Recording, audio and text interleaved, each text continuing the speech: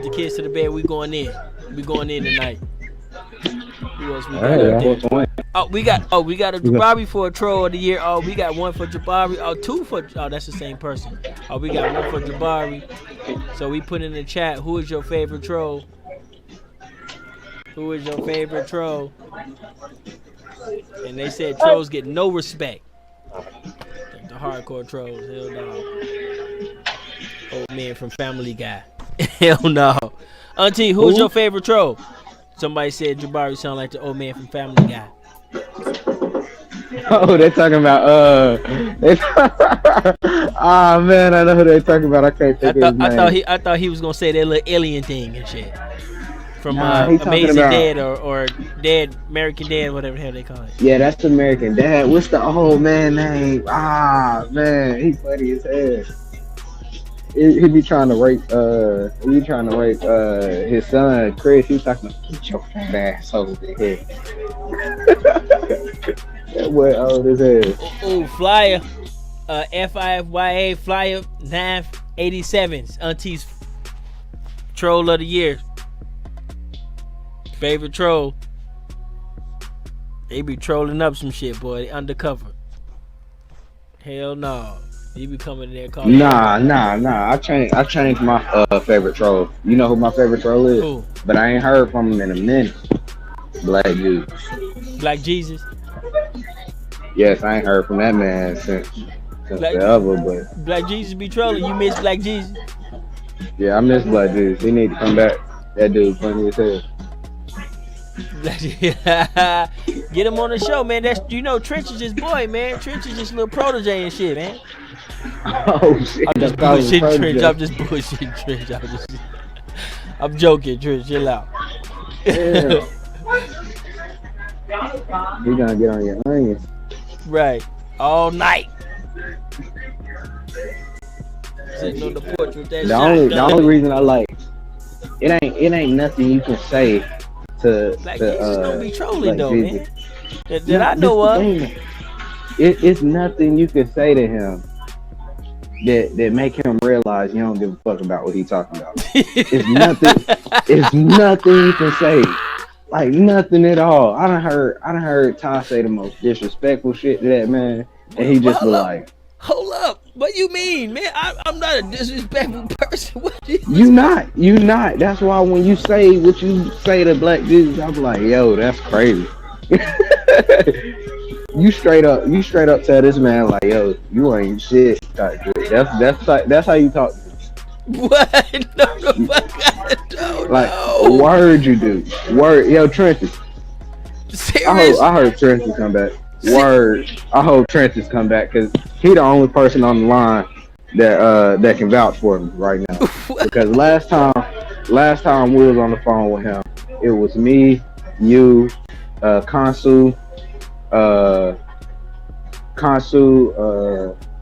Black Jesus, and a couple more people. And I had got into it with Kansu about because I told him to shut up or something like that, and we was arguing for like 2 hours about me telling him to shut up because I was trying to talk and he trying to talk over me.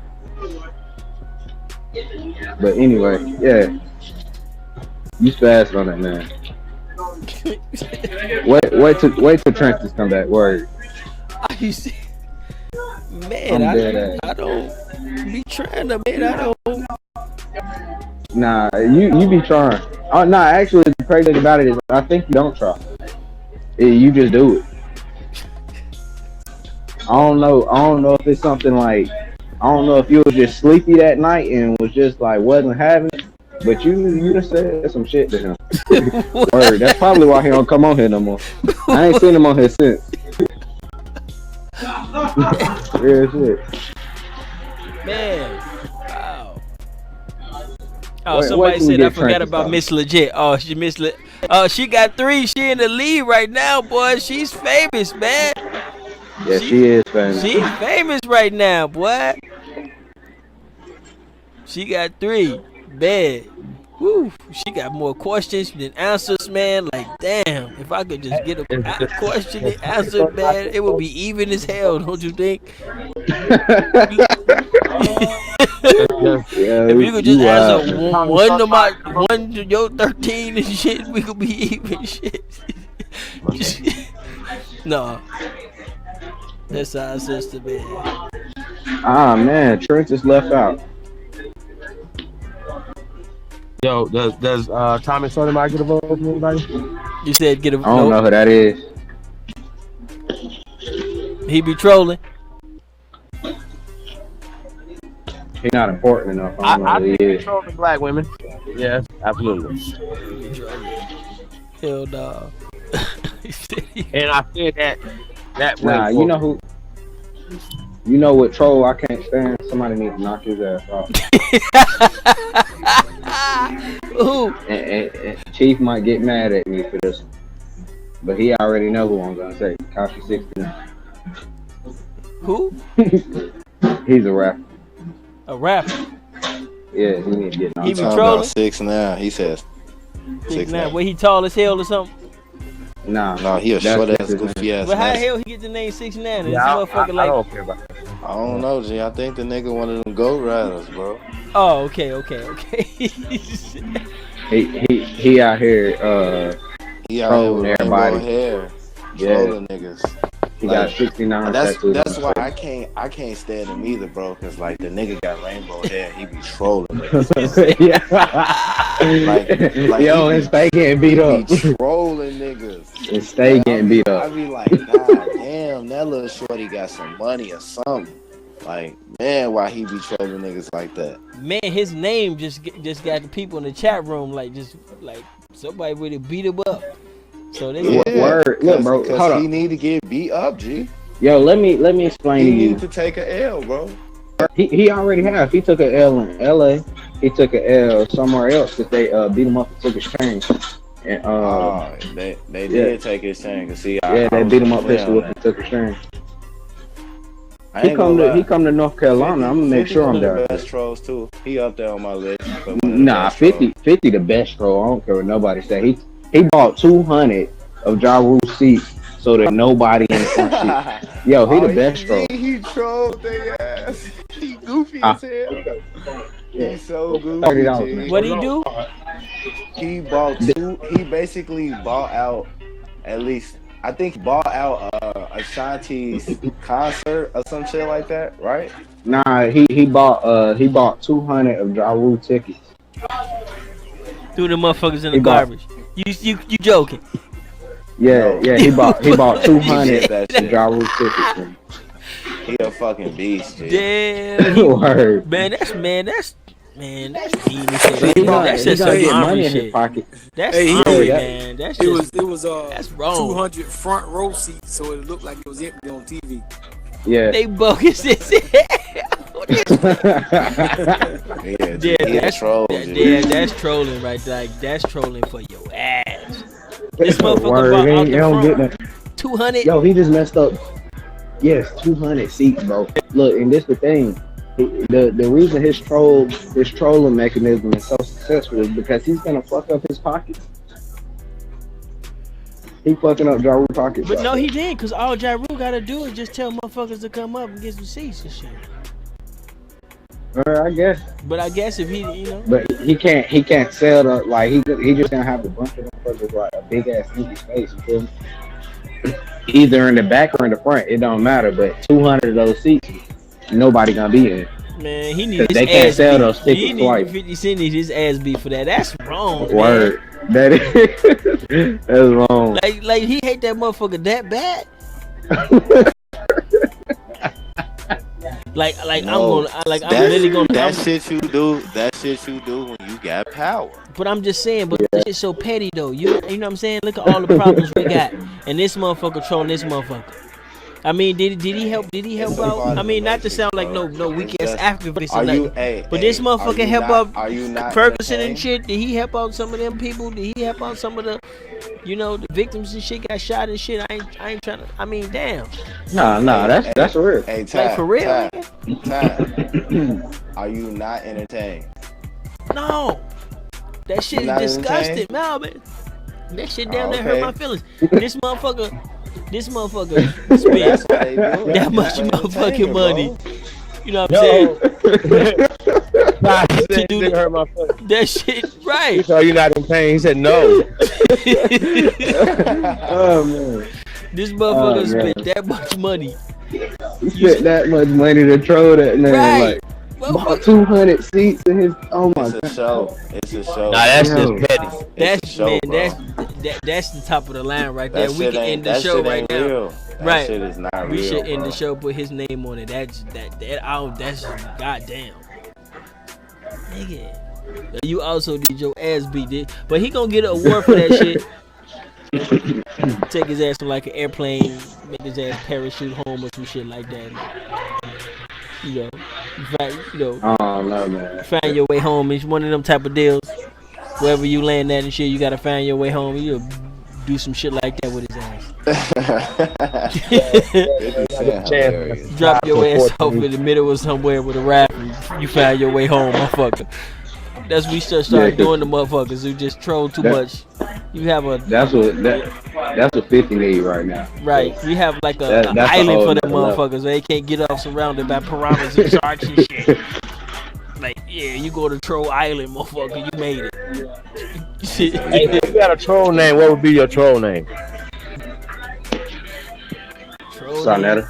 I wouldn't be a troll. That's like saying Yeah, that's gonna be if hard. if you wanted to be a fuck nigga, what would your fuck nigga name be? Nino, man, you always on some other shit, man. You talking about talking about trolling. You talking about motherfuckers I getting think bumped up in the- trolling is a fuck nigga shit.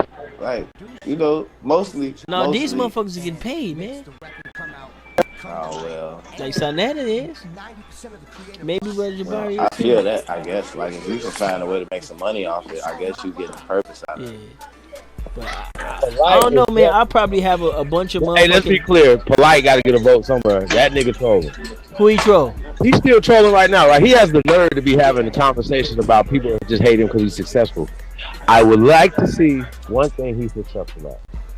I would Anybody like know? to see a slave ship. Hold on, I gotta know this. He's Somebody got to successful tell at me. scamming. He's very successful at scamming. Right. Theirs is right. If you're gonna be successful, I mean, I need to know, like, what What are you what successful at? interest this is. what are you successful at? That's what you're saying. Scamming. Explain your success.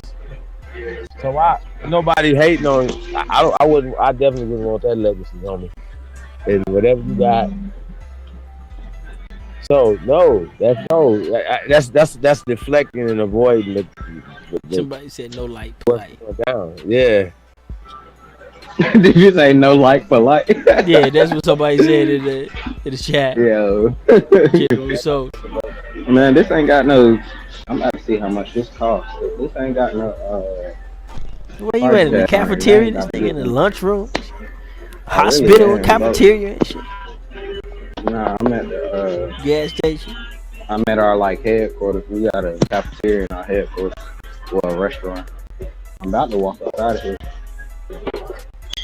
What you do, like a mover or something? You like move people from Nah, I'm a different cities and shit? Are you a trucker? J. Rule, trucker Yeah. man, hardcore. Him and Nonetheless. Yeah, that's how I knew he was a trucker when he said he ain't know what he was at. Huh. Yeah. That gotta be creepy, man. Ain't that shit's creepy, man? You on Nah, on not the really. road and shit all the time, and then you got these Bro. dark ass alleys and highways. You work the and best. I feel like this. I work the best when I'm by myself, so it don't bother me. Like, cause I can't.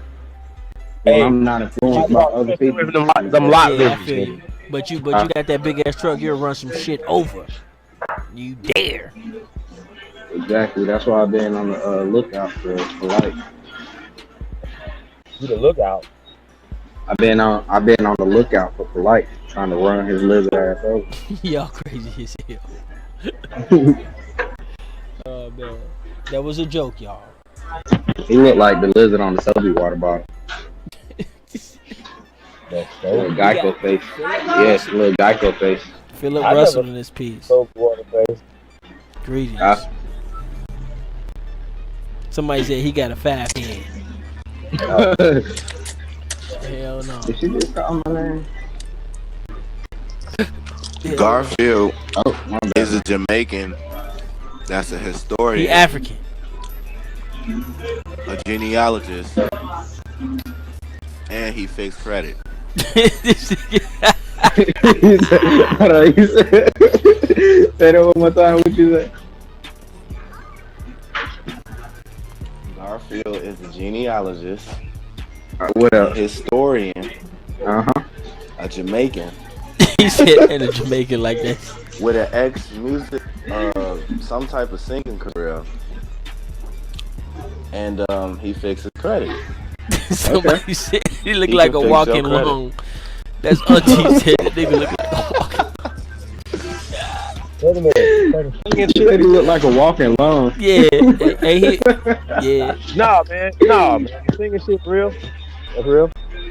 that's what Auntie Huh? said. Hell no. Empress, you talking about the Empress? That's what she He was said. Irish. Yo, hey, listen, yo. Let me explain something to y'all, man. Never around T Holiday bring your black ass nowhere. They be telling us you got Irish people in your family. Irish people. Who? Yeah, motherfuckers be. Listen, y'all. The Irish people were black first. They have mounds in Ireland. Check. Goddamn. Location. DNA has nothing to do with location. Dipset. I'm not about to keep playing with y'all, man. When people be coming up like, so what you're telling me is that you're counting the recessive person in you, right? If they come from you, then wouldn't they be in you? Somebody said he be wearing the big ass Dipset hats. Yeah, that motherfucker want to be a New Yorker so bad, man. Y'all should get him a little sticker and shit. Garfield, he want to be a New Y'all Yorker talking so about bad. polite? Get his motherfucking sticker. Yeah, cause But they be doing him so wrong though, man. Why y'all New Yorkers? That nigga be stretching hats out too, though. They be doing him so wrong though, man. They be letting his ass walk around like that. Don't nobody tell him like, fam, we don't do that shit, fam. Whole hat. Like, they just be letting him. Y'all bogus as hell, man. That boy polite be wearing baggy hats. How that work? Hats be baggy as hell. Well, How much? And I ain't. go I'm not back. good. Somebody The else. nigga shine. You can look at that nigga and tell him when he shining. You know what I'm talking about? Bro, When your ass is broke, you look dusty in the motherfucker. bro, Illustrated, bro. Sinetta gets so much money. Yeah, nigga. You dusty. Hey, have y'all ever noticed Dusty how motherfucker. much money these people donate to these people that are clearly indoctrinating them? Look at prep. Man, Like, somebody at gotta- what point do you realize that the information that you are receiving is not advancing your current state in the now? They have to believe. Like, Nino, what happened to you, man? You was animated in the last show, man. You just dialed down and shit. What's the deal? I mean, just because be like- really, to be honest, I think I be talking too much. So I'll go in, man. I do too. Go ahead, do you? But you just like you sipping on some syrup, fam. What you doing, fam? I'm just playing, though. You was animated on the last show and you talking kind of like, what up? And then You need it on the these show. Like, niggas. man, I don't even know, You man. chilled out. It's You just, it's like your hat went off. with the troll app. These niggas that we whole name. placing under the troll act, bro. These guys are like, in my opinion, really not much. They don't have a purpose other than balancing out the natural yin and yang in our lives, G. Like if it's good guys like us, it's fuck niggas like them. You know what I'm saying? Damn. So you saying But the I'm opposite. thinking about the people though. I'm thinking about the minds of the people that are Nino, like what you pupils. You say what? Somebody said you cracking the hell up. I didn't know the So you saying they the opposite of us? Yeah, they clearly the opposite of us, man. They got off of slave ships. These niggas was in chains and shit. They was getting beat to death. They was sweating in the fucking hot sun. All type of wild shit. You know what I'm saying? Like that Django Unchained, that shit, Right. walking through the snow with just, you know, Drawers some on makeshift and shit. pants. You know what I'm saying? Like that was them niggas. That Long was them. Johns, motherfucker had one piece long johns and shit. Like they was some, in my opinion, some gay ass niggas, cause they went like bitches. You know what I'm saying?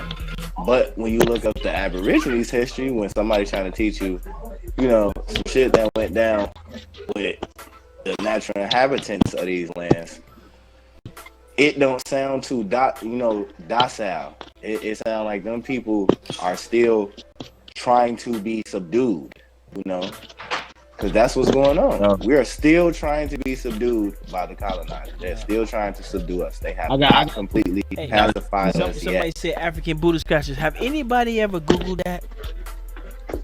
African booty scratchers, no. Yeah, I'm What finna come do up? it. I'm finna do it right now. No, I'm about to send you. You did it. Don't tell me you did that before. Hell no. We should have hashtagged that shit, man. We could get some hits off that. Who trying to come up? Who trying to be the biggest star out here? Let me see. Who trying to come up? Aboriginal Yeah, y'all- TV. Hey man, if you hashtag African booty scratcher fam, you might get you a couple. That shit's popping Them right now. niggas gay. That shit's popping right now. That shit got motherfucker 256,000 results. Like for real. Urban Dictionary, they got a dictionary, they got a movie. They Like they that's a subscribe thing, to man. shit. African booty scratcher is a fucking thing. What the fuck? That might be a thing, but have y'all ever thought about it? Like these niggas was sold into slavery by their own people. I want to see a African scratching his booty, Damn. so we could put that shit on the screen and don't people wanna could see really that, see man. it. I Now, I don't just- mean like I feel literally like, in real life. I'm talking about the why would image. you take pride in being a fucking slave? What Like, the that shit fuck is retarded. that? Oh, this is crazy, y'all. I shouldn't even show this to nobody. Oh shit. This motherfucker got a tongue or something. Now you gotta show that shit. Oh man, I gotta show that shit. This is weird as hell. Here, let me see. You said he got a thong on. A tongue or some shit on his head. I don't know what the fuck it is. It looked like something he got from the movie Tremors, and he cut it off Oh no. Oh shit. and he put it on his head. You know what I'm talking about? Nah, not really. You ever seen the movie Tremors? I seen it, but I don't know what the heck you talking about. You talking about the little things that be in the ground and shit? Yeah, you cut one of the little tentacles off and shit. This motherfucker caught one, put on his head. This fucked up. Here, let me put it on the screen. Let me see. This shit fucked up. I told you, man. These niggas is weirdos, bro. They subscribe to a whole bunch of like This is some freaky man boy love type shit, and I don't understand how anybody could like be proud of that. Like, what kind of weirdo ass shit you into? Oh man, I'm stupid as hell for even showing this shit. But I guess I don't wanna be weird as hell and not show it either. Like, hey, Sonetta had on his Weird as last hell stream anyway. yesterday, bro, on the Black News Channel. He had some Malcolm X playing, and I'm like, damn, that's crazy. You gonna play the NOI Malcolm X? You ain't gonna play the woke Malcolm X? Like, that shit crazy. Like, people are willingly indoctrinated every day. I just be like, y'all the niggas in jail taking it in the ass. Good job. Can y'all see that? Somebody please tell me what the hell that is, please. Can y'all see that on the panel? What the fuck? Can you see that? What the hell is that? I don't know what the fuck that is. It looked like he'd be using his head to scratch somebody's ass or something. I don't know. Booty. Is that a booty scratcher? Is that like a homemade booty scratcher? What the fuck is I don't that? know. It looked like a dead worm or something. I don't know. Right, that's what I'm saying. That shit look like something off Tremors and shit. That's some weird shit, fam. Let's get this dumb ass shit. So, yeah, that was You know, weird. time. And that was I just dumb. sent you when you get a chance. It was interesting. So on Vlad TV, he introduced Bill Duke. Y'all know who that is. Who? Bill Duke. Oh, from Bill Duke from man, what's that movie? Minister Side. Oh shit, I know him. You know you're I know him fucking- before that. I know him from You know you're- a movie with Arnold Schwarzenegger I used to watch when I was little. Oh yeah. With I think it was Melissa Milano. She got kidnapped and shit. He was a predator too, wasn't he? I don't know, but it's man, that should be one of my favorite movies. When he dropped the dude over the cliff and he picked that and then he lift that car up and shit. Arnold Schwarzenegger. Let me see. Man, what the fuck is that movie? I can't believe I forgot that movie. That was like my favorite movie when I was young. Man, he started out doing those black exploitation movies, man. You know what movie I'm talking about? I know I am you. I know you know what movie I'm talking about. Arnold Schwarzenegger, Bill Duke. What was that joint he played in with Richard Pryor back in the day though? Damn. Truck Turner, yeah. That was one of his classic joints. Oh man, that's gonna throw me off if I don't get that movie. Weird as hell. I know you remember Mac Truck Turner, man. No, I don't remember that. Back in the day. Commando. That's what it's called. Oh yeah, he played in Commando. And it was also with Ray Dong Chong, I believe. Yeah. Man, he played in a million goddamn movies, man. He played in a lot. That's where I know him from. Black as hell. Yeah. They should call him so black he was blue and shit, right? So they called him damn, what they called him Boy Blue or some shit like that. Yeah. That's who I know him from. Yeah, he played in a lot of movies. Yeah, he got beat up in a hotel room or some shit. But the title is Bill Duke's great grandparents were slaves, and he hates white people, or he hated white people or some shit, right? So it's kind of interesting. And it's unfortunate that he had just got a procedure at the dentist office, so he had like a little lisp, like we was talking, because his mouth was still numb at the top. Y'all follow me? Fucking kidding. Yeah, we got. But I sent it to you. Whenever we get ready to go, we're gonna have to get into this beam footage tonight, y'all. Let's do it tonight. Let's do it tonight, cause I'm probably finna have to. Yeah, the kid's still woke though, so. I don't know though. He got one of those phenotypes though. The fuck is that? What the fuck is that? Yeah, wild tonight.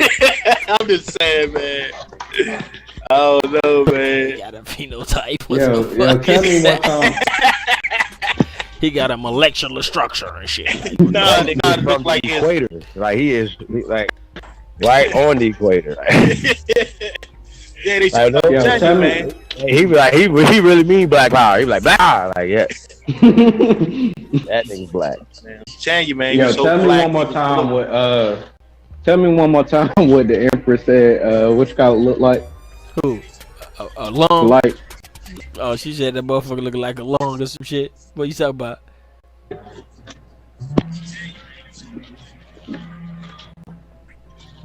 The toy. Somebody said, "Nah, Arnold, yeah, Commando." Somebody said, "Oh yeah." My boy Copper in the building got my back. Copper remember that shit, boy. Yeah, that's a good movie. Motherfucker sleep on Copper Copper cold K. with that shit. No, Copper Wolf. Copper Wolf. Yeah. Nah, the top of the building. Oh yeah. Speaking of Copper Wolf, man, Chief, tell us about Trying the to get jerseys, it out man. of What's the deal with the jerseys, fam? Oasis. We ready to go. We ready to go on the jerseys, y'all. See, The website.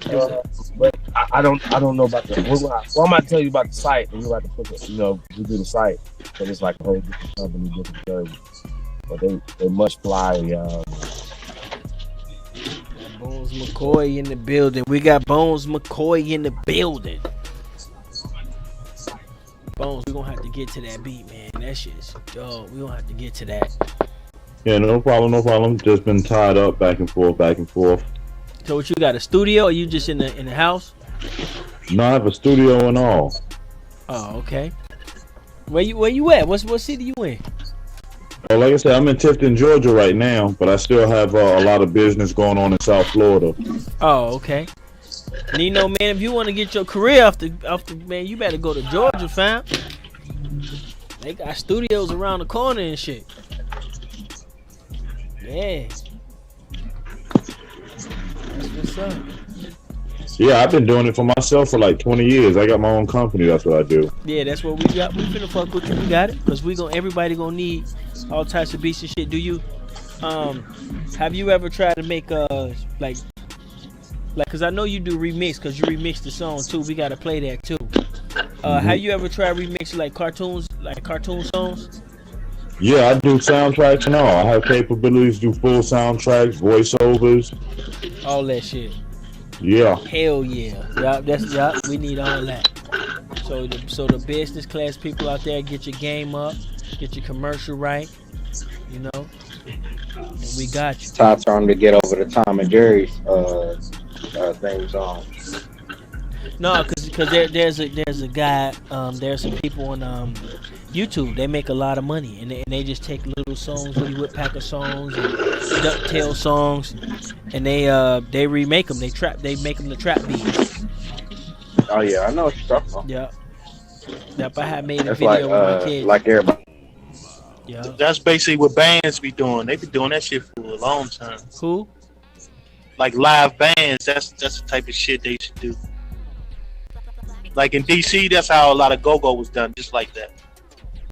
What you mean? They take like the Woody Woodpecker song and shit? Man, they made a joint off of Oprah Winfrey song. Oh, for real, that's dope. But you know what I need, Bones? Man, I need that Cheers song, man. I need that Trapped Out. What song? Cheers. From Cheers, the sitcom? Yeah. Where everybody know. I got you. I need that Trapped Out. I got you. I pay for that. I'll sample it tonight. Yeah, that should be dope. And that'd be our theme song. The Tribe Up. Nah, but y'all gotta, but you be playing some slow ass songs sometimes, child. You got Troubles are all the same. Now I'm saying, but your shit be kind of slow, man. You got kind of like amp that shit up, man. Nah, man, just amp it up a little bit. Amp it up a little bit, man. Get them BPMs. And what up? Get them BPMs. The beat, man. Yeah. You know, I mean, it's cool having a slow joints, man. But I'm just saying, sometimes you want to amp that shit up a little bit. You know what I'm talking about? So when people hear it, they get some energy from that shit. You talking about like some crunk music or something, man? Just to put some energy in the room, man. That's all. You know what I'm saying? To hype some shit up. Yeah, I'm still trying to get what you're saying. Are you talking about the beats? Cause I don't make beats. Yeah, I don't make beats. No, I'm just saying what you be playing them, right? Yeah. So. Are you saying get some hype beats?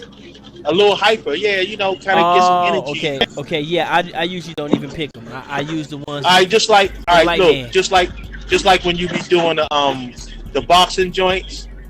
And it's even though that shit is slow, it's still kind of hype. What boxing joint? When we doing the Mike Tyson joints and the sister get knocking people out. Oh, okay. Knockout joint. Oh yeah.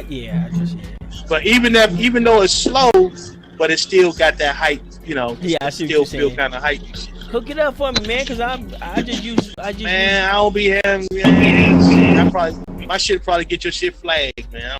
Oh, okay. I told you I'm gonna email you a couple of more up tempo. Yeah, just up the tempo up. That's all. Yeah, I got a whole bunch like that. I just kind of pick them out towards people personality, but I send them a whole bunch of up tempo ones. Yeah. Hey, Bones, check this out, man. I'm trying to do a little fitness mixtape, man. I'm need to get with you, man. I'm right here in Georgia too, man. I'm in Butler. No problem, most definitely. Yeah, I did that last year. I had to do a soundtrack for like a little workout thing. I actually got 2 songs on the DVD now. Okay, yeah, we gotta link up, bro. That's what's up. Most definitely. That's tight. That's tight. Y'all see how that work? This is what Tribe Up is about. You see what I'm saying? This is what it's about. It ain't about all this who's the best Indian and who's the best African. Like, motherfuckers just tribing up. That's really what it's about. So that's what's up. You just happen to see it at its finest. But so unfortunately ain't no trolls in here, man. They don't want to be bothered tonight. They got something important to do and shit. We know y'all motherfuckers watching, man. What the fuck? Y'all just waiting on some weird ass claims. Guess what, motherfucker? Jesus was an aboriginal, motherfucker. How about you take that to The trolls come out at night. Right. The trolls come out at night. That shit gonna be on Garfield The tomorrow. trolls come out at night. The trolls come out at night. Hut one. Hut two.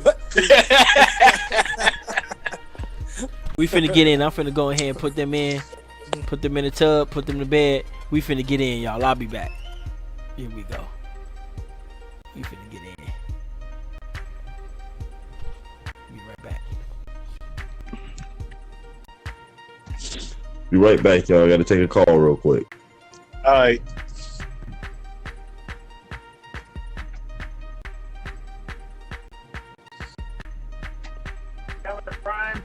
Damn, Chief got knocked off. Oh. Man, that was a quick ass magic act, Chief. What I do? So you went off and came back on real quick. It's like, damn, okay. Yeah. What's good though, Chief, man? What's the deal? Shit, man. Grinding, man. I'm trying to get it together. Right. Damn, I forgot to tell Chad to reveal the Blue Diamond, man. Shit, I forgot all about this shit. You gonna go ahead and do it? I mean, you know, shit ain't nothing to it and shit. But I mean, he might not even have it ready and shit.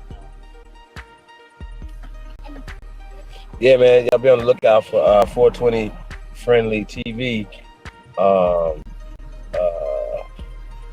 Puff culture, you know what I'm saying? We're gonna be getting into that, man. It's gonna be pretty interesting, y'all. And you know, I think, you know, like we'll talk, you know, a little bit more pop. We're saying pop culture instead of pop culture, you know what I'm saying? So we're gonna be that's what 420 Friendly TV is, you know what I'm saying? So and the show on that is pop culture, you know what I'm saying? So be on the lookout for that. Go subscribe. But yeah, we're gonna get into a little bit of that tonight. And you know, like the conversations, like I feel like, you know, I think we can make anything a intellectual conversation. People like, well, why do you guys be talking about hip hop? Well, one, hip hop is a social force of nature. It's nothing bigger, like more influential than hip hop. Check. And it's a way for us to energize as well as to bridge gaps and to reach these young. So like I said, you know, we teaching it or whatever, you know what I'm saying? We can mentor, you know what I'm saying? You got a child that is, you know, whatever you can get him into, they say get him into music, right? Get him into instruments and things of that nature, right? It's the same concept. You know what I'm saying? And they have to focus. So it teaches patience, it teaches certain things, but it definitely teaches focus. You know what I'm saying? So, yeah, man. So I think it's a very something that definitely should be talked about. It should definitely, because, you know, not only that, but all the social commentary and things that we can get from it. You know what I'm saying? So, or just entertainment, or just culture, just our culture in general. You know what I'm saying? There's so much going on. Shit. Donald Trump and his politics is pop culture now. You know what I'm saying? That's his pop culture. And it just started with him. It's been like that. You know what I'm saying?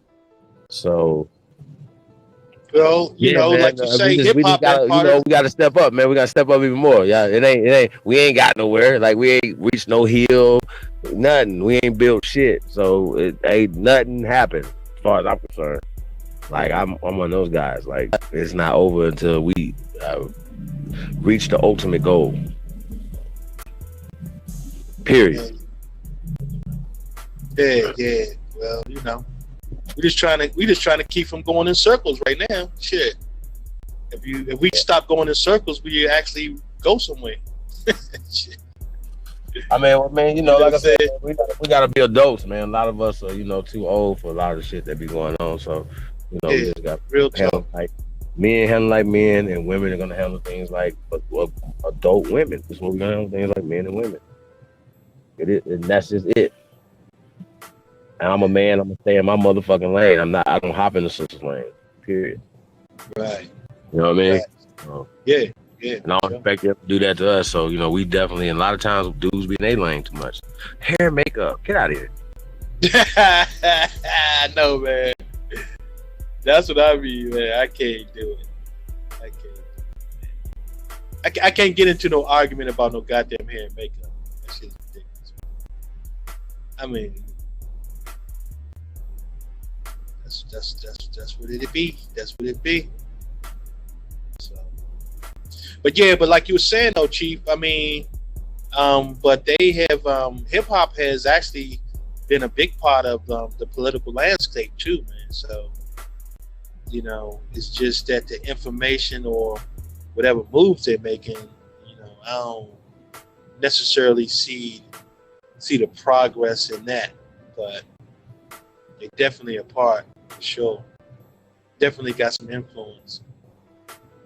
I think it's just direction that's the problem. You know what I mean?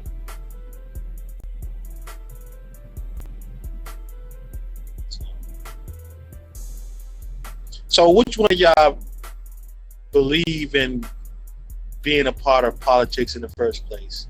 Do y'all see it as a viable option of gaining some leverage, or do you see it as a waste of time? That's for anybody.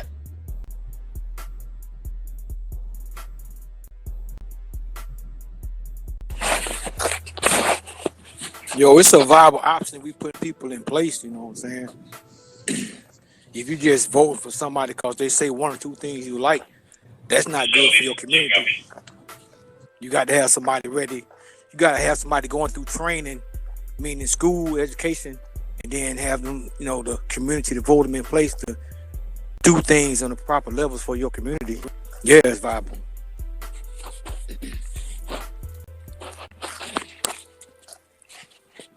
But if you just rocking your vote for the one that say two things that you like, that ain't good. Cause what's their back agenda? Who's supporting that candidate? Who's really pushing them?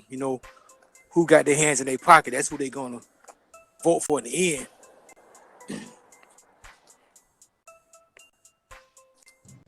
Yeah. So all right. So let me kind of change the question up a little bit as far as for our people, right? So as being a Aboriginal or Aborigine, do you think that, how would you see politics in that way as far as, supporting a candidate? Or how would you go about doing it? Well, the first thing is what I'm working on now. We got to get so many like-minded people in a particular community and then vote from the city level and then grow from there.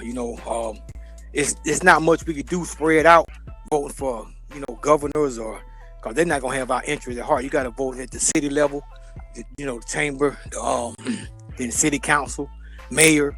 So you got to get a stronghold of one city, and then get somebody in there that got your views at hand, and then grow from there, city to city, and then to the bigger scale from the state. Like right now, say it's 20 of us on this panel. We in 20 different cities. That's one person in each city. We ain't got no pool in that city. On the, I ain't talking about having more money, or I'm just saying political pool. Cause ain't no candidate gonna be on our side unless you the candidate. So we gotta get us some land in a particular city where we got the majority of this district, and then put somebody in that district seat that has our voice. And then we need to do that in multiple cities. And then we go from there. Yeah, I agree with that. But I guess I look at it just a slightly different now. But if anybody else, do they have a point they want to make first before I make my point? Anybody else got a point on that?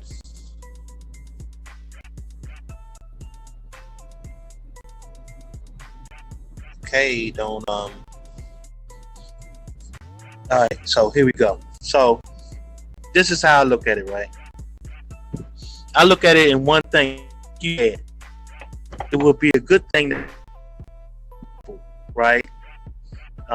Running for these positions. And if that's not the case, then we need to make sure that their cabinet consists of our people, right? Which means that, you know, if the candidate isn't a card carrying Aborigine, then his chief of staff and his executive assistants and everybody in the office should be card carrying members. You understand what I'm saying? That's one thing. Right, I agree.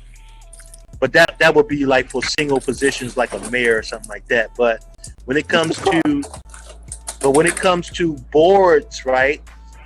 I'm looking at having majority vote. You know what I'm saying? Because this is what the companies and stuff be doing. They be controlling the majority vote. So if you got a city council and it has 8 seats, then we should be controlling 4 seats at least. You see what I'm saying? Right. And if we don't control at least 4 seats, we really don't have no control. Right, So, exactly. So we got to start from the beginning of having somebody trained to be able to be put in those seats. right. Or like I say, either we do it one way or another. If that person is not the card carrier, then everybody on the staff better be. You see what I'm saying? But at the end of the day, we have to look at it in terms of controlling the vote. So you have to control the majority vote in order to really make a difference, right? Right. I mean, to be more effective, we got to be looking at it in terms of numbers. And a lot of times, people think you can just run one candidate and be like, okay, yeah, we behind this candidate, and this candidate is going to represent us, but that's not necessarily going to be beneficial if they can't, you know, if we can't get a majority vote. So that is how they controlling this shit. You see what I'm saying? So when we think about it, we gotta be looking at it in terms in that way. Which means that, man, we gotta put 4 people in office in the same goddamn, you know, on the same council. Right. But see what I'm saying, my point to do that is step by step. We got to first, if you don't have the community in a certain city that's gonna back that particular candidate, they ain't gonna make it, you know, unless it's by luck or sheer, you know, manipulating the right amount of people. But in order to have your views put into the vote, you got to have your your candidate, you know, trained or have your mindset and have the the proper amount of people to back that candidate for that district. Yeah. Or, you know, you have to be able to have some kind of leverage, right? So, you know, and like you say, they have to have some type of. Now, they don't have to have necessarily an Aborigine mindset, but their values have to be in place enough that we can say, okay, we can work with this person, right? But the thing is, you know, like I say, depending on what the position that they're running for, you gotta put the majority voters in. Majority vote. You gotta control the majority vote. So that's why I was saying that when we talk about putting people in office, we got to be looking at multiple candidates in that same, you know, in that same city. Right. So what it is, the way we got to do this is, if we really legit talking about it, we got to look at down the road, say maybe 30, 40 years of controlling a certain council, city council, whatever. And we got to start putting it in place now, one at a time, and build it. So by the time the 30, 40 years hit, we got everything in place, because it's going to take time to get the zoning and the redistricting and all this type of stuff, man. They got to set up against us. So we're going to have to manipulate that year by year, you know what I'm saying, and build up to that. Cause I really doubt we're gonna really be able to get in there like that fast, you know what I'm saying? Yeah, I hear you. It's definitely a process. Definitely a process, and it's definitely a chess game. Yes, exactly. Definitely a chess game. But see, the thing is, I think that because the thing is, man, we used to have a majority in most cities. True. Right? So if you got the majority in the city, you should be able to put more than one candidate in the office. You know what I'm saying? But see, our thing is we got the majority in most cities, but we don't have nobody's interested in it, man. We don't even. Only reason people go out and vote is because of TV commercials and rappers telling them they get amped up about it, but they don't really care about the community enough to vote for what's going on in their community. They just vote for the trend. Oh man, let's do this. And you got to change the districts too. You got to change the voters' districts too, because the way it's designed is gerrymandered for them candidates to win. Right, exactly. You know what I'm saying? Our population can go out and vote. It's not going to make a difference when the districts are already shifted to where. That's what I was just saying. In the Democratic area already. So you ain't gonna flip anything. Right. That's what I was just saying. We gotta change it. We gotta do the rezoning. Rezoning has to happen first to even stand a chance. That's why I was saying we gotta get in there and manipulate the whole process from the beginning. Right. Because it's several ways of there's several ways of looking at it, right? I guess what I'm saying is the numbers change. I mean, they can zone shit, rezone shit and all that kind of shit. That's cool. But at the end of the day, right, we have to be looking at how many candidates can we get, because even if it's about zoning, you know what I'm saying? It's like, all right, this candidate lives in this particular, I don't know, some of them do wards, some of them do zones, whatever the case may be. As long as we have the candidates for those zones is what I'm saying. You understand what I'm saying? Right. Okay. So let me tell you, this is what I learned, because I've been into this past couple of years. So what it is this: it's land ownership. You can say, for instance, we're gonna use black and white for this conversation. In the black community, they are all renters. They have no.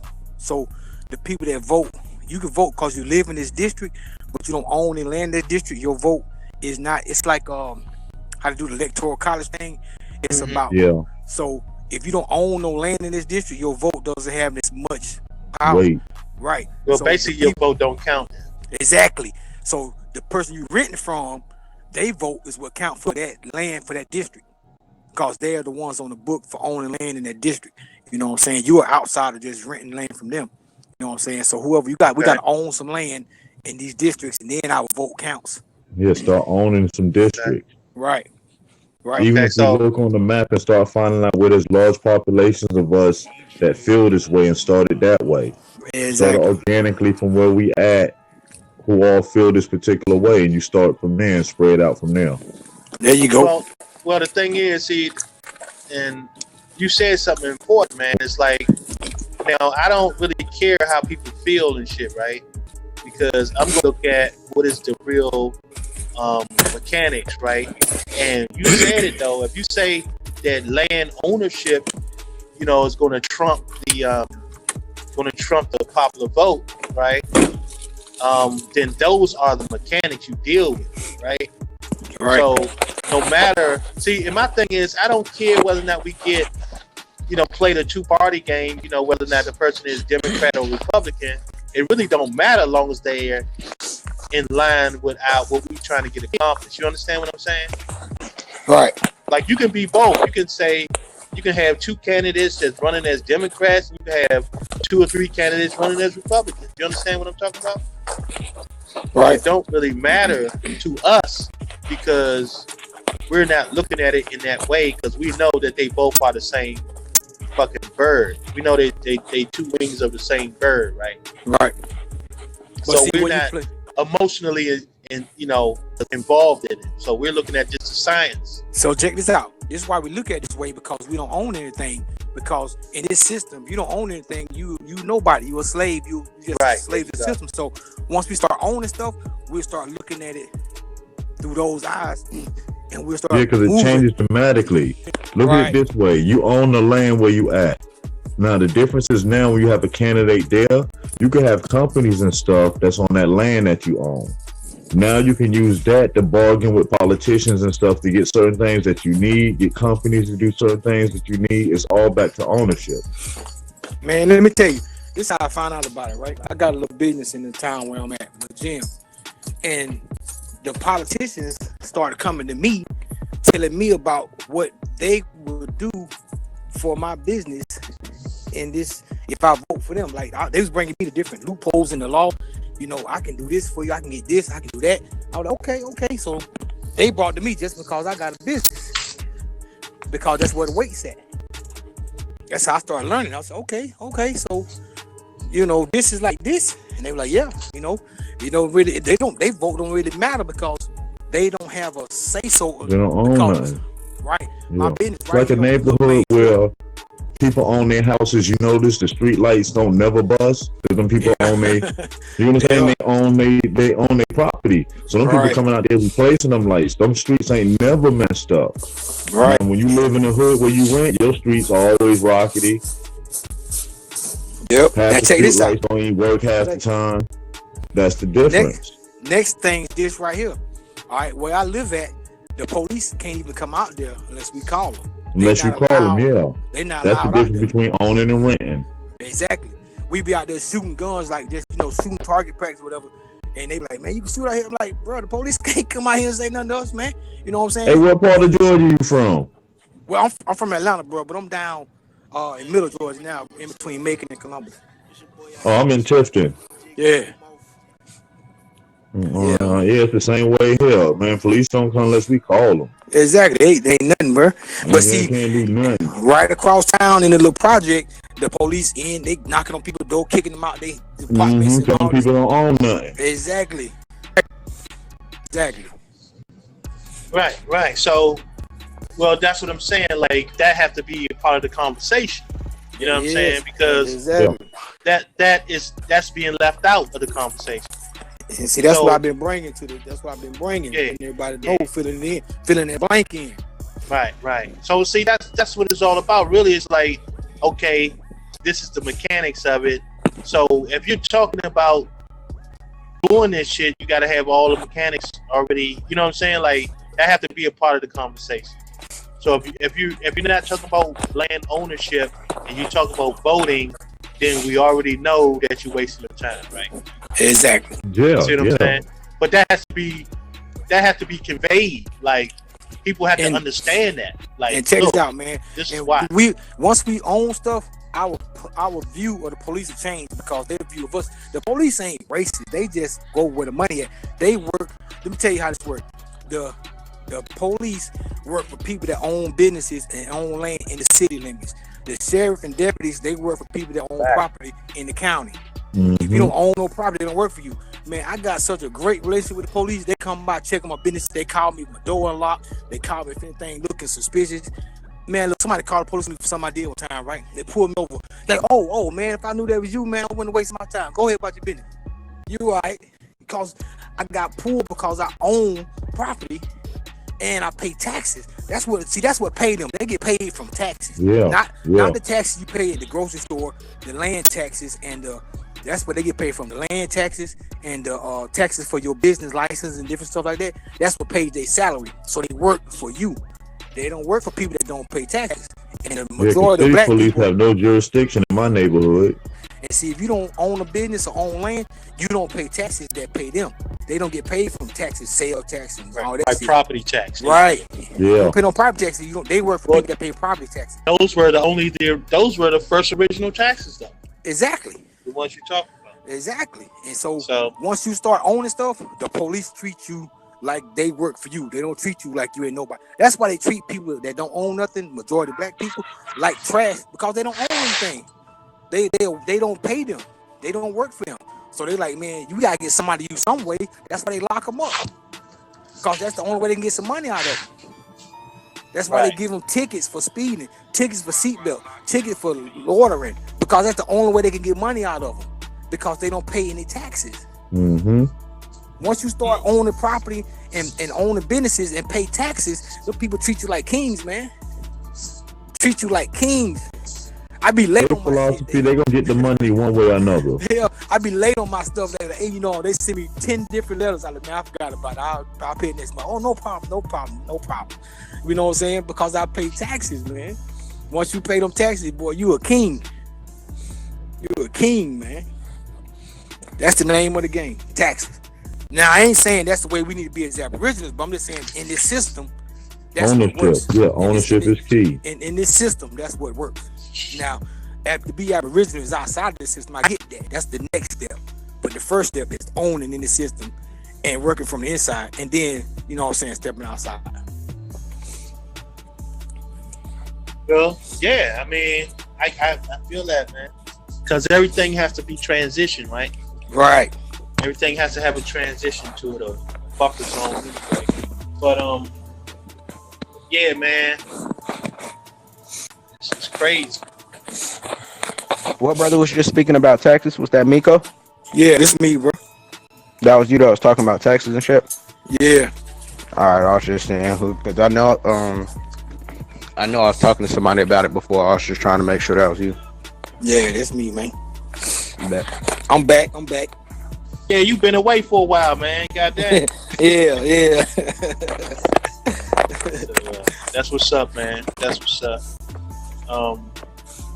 So yeah, man, that all those things, you know what I'm saying? Like that's never really discussed in detail with people, man.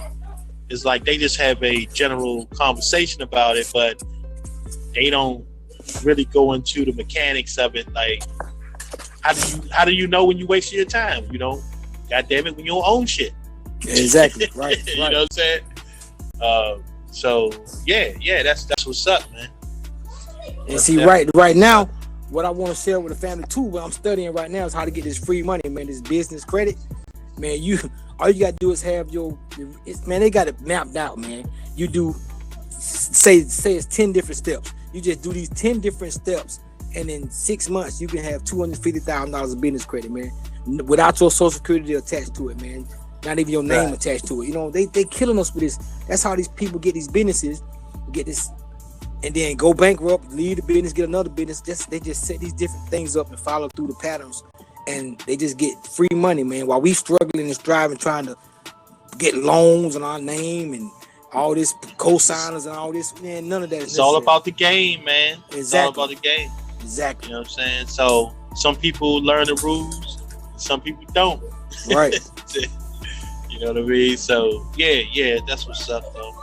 And because I was thinking, because earlier when we was talking and shit, and it kind of like made me think about something when I was talking to Nino about the when we was talking about what exists and what don't exist, right?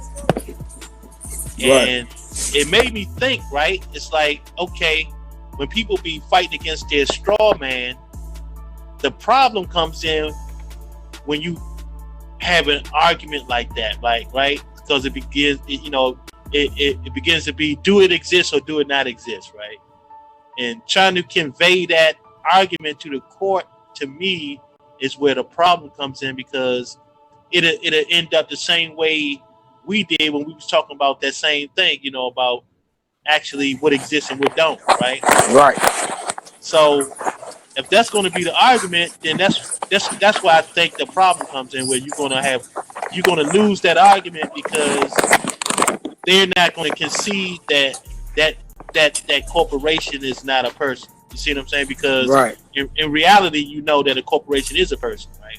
So that's just the wrong argument. Exactly. Because it's like this, man. I got 3 businesses, right? And 3 different bank accounts. So a person write me a check. My name ain't on the check nowhere. My business name on the check. I take it to the bank, and I mean, that name ain't on my license. That name ain't on my ID. But that business name is on that account, and it's on that check. They put that money in that account, and I take it out. And my name ain't on nothing, nowhere. You know what I'm saying? It's like, it's just, I created 3 different straw men. Yeah, DBA. Doing business as DBA. Right. You know what I'm saying? It's like, so I'm not, me personally, not connected to that stuff. You know what I'm saying? It's like, I got it's like, it's crazy, man. And then we as black people, or Aboriginal people, so-called black people, we never knew these little parts of the game. You know what I'm saying? We just know get a job, get some credit, you know what I'm saying, and struggle. We never knew this part of the game, man. And so as we learn this, you know what I'm saying, we can have some financial freedom, man, and get this burden off our back. Then we can have time, then we can buy land, you know what I'm saying, and maneuver in different avenues.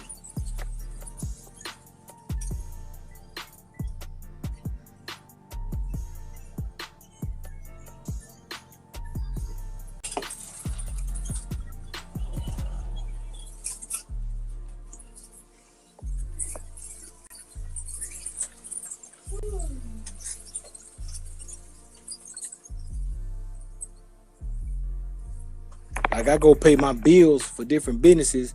The people that I pay my bills to don't even know my name. I'm gonna pay this bill for this right here. I'm gonna pay this bill for that right there. Or you know what I'm saying? Like my name never brought up, my license never had to be shown, my ID.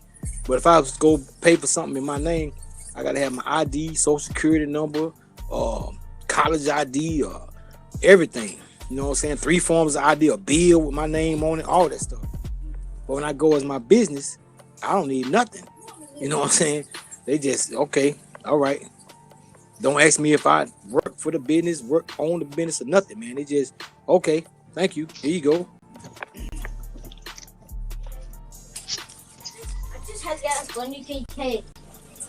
Yeah, that's what's up, man.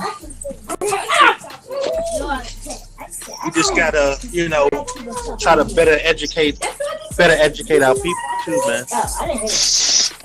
Yeah, we done already Right. It's time for them to do it themselves, y'all.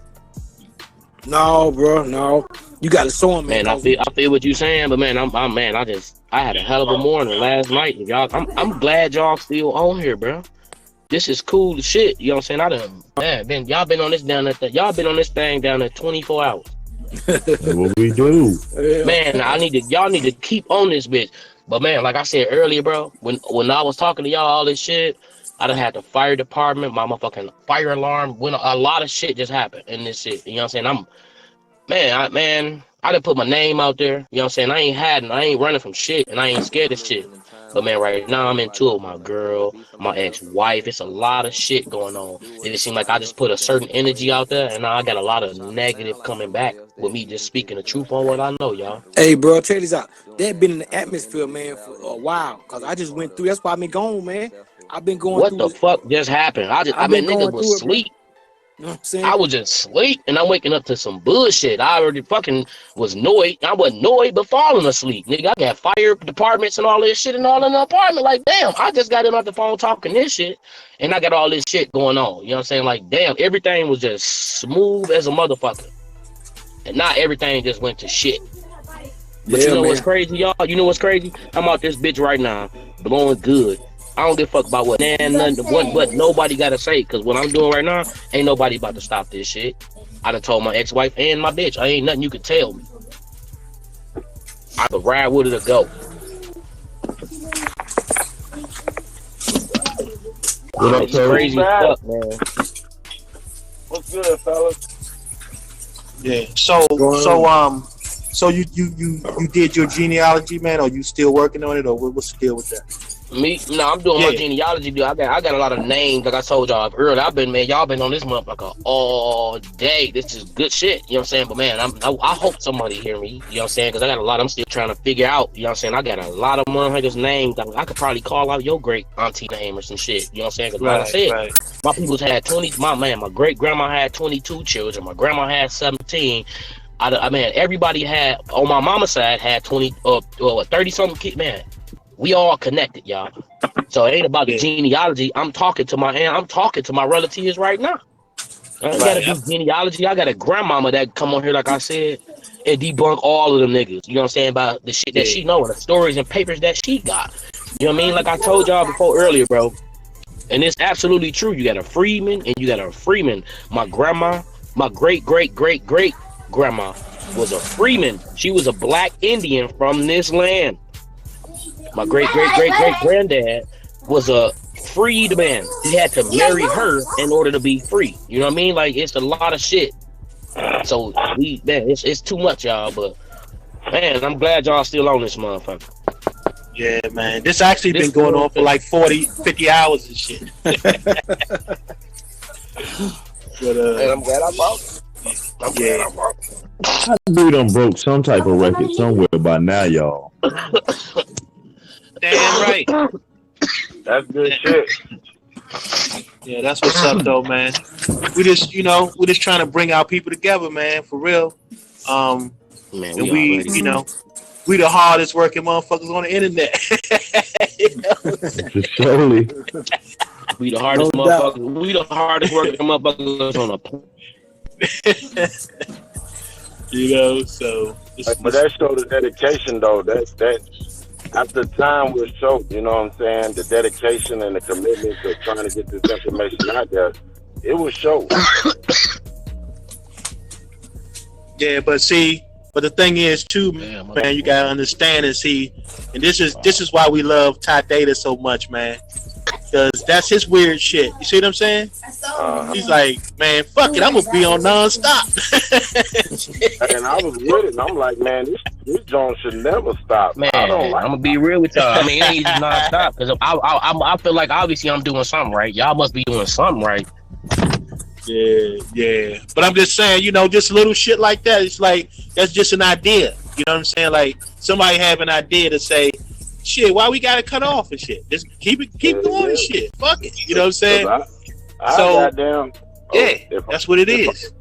It's like Man, this. right on, man. I'm not no radio personality or nothing like that, but as soon as everybody got something to do, and to keep that joint from getting shut down, I'm gonna be like, okay, let's recap what we did today. This what happened today, and this what we talked about today. Just anything to keep it going, keep the flow going, until folks get, maybe I can spark an idea or something for somebody else to talk about, or something like that. Man, I love it. Shit. Yeah, so man, it's definitely a good concept.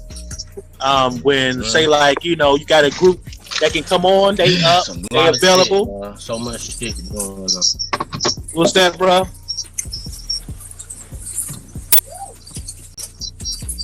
All I heard him say was so much shit. That was it. Yeah, man. But it's a goal, man. You know what I'm saying? Like we just come on when we can get on. You know what I mean?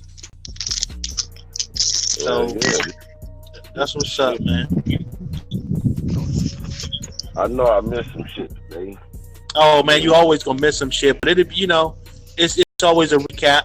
Somebody gonna say the shit or bring the shit up again. So that's all right to it, though. Yeah, that's all to it, man. It's all good. You know what I mean? Running this gas station real quick. I'll hit y'all in 1 minute. Yeah.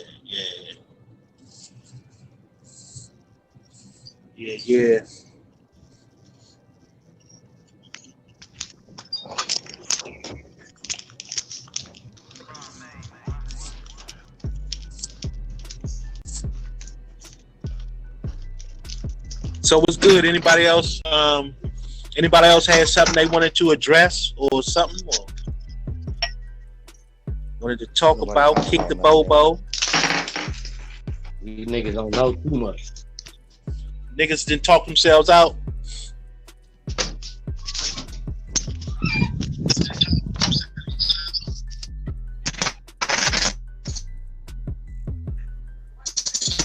Yeah, so.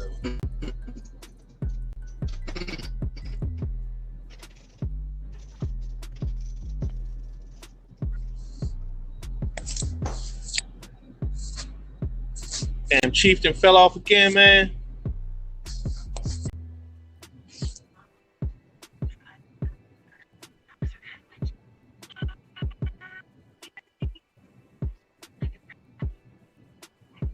Ty Data, where you at, man? Yo, LP here.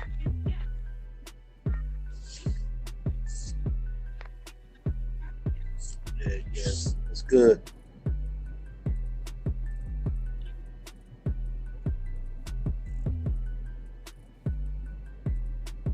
So yeah, I guess damn, what was I talking about at first, right? Oh yeah, was talking about the straw man. It made me think about that straw man argument, right? Which means that maybe it's just having the wrong. Maybe it's the wrong argument to have.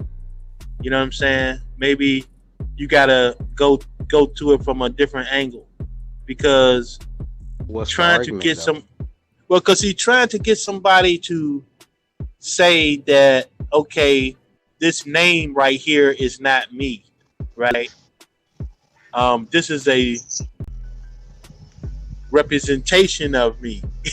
You know what I'm saying? Like, trying to make that argument in a court is so convoluted that I think that's what, gives them the way of looking at you with the side eye. You know what I'm saying? Like, they can make you sound crazy by saying some shit like that, right? See, it's like this. You gotta look at, say for instance, you a pit bull, right? But you don't know how to bark. You was raised by cats, so you meow everywhere you go. So your meow is your strong man, but you don't know that, because all pit bulls been raised like that. So you go to court, you talking about some meow, meow, meow, meow, meow. Starting to argue that you're not a cat, but you speaking that cat language. Same thing with us. We go to court arguing that we're not this here, but we speaking their language. They like, if you not this here, why you speaking the straw man's language? You know what I'm saying? Right. Okay. Yeah. Well, yeah, because it's like it's hard to separate something when it looks as though, when it appears that it's the same thing, right? Right. So it's like, okay, this is a cat, not a dog. It just looks like a dog. Right. You know what I'm saying? It's like, oh nah, man, that's a dog, man. Nah, man, I'm telling you, it's not a dog, man. It just looks like a dog. Yeah. See what I'm saying? Exactly. It's just like having that type of argument, right? Yeah. So exactly. I think with this, because my thing would be is that the only way to have a real discussion is you have to, first of all, if you can come to a general consensus, which means that, okay, are you talking about this corporate structure? Because if you call it a corporate structure and talk about it in that way, then that's one thing, right? But or the other way would be is that you make the motherfucker disappear, right? So let me tell you how, let me break this down how this happened. I was supposed to be doing a class on this, man, my man's NO. So I'm gonna have to do this, but I'm gonna just tell you real quick how this happened. Because in my research, all right, and tracing back my genealogy, finding out where my family was located before we in Georgia, but before these certain counties were created, I had to go back to the treaties of the area where my people lived at that created these counties. All right. So before the counties, we had our certain territories. And after the treaties, we had these counties in Georgia. All right. So on these treaties, I look back and I see the names of the chiefs that signed these treaties. Now they got their names to the side, but then where they signed the treaties at is an X. So I'm like, why would they sign an X? That mean they must not understood what was in the treaty. They just was putting an X on something. They probably couldn't not speak even the language. Probably not even knowing that they were signing it, not knowing that the X represented that was who they were, or not knowing what was on there in the first place. So they got these. Can I explain that, if you don't mind? See, what happened was the Indians and the fake Indians and the English couldn't communicate with each other. So what happened is they'll get somebody like you or me, aka the Negro, we will interpretate the conversation. So the cracker, the Englishman, will tell the Indian what he's trying to tell him, and then the Negro would interpret it. You know what I'm saying? He would tell him what he's saying. And since they couldn't speak their language, they couldn't write their language. They will put an X to will notice. It's like their signature. That was their signature. That was a lot of our signatures that they couldn't read or write. You just wrote an X. Right, I got that, but I was trying to explain it to the people to let them know that in order for them, if they write an X instead of their name, that means they didn't know they were signing something away. It's like they probably thought they were signing a peace treaty, not knowing they were signing a land, you know what I'm saying, treaty. And all Hey, this other kind of what counties are you related to in Georgia? I'm gonna pull my notes out, man. It's 8 of them, man. But it's around the cities is like Monticello, Forsyth, Edenton. Those are called Upper Creek. Well, when them folks got together, that's Upper Creek. Those are Upper Creek. What they did was, when you check your history, not too long ago, probably around the 50s or 60s, the white people went to Forsyth and they made every Negro move. Every one of them. They took their land. I'm talking about this is recent. This is recent. They made every Negro in the county move, bro. In Forsyth, them creeks, that's what they call Upper Creeks. Right. Yeah. Now I know my history real good, bro. You right. And I know my family, we deep, but I went back to the 1800s with these, you know what I'm saying? And so I'm going through that process now. I done made it back to the 1800s. Man, y'all, that's why I told y'all, hey, I can get back to the 17s with these names. And when you talk about Georgia, I was on there earlier talking, man, I was tired as fuck. I'm glad y'all sitting on here, cause like I said, it's the first time I done did this shit. You know what I'm saying? But man, I can get back What to part of Georgia? What part of Georgia you I in? don't know. I don't know. I don't know. This is my dad's side. You know what I'm saying? Like I said, it's a lot of everybody had me from my mama's side. You know what I mean? You got to look at this shit from earlier, bro. Man, it's a lot of everybody had me. My mama's from Mississippi. I'm Johnson. You know what I'm saying? Right now, I'm Coleman. You know what I'm saying? But I got Thomas Morrison. I got Jones. I got all that. You know what I'm saying? Well, Hella names from where we are. Let me tell you something. I did my family. I'm sitting in front of his house right now.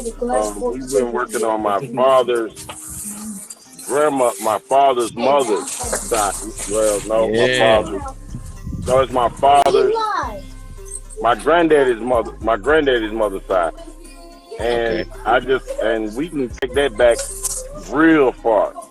But talking to Dane Calloway today, I found out that to register your name, to register, you know, who you're a part of, you have to go through your mother. So yeah, and that's what I man, preach about it. Talk on here, talk about it, bro. It's good to know the rest of your family. But for this nation building that we're trying to do, I think it's vital that everybody know who their mother is. Well,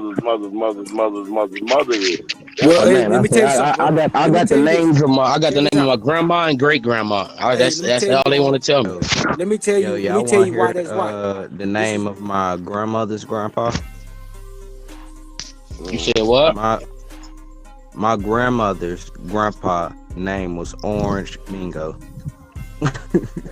Hey, that's cool. I got somebody, man. I put some names off to y'all right now that sound crazy. I got a T named Lump. Hey, check this out. What are you talking about, bro? Check this out, y'all. Check this out. This is why everything had to go through. You know what I mean? Like, bro. Okay, check this out. This is why everything had to go through the mothers, right? Because when they came over here, they started raping women, and the fathers was unknown. That's where they had to go through the mother to know who you were, because they would take someone's wife and rape them, or someone's, 2 or 3 men would rape them. They wouldn't know who the father was. Not just that. Just that. Yeah. It's an old saying. No, but this is where the old saying come from. Papa's maybe mother's baby. So you got to hit that and interfere. I mean, you got to intertwine. I want you to try to intertwine that with what I said, man. My my great grandma, bro, had 22 kids. My grandma today, she 97. She just named off hella names to me. She studied doing. I talk to her every morning, bro. You know what I'm saying? I feel like I be bugging her. You know what I'm saying? Like she be, yeah, she still moving. Yeah, I ain't bugging her. Because I say it's a lot of us out here and we don't do it. I got hella cousins, y'all. You know what I'm saying? If I get y'all all got them stories. And where you from? We all right now where I'm at. I'm in Detroit. I guess we migrated to Michigan, bro. But we was bad at now. What I'm starting to feel, what I know, my people. Because even man, my grandma, she tell me they was in Mississippi. You know what I'm saying? My on my dad's side. That's what's alive right now. It's only, you know what I'm saying, a few of us on my side, bro. You know, and it's I don't know them. It's only me and my sister that I got on my mom's side. But I know as far as my last name was Johnson, and I know my great grandma name. You know what I'm saying? As far as my great grandma, and I'm trying to stretch farther than that. You know what I'm saying? Because I lost a lot. You know what I'm saying? Because I'm from that. You know what I mean? It's real. It's real. And you trace your lineage back to Georgia? Yeah, I can with my grandma. Yeah, on my dad's side. I probably can on my mama's side too. But they nobody want to tell me nothing about my mama's side. Well, all you They ain't need got to is tell you. those names. Ain't nobody got to tell me shit. I'm gonna do it. It's like I told y'all earlier. I gotta be. I'm supposed to be on the plantation in a minute. I got kids and I got a lot of bullshit. I'm trying to keep my head straight. You know what I mean? I done been from some shit, lost a lot of shit, so I see shit different. So Let me tell you something. Everybody on the chat room, everybody in this panel is going through it, bro. That's just life. And that's the thing that people gotta understand. Like, if you really want to know, like you learned out all those people, all you gotta do is like your normal day when you commuting, just keep looking on your phone and just keep adding and keep looking and keep searching. You know what I'm saying? It might take a week, 2, 3 weeks, a month, 4, 5, 6 months. But after a while, you will have it down packed. You just won't have it. You would know the name. Believe me, I'm on it, bro. And I tell you this, look, that's why I say I ain't bugging. That's why I say I talk to my granny every morning. You know what I'm saying? A lot of us need to be still talking to our old ancestors. Man, you lucky, man. You lucky. Because I'm very lucky. Hey, you know what's crazy? I'm going to tell you something, bro. I'm very lucky, and I know that about myself. And a lot of us is, man. A lot of people, it's a lot of money. Like, I can't even see the chat. You know what I'm saying? Because I'm one of the niggas that used to be in the chat, bro. I don't fuck with nobody too much. I stay in my lane and do my thing, bro. Real talk. I'm if a motherfucker hear me, they'll know who I am. Like, oh damn, that's you know, okay. But man, I stay in my lane and do me. You know what I'm saying? I don't bother nobody. I don't bother nobody, bro. You know what I'm saying? But a lot of us, even that's in the chat, I'm talking to the chat. You know what I'm saying? Because I mean, it's obviously y'all. If y'all had it, if you could sit and call me lucky, bro, that means like a couple of y'all don't got it. You know what I'm saying? So it's a lot of us in the chat that do got it. Y'all need to speak up, and not even to these niggas. Y'all need to speak up to y'all elders, man, and respect them, because I don't give a fuck if y'all hate them. Because my dad, I used to watch my daddy beat my mama ass, and that's my grandma. You know what I'm saying? We all been through shit. Bro. Yeah, and I don't even blame it. And my dad's still alive. My mama passed away when I was 10, cuz of, you know what I mean? So, and you know what's crazy? I try to call my dad on a daily basis, bro. And it's crazy. You know what I'm saying? And it's not even that. You know what I'm saying? I know about the conditioning and what they did to motherfuckers. You know what I'm saying? And that's it. Like I said, what I be talking about don't fall up under everybody though. Everybody not gonna fall. We've been through situations near it. You gotta, everybody got their own struggle that they're dealing with. Mm-hmm. That's all I'm saying. Like, it's a blessing. I ain't gonna say blessing because I'm working on my words, but it's good that you got people that like Ty and Chief and folks that's keeping things like this open. Cause you're not gonna have no YouTube, nothing that's open 24 hours a day, that's running, that's bringing good knowledge every day. So I gotta give a shout out to those brothers, man, especially the Ty, man, for setting this platform up for us, so where we can let, like, a lot of times healing come through, talking about things you're going through. We drop knowledge, we laugh, we cry, we do it all together. So I just got to give a shout out, man, to the fam, man, and we just gonna keep pushing. And that's what I was saying. As long as this keeps running and we keep doing what we're doing, it's gonna show itself. It's gonna show itself. Everything gonna show itself. I think I'll tell you this: it was a 1,000,000-man march with African Americans. Imagine if we had 1,000-man march. You know what I'm saying? With who we are, nigga. The government can't do shit. But I mean, we know who we are. This is how I look at it. By that 1,000,000-man march, we went up there and gave all the hotels were sold out, all the buses were full, all the restaurants got paid. And came back with nothing. We paid nothing. See, that was wrong. That was all wrong. If I'm going to do a 1,000,000-man march, it's going to be a nigga in your home, in your community, where you ain't got to go spend no money with them folks. Right on. And every community do it at the exact same time. It can be every weekend for all I care. But what I'm saying is we gotta We just gotta fix it. Well, whatever we do, we're not helping them. You dig what We I'm ain't saying? spending no money with them. Yeah, exactly, That's right. coach. 'Cause I'm not about to go to no DC and spend. Hell no, because it's gonna cost to get there. You know what I'm saying? Hell yeah. Yeah, 'cause Right That's on, all that man. happened. I Same didn't go, people but I that was you was- watching the videos, and you had a whole bunch of pale faces out there selling food and niggas in lines for miles Okay. trying to get this food because it was Okay. the only food there. You know what I'm saying? Hey, everything. Hey, I'll tell you this. Like I say, I don't mess with social medias, bro. I don't be on shit talking to no one. If this to me, yeah, motherfucker on YouTube, I guess right now. But man, this is like a phone call. I feel like I'm talking to some of my family I should have been talking to a long time ago. You know what I'm saying, That's how about the I same feel. shit. I feel So the I same way. don't even give a fuck about me being on YouTube right now. You know what I'm saying? I cuss. I'm who I am, bro. I ain't got nothing to hide, Nick. And like I said, this is all my disclaimers. I don't promote violence, bro. I don't have nothing against nobody.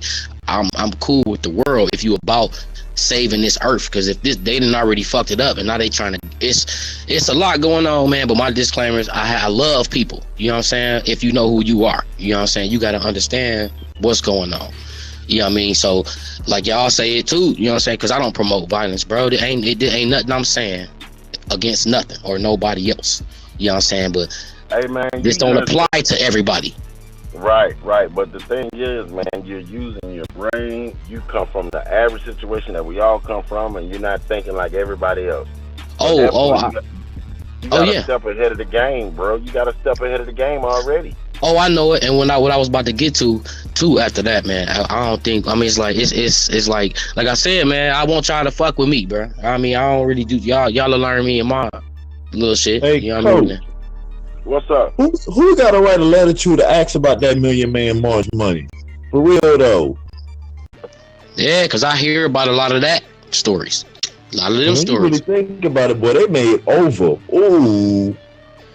Man, they sold out everything, bro. Look, Yeah. McDonald's ran out of burgers, bro. So you know, if McDonald's ran out of burgers, you don't hear me. McDonald's ran out of burgers, bro. That's how many. They wasn't prepared. I'm talking about the second Million Man March, and that wasn't even as many folks went to the first one. Mm-hmm. Every hotel sold out. Them folks are jacking up the price because they know it was packed. A regular $69 hotel ran for $200 that night. Man, they laced me with so many stories that night. I was like, man, this is ridiculous. This is Got ridiculous. over on it. And then what need to happen is all the Aboriginals that went need to write Farrakhan and be like, you said justice or us. Niggas still dying on the street.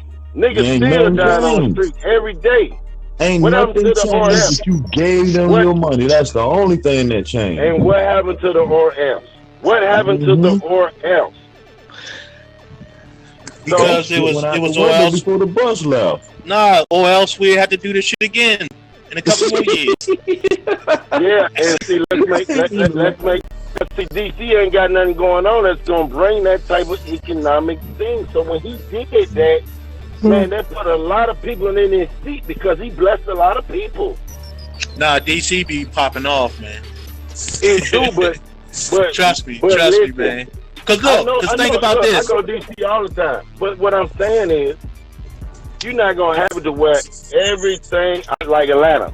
All the hotels be sold out whenever they got an event on the weekend. But I'm talking about, you got niggas coming from all over the country at the same fucking time. That's a whole different match. It's almost like Freaknik without the dancing and the getting crunk. You dig what I'm saying?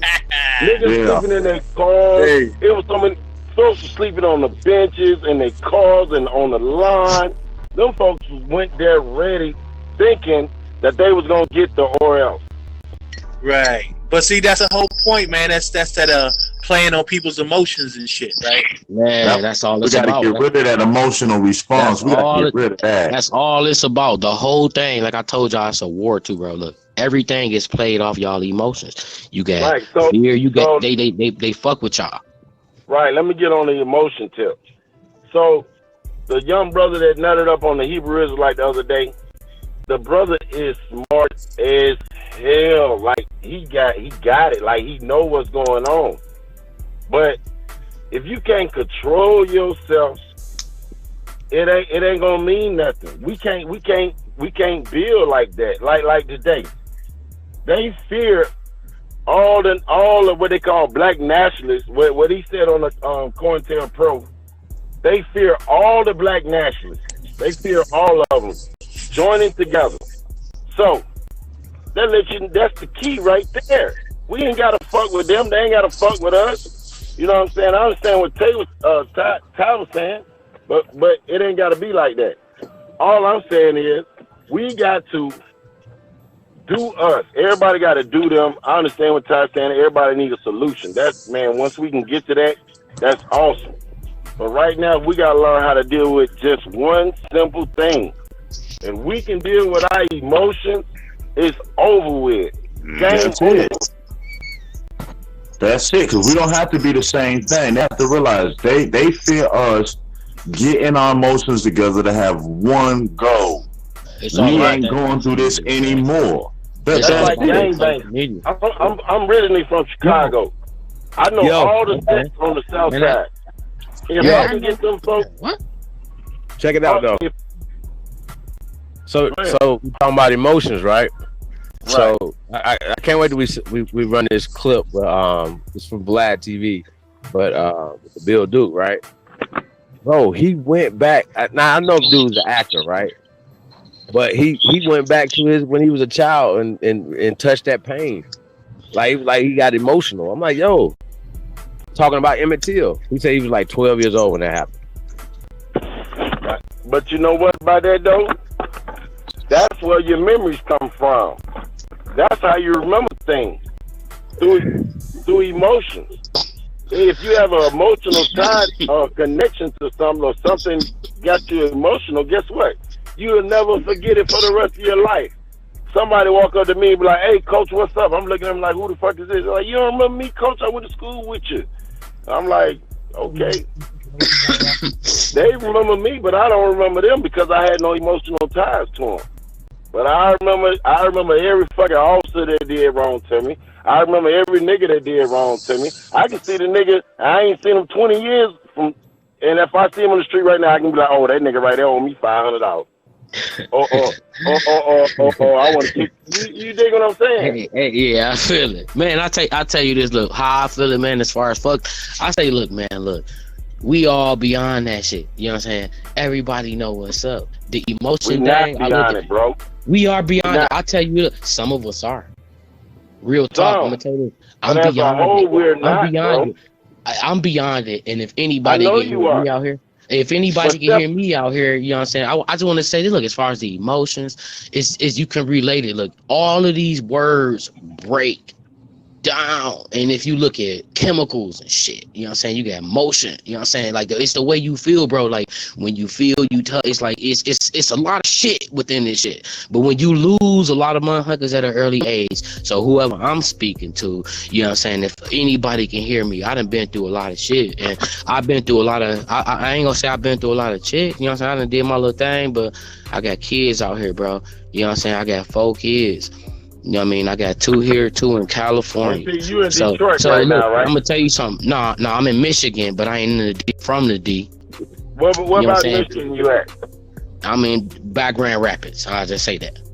Oh, I know where you at. You north. I mean, yeah, you north of Battle Creek. I know exactly where you at. Oh, you probably okay. Right on. Right on. Yeah, that's what I say. Yeah, you a little right there. You know what I'm saying? That's what I'm saying. I ain't got nothing to hide about me, bro.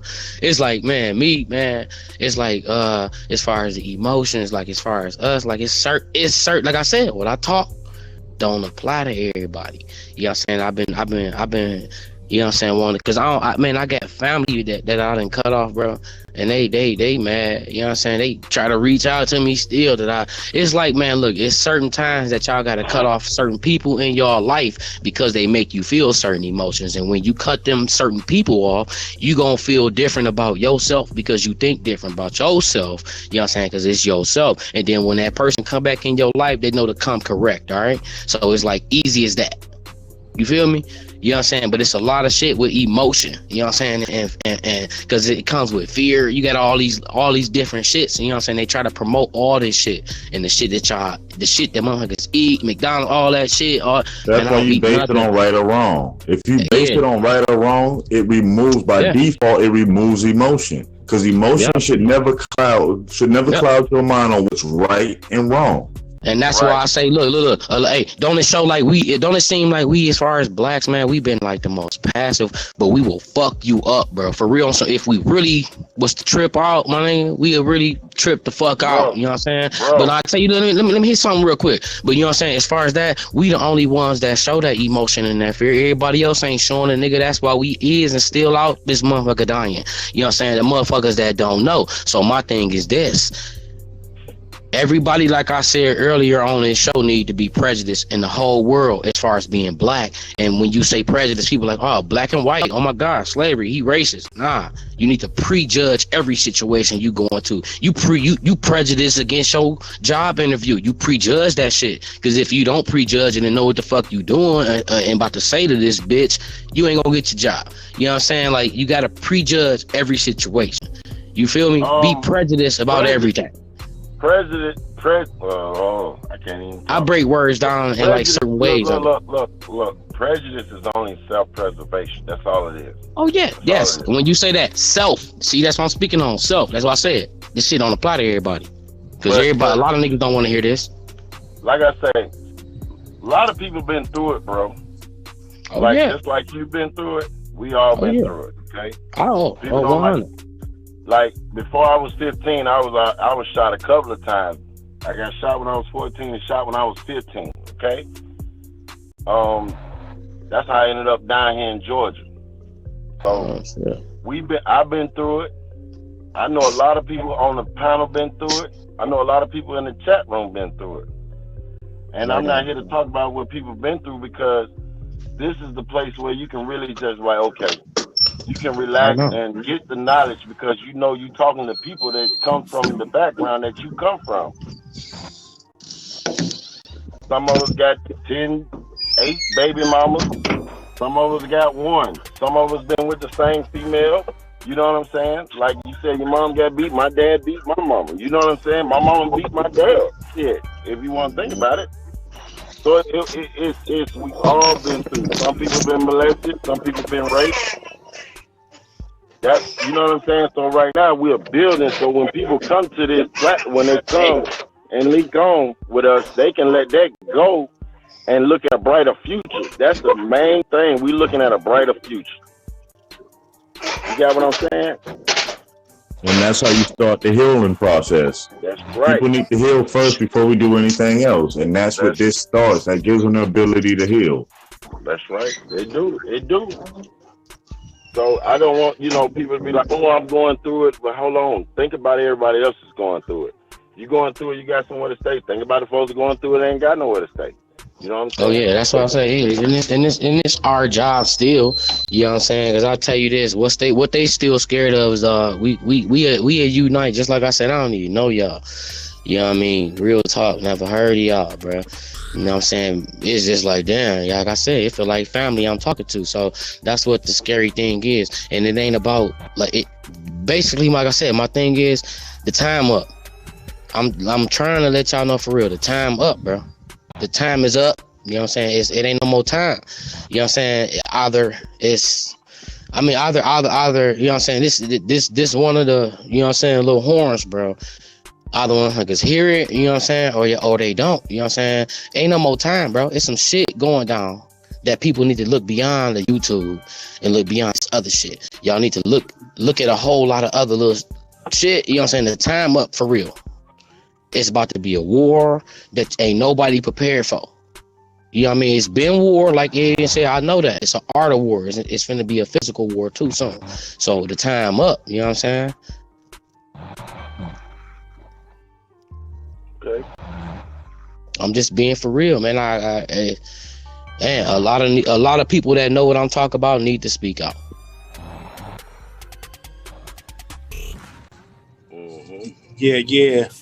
Yeah, man. I was trying to get you on last night, man. I know what happened. I know you said that you couldn't. It didn't load up or something, right? Yeah, me. I was at work, bro. Yeah, it's all good. I'm at work now. Yeah, You know what I'm saying? That's why I've man, been I in wish and I out. could talk like you talking at work. I mean, I could probably, but man, that's smooth. I be out here grinding though. You know what I'm saying? Yeah, Literally, it's all man. good, man. Yeah. Man. It's all good, man. Man. But see, the thing is, man, just like you came around, you know what I'm saying? That's just how it goes. So, you know, more come around, more hear it, more come around, and it's good that we get a lot of young people, man, trying to get involved, man, because you know we can't be running around here like this. You know what I'm saying? Like y'all young people, y'all gonna have that young energy, man, that y'all can be pushing that shit forward. You know what I'm talking about? Right on, bro. So that's what's up, man. But I appreciate you though, man. I appreciate you coming on here, man, and you know, speaking your piece, man, because you know most people that watch this channel, like they be watching for months before they might even come into the chat. You know what I'm saying?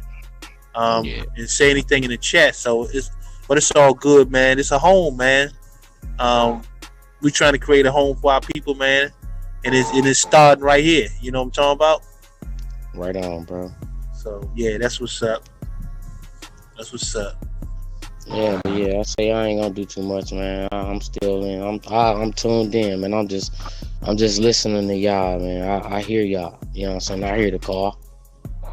Yeah, I ain't that's gonna what's talk up. too much. You know what I mean? I've been talking a lot. I've been wanting to say a lot of shit. It's a lot of shit I still want to say, but I hear the call. I'm just another. I ain't even no student. I'm your cousin. Right. That's what's You know what up. I mean? Yeah. I mean, cause for real, man, we're not looking for no students. You know what I'm saying? Right Like, on. right. You got it. You know Oh what I'm yeah, I saying? know what's up. Yeah. So, but yeah, man, really appreciate it though. Damn, who else we got out here, man? Who we got in the chat room? We got the Empress in the chat room. Who we got? General Z Soldier. We got the Sword of Truth. We got Seeker of Truth. We got Mizak. What's up, bro?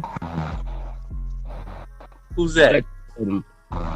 Who Sword of Truth? Yeah. That's Dion. Oh, okay. That's what's good. Who else we got? Shout out to Seeker of Truth. Seeker of the Truth. Got Jay Miko, we got Susquehanna in the building. Where you at, bro? Are you still there, or you just came through and rolled out? No, Jay be coming through, rolling right out. What's up, fam? What's up, fam? Who that? Hey, I wonder if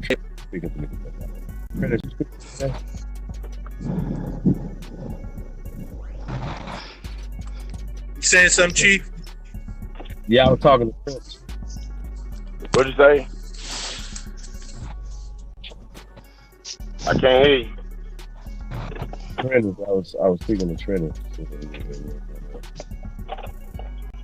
What it do, Chief? Sorry, man. I got home, man. I'm tired of driving.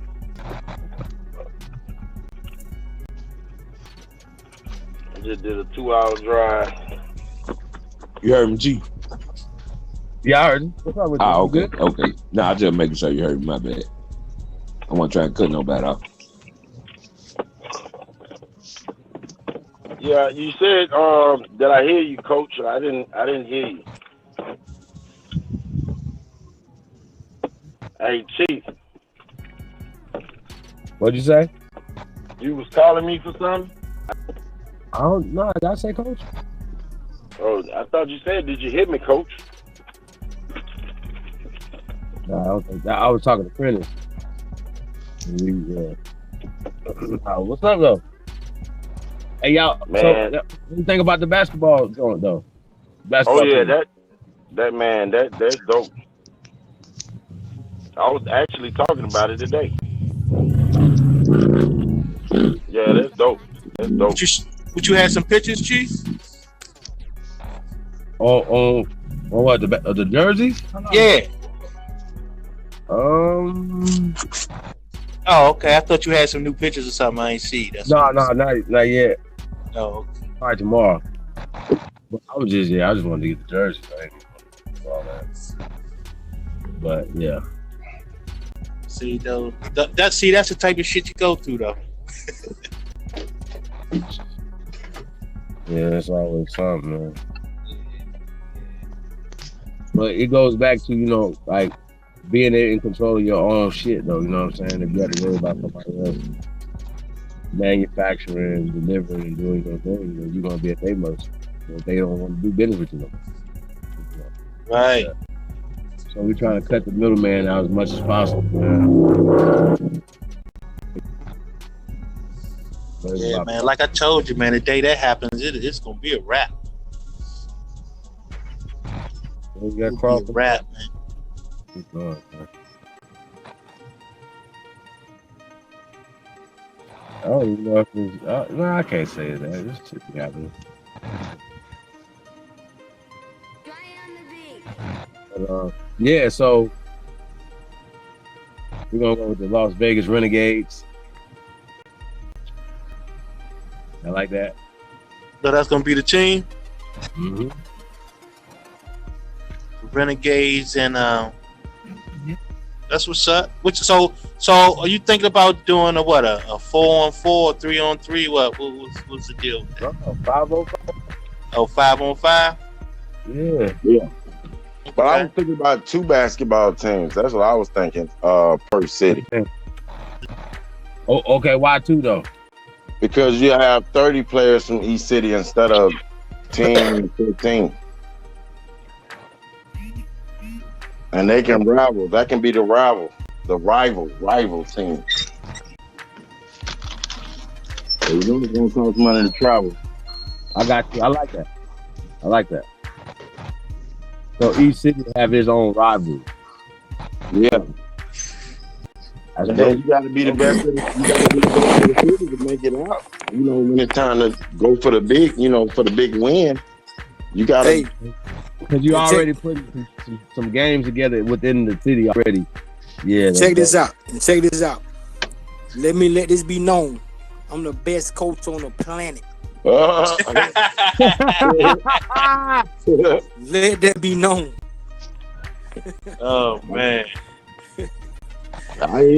I got more championships. I'm talking about, Did you say best coach? Yes. Yes. What qualifies you as the best coach? Yeah. All my trophies, man, accolades, man. All right, let me tell you my record. I started out. Let's hear this. I started out in rec league. You know what I'm saying? Coaching my son back in '98, and we run the city championship, man, for till he got to middle school. Then I started coaching with the school system. Middle school, we won championships. Then I got with the high school assistant coach about 12 years. We went through our run of the state a couple times. Fell short a couple times, but during that time, I still was coaching the rec league, man. And we was doing AAU tournament championships everywhere, man. I got the trophies and plaques to show you. Oh yeah, you might know what you're talking about. Oh yeah, been there, done it. I'm talking about. You might know. I got that. So, hey Miko, so what city you in? I'm in between Macon and Columbus, Georgia, man, and Butler, man. Okay. But next year I plan on going back to Atlanta though. No, yeah, you said Butler. Yeah. Yeah, you down 75. Yeah, I was trying to recruit you as a coach. Oh yeah, hey man. Hey, he in Georgia. See, I might have to snatch him up from you already. See, he close. Hey, I got some players, man. I know what I'm gonna do. I'm gonna send a video, man. We go to the gym up there. I got my son will still be playing. We got about 15, 20 players, man, down here, man. We balling every day they can. Well, I got 5 with me, and they all over 6'5", every last one of them. And they, the oldest one is like 19. Bro, man, hey, oldest one 19. We can win 8 championships now. Oh, they already won one. They came out of College Park and won the AAU last year, the year before that, and the year before that. They go It's down to home team. Savannah. Okay. They Yeah. went to Savannah and yeah, they won every year. The last 3 years anyway. Yeah, I'm from College Park, man. Yeah, they had You know I need to be coaching them. yeah, but the coach that they got, man, he's real good, man. He takes a lot of kids off the street. That's why I really like him. Yeah. Like if kids got bad grades and their mom can't handle them, he'll take them and put them in the school in his district and he get them boys right. I appreciate that, man. I like Coach. He's real good. Yeah, that's what's up right there. We do the same thing here. It's just like each one teach one, man. It's awesome. Yeah.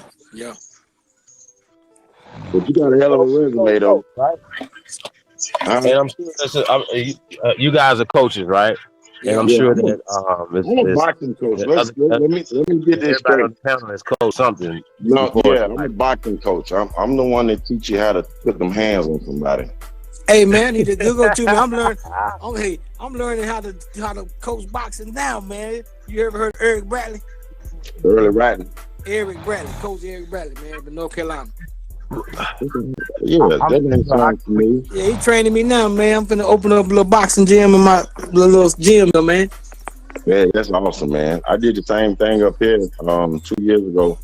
Opened up Crew Cut Boxing. It ran for over a year.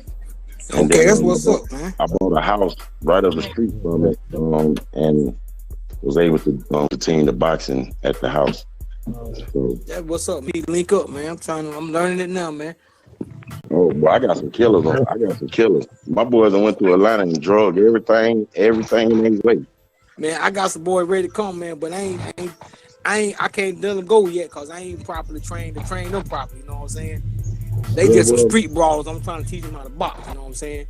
Well, the main thing, just work with the footwork. Don't even worry about no punches. Just work with the footwork and the jab. That's all you got to really focus on. Man, believe it or not, is where I started, man, on footwork, man. You better. Yeah. That's what I do. That's why they call me coach. Look me up on Facebook. You'll see me coaching kids, a whole bunch of kids. Crew Cut, Bridges on Facebook. You can look me up. And you can see what I got going on. Okay, that's what's. I mean, how do we take the same coaching techniques and translate that and motivating us in general? Well, with boxing, what I do is, you got to learn discipline to box, first of all. And then you got to have, once you learn how to fight, a lot of people in the streets going to try you just because they heard you box so you got to have self-respect because the commissioner, they tell you off the rip, you get to fighting, we're going to pull your card. You're not going to be able to box until, you go to court and all that. And if that's the way you make money, you don't want to mess that up. So a lot of kids really think about that when they watching professionals fight and stuff like that. And they see people they see on TV and YouTube boxing, you take them to gyms where they boxing. It's a lot of inspiration in that. But the discipline is what's really there because I have a lot of kids that people say that supposed to be in jail or in prison, and I train them and they all got good head on them. So, I think boxing is the move, especially for a community that feel like it's lost. Like it's a brother in Baltimore that got a boxing gym in his basement, and he stay packed. He trained all those kids for free. And he got gym stay packed. And then also I tell the kids, I say, look, if you don't make it big boxing, you learn the best you could because you will always have a job teaching somebody how to lose weight, training someone. You see what I'm saying? So it plays this part. Like you can always eat from boxing. You can always eat from it. Yeah, that's what's up. What city you in, man? You in College Park? No, right now I'm in Noonan. Okay.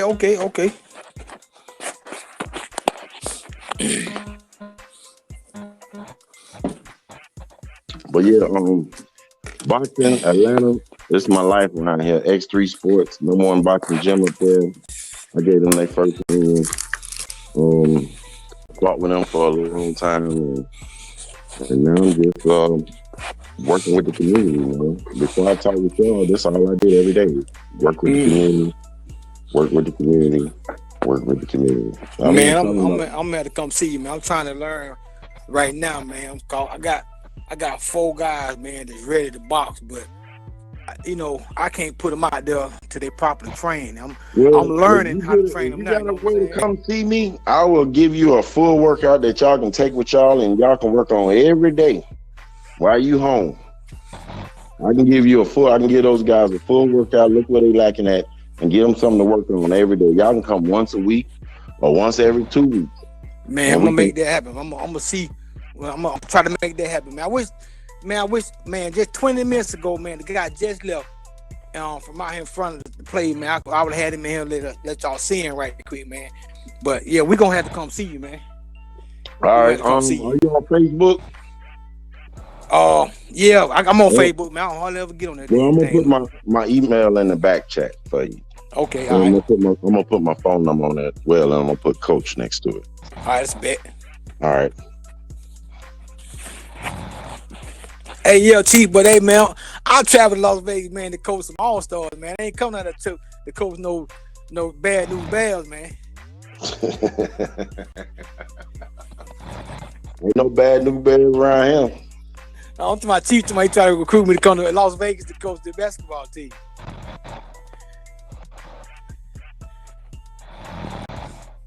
Yeah, sure is. Yeah, I come coach some All-Stars, man. I ain't coming to coach no bad news Bears, man. No, man. We got advantage, man. We recruiting everything, man. Going down. Looking for the best in the high school, the colleges, everywhere, man. Yeah. Hey, man, that's what's up. That's the move, man. I like independent stuff, man. You know what I'm saying? I'm down. 24-hour gym. Yeah. Yeah.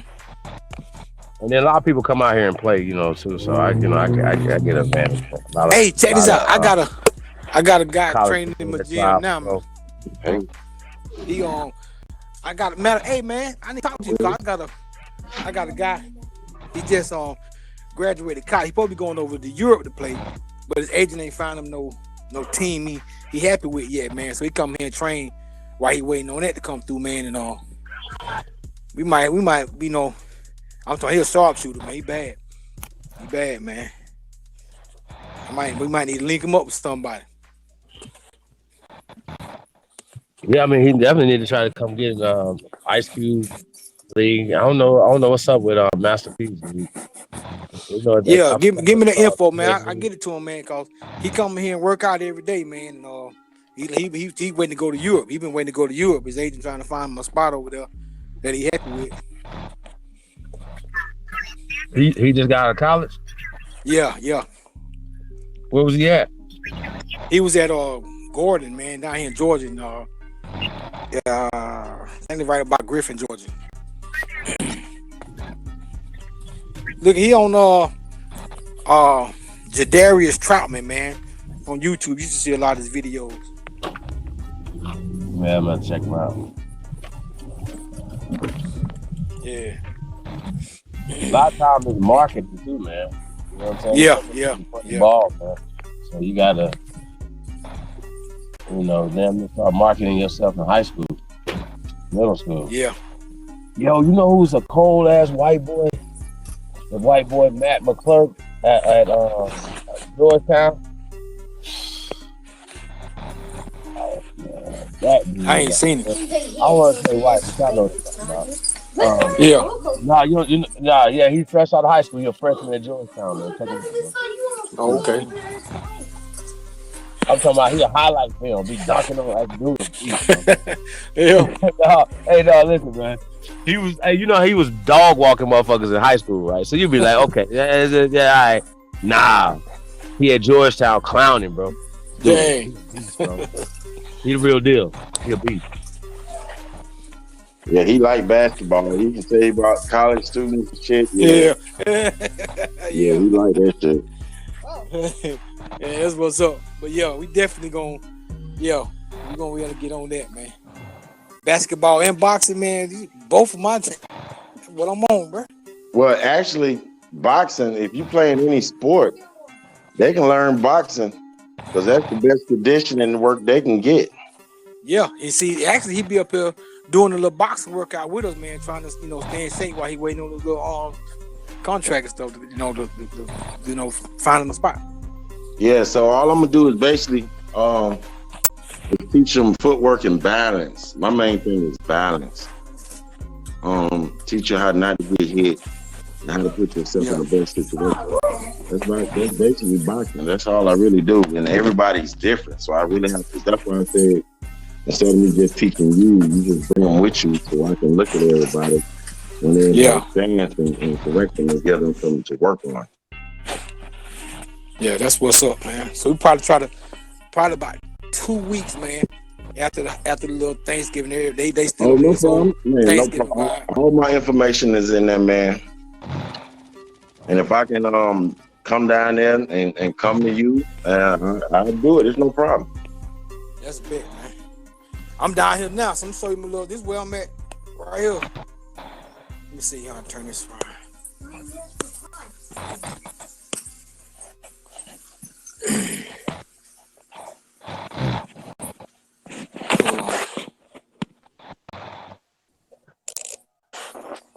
Yeah, I'm in a little spot now. I'm gonna chill around their bicycles and stuff. You know what I'm saying? Man, that look like my spot. That look like my spot that when I first opened up. I had rented out a church. I had to put all the equipment in there, man. You on point. Yeah, we down getting it in, man. See, I just cleaned out this spot over here. I'm just now getting some boxing equipment, man. I'm just now finna start. I'm gonna do this whole spot over here and clear it out. And, try to get some little ring and stuff. I'm just now. All right, well, I'm gonna go ahead and tell you. The heavy bags need to come off the wall. And since you got those type of walls, just put you some 2x4s over the wall before you attach it to it. The little hangers, the hangers that hang the heavy bags, they're like $49 at Title Boxing. Okay. The speed bag is good. I'm just looking at what you got. Yeah. Oh yeah. That's all I got for the boxing, really, man. No, you good. And when you get a chance, get you a is that a medicine ball back down on that back wall over there? Yeah. Get you a soft medicine ball, not a hard one. You need a soft one, about 17 pounds. All right. You good to go. Get them guys to start throwing that ball on the wall. Find you a hard stud somewhere, mark it, and make them throw that ball off that wall, and keep that ball over their head. And that's a start for boxing. Oh yeah, boy, you set. Yeah, I'm telling you, we gonna come see you, man. We gonna come see you. All right. Man. I'm waiting on it. All right, that's a bit. I got like 5,000 pounds in steel. Yeah. Okay. But yeah, you got everything, man. Man, I'm glad to see somebody else doing like I said. That's how I first started. But you getting out there, you getting yourself out there. Yeah, exactly. So is that your gym? Yeah. So you just got a regular fitness gym? Yeah. Okay. Well, you get enough kids down in the box, I'll come down there and like twice a week or something. And you can get you a class going and get you some more business. I don't mind helping. Okay, that'll work. We'll try to put a plan together for that. Yeah. Hell yeah. I probably got some things I can bring down there to you. Okay, yeah. So yeah, man, I'm with that all the way. Like, that's my life. Anybody that's doing things like that, man, you got my help all the way to the feet. Yeah, man, that's what I'm about, man. I got some kids. I got one kid that he supposedly went and tried out for the Olympics, and before we went, he got locked up for a petty charge. So don't know if he's gonna try to go pro or he's gonna wait wait 4 more years and try to go amateur. And I have another boy he's like 30 years old now. He's number one. He's ranked number 1 in Georgia. And, right now he's working to go to the Olympics. So we got some fighters up here. Man, I'm gonna bring my. I'm gonna have to get their schedule together, man, because they got jobs and stuff and working, and I'm gonna get a day where all of them off. We're gonna come through there, man. Okay. All right. I'll be looking forward. Like I said, I put my information back there, man. You get it, write it down, make sure you save it. All right, that's a bet. I'm lock in.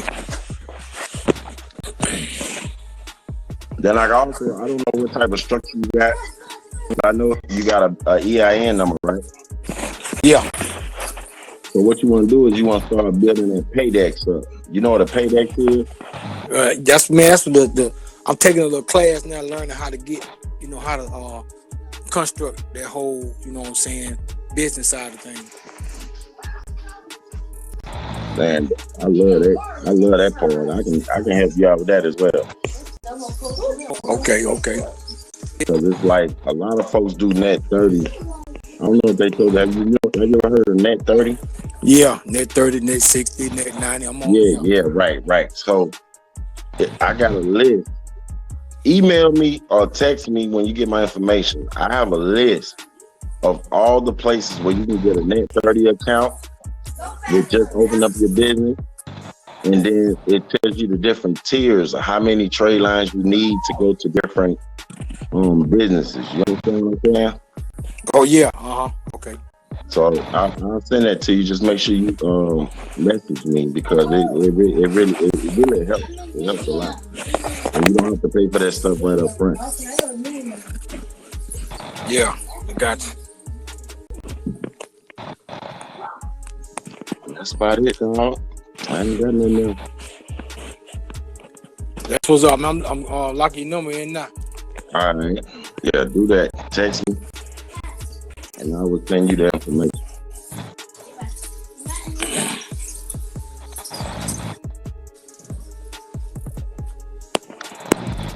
And this is what this is about right here. You find somebody that's doing something you're doing, and you can help them. Shit. Yes, sir.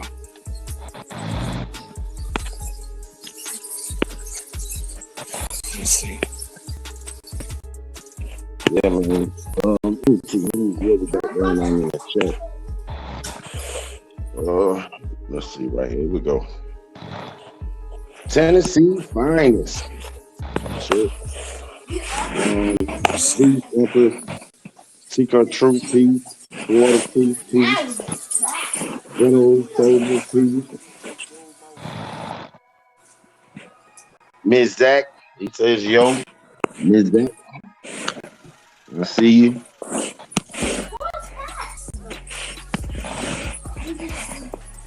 What y'all got going on? We got about 35 folks out here. What's up, people? Talk to me.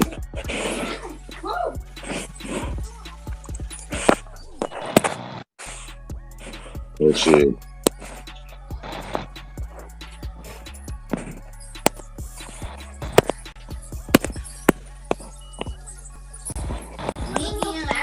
Yeah, you about two hours away from me. It's about 2 hours from now. Yeah. It takes me like an hour and a half to get to Macon.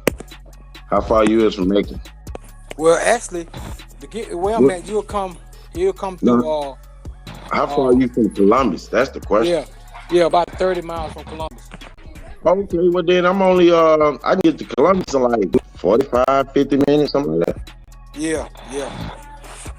And see, matter of fact, I think we probably could go through Manchester and cut out some time going to Noonan, man. From here to Noonan, go through Manchester, Greenville, back way. Oh yeah, see now if you know what Greenville at, yeah, if you know how to get to Greenville, I'm right up the street from Greenville. Yeah, I ain't but an hour from Greenville. Okay, that's even better then. Yeah. Oh yeah, that'll put the time in down. Yeah.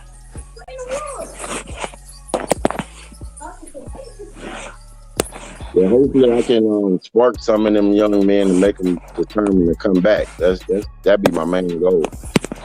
Yeah.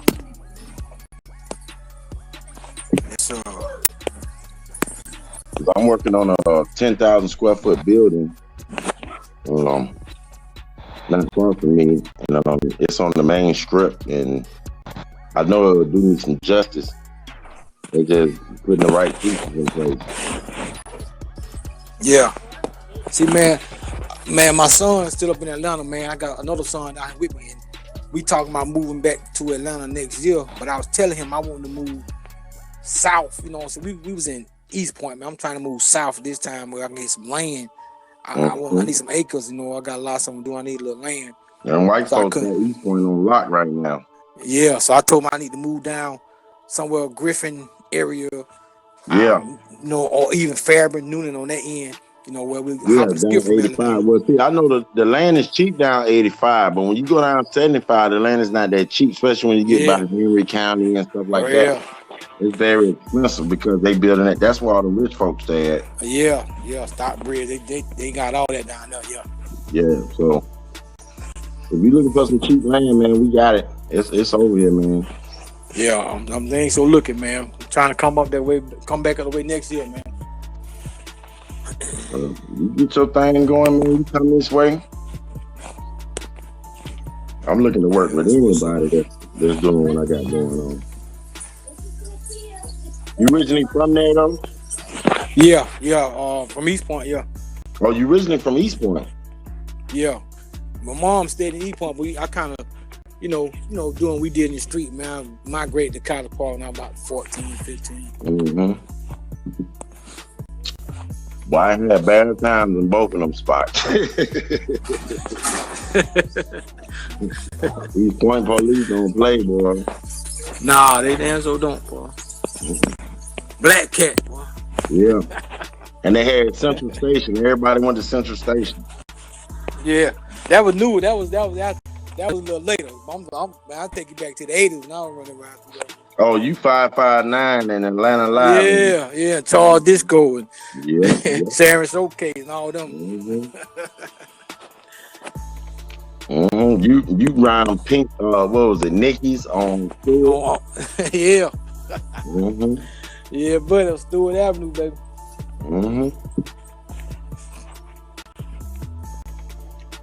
And you gotta know the people in Atlanta are natives, because ain't nowhere in the world that they run the whole damn city. You dig what I'm saying? We run the whole city. Ain't no way that all them folks just moved there. You know them folks from there. Who that now? In Atlanta, all the people that stay in Atlanta. Oh. You don't see that many pale faces up there, do you? Nah, it ain't never been that many, man. They always been in some in the high places, but yeah, like Buckhead or something. Yeah, the population always been majority black, man. That's right, and they call us the minority, but we that's crazy. Yeah, we always ran that, man. That's used to be 85% at least. That's right. You saw that text just come through? Yeah, I got you. Yeah, that's me, yeah. I got you. Yeah, man. I'm trying to find somebody that was on the phone today when Dane got on, because I was doing my notes today, and I'm missing one thing. And if anybody was on the line this morning, I need y'all to speak up. Anybody that was on the line today, please speak up. I'm looking for I'm looking for the party that created the Native American Party, and they come from Africa. It was some type of white African party, something. When it ended, the Native American Party started, and I really need that information. It's like, you know how you start finding something and then you can't finish it, and it agitates you until you figure it out. That's Hey, what man, I'm I going actually to. know what you're talking about, man. It's been so long since I can't call it now. But dang. Yeah, they colonized. I mean, they created a party in Africa, but it was some white Africans. And when it ended, they came to America and created the Native American Party.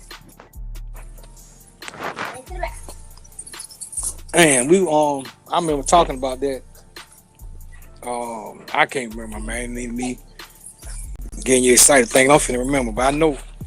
Yeah, Thanks. no, it'll come back. It'll come back to you. I'm trying to figure that shit out.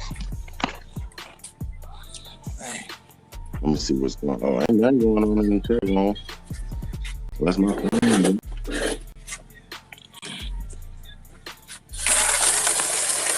What's up, Empress?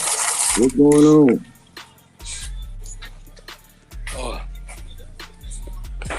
Hey, bro, but I'm finna get out of here, man. I gotta. Hey, man, handle your business, man. I got Yeah. your info, man. Hit me up anytime. Yeah, that's a bet, man. Peace, family, man. I gotta make some moves in the morning, man. All right, peace. All right, peace out. Well, I like building with folk, boy. That was good times right there. Let me see who all on this joint. We got oh man, we deep.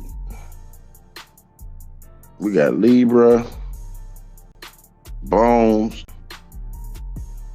Ty, and some folks I don't know.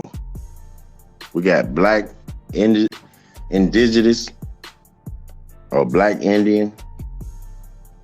I am you. What y'all boys got going on, man? Y'all left me out here on my own. Ain't like I can turn on some music and play a song for them. Turn on some fire music. Be a real DJ.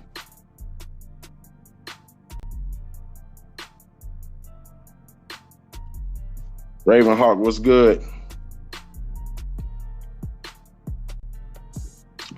Trying to wait for these guys to come snatch the mic from me.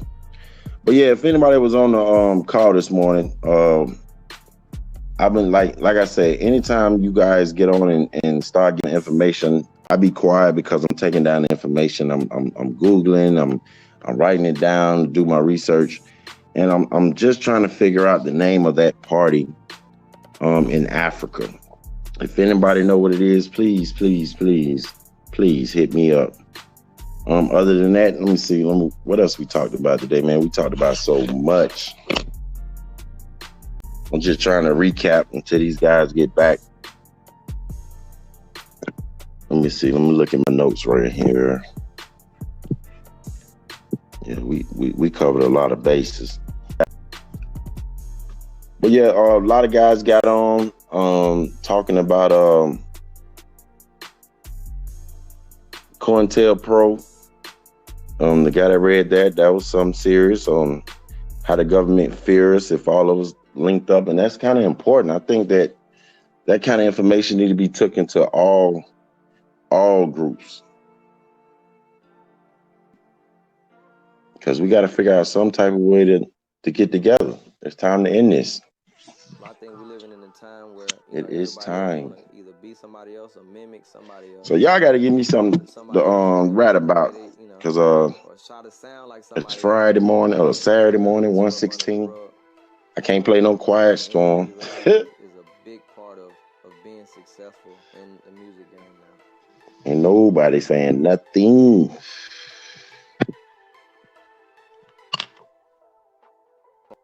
Yeah, the Know Nothing Party. Yeah, that's what I'm talking about. General Soldier, Know Nothing Party. That's what I was talking about. I got all the information on the Know Nothing Party. I see where they came from, but it don't show the African party that came over here and created that party. And another thing that was weird on that Know Nothing Party was on the picture, it stated that it said Uncle Sam youngest son. I know that has to mean something. I wonder if anybody got anything on that. Uncle Sam's youngest son. All right. We went through the timeline today. Let's see, genealogy websites. I only know of like 4. I think it's like 4. Ancestry.com. Let's see, My Family Search. It's 2 more. Let me look it up while I get you. Go ahead and pull it up for y'all. See what y'all. Now while I'm pulling this up, don't forget y'all, I got maps. That's going. They got our faces on them. First time you ever seen a map with our faces on it. It has all the Indian tribes. The names that we call them. So whenever you get a chance, check that out. I'll put it in the link. Really, I'm really not making any money off of them. I just really wanted to get the information out there. So basically, when you place your order, it goes straight to the printing company, and you know they pay them, and they'll mail it to you. It comes straight from the printing place, and it only takes. All depends on where you stay. That's basically how it goes. But the shipping and handling is included, and it's awesome. Those maps are awesome. I created a map, but the way I did it was I use it when someone calls or someone's online and they're trying to figure out where, like, oh, I know my folks is in this county in this state, and I can just go to the map and tell you, oh, okay, if they was there around that time, these are the Indians that was there. Now, Anu helped me with a lot of patterns on which way they migrated and stuff like that. And I'm also working on mounds because I'm doing individual states. But right here we have, I just signed on. I was just running my mouth till I got my computer up and running. But the 4 websites that I have for genealogy will be Ancestry. Come on.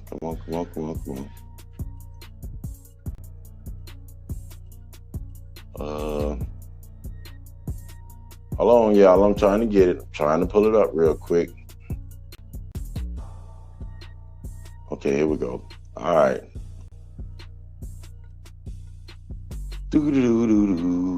Family tree.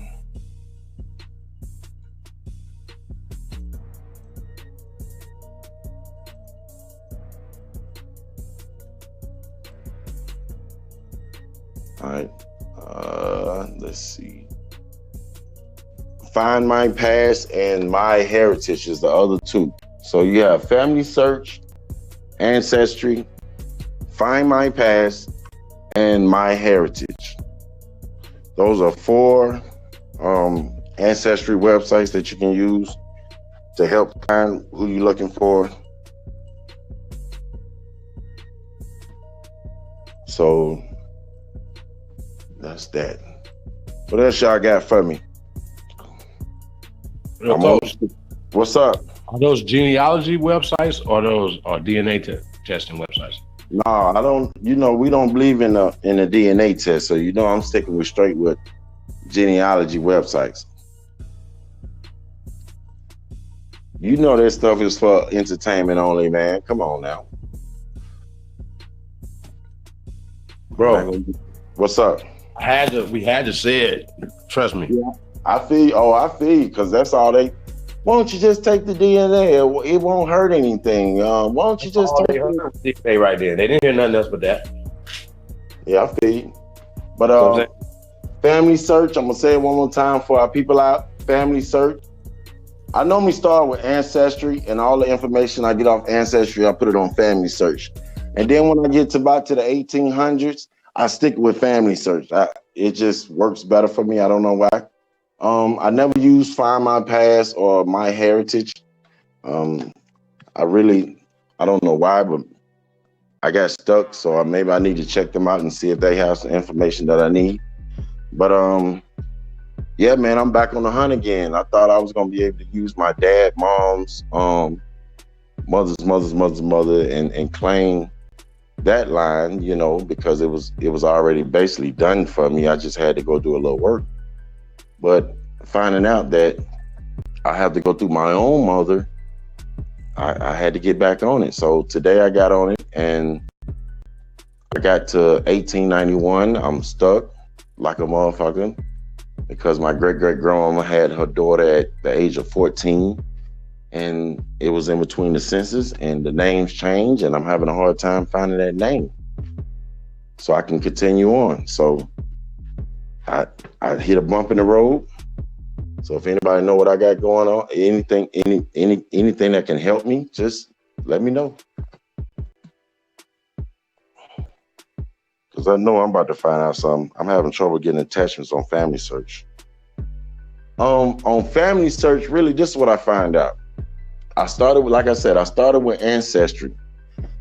To me, Family Search is something free and you can put all your information on. So when Ancestry start charging, if you don't do your due diligence in 2 weeks on Ancestry, go as far as you can go. I put all the information on Family Search.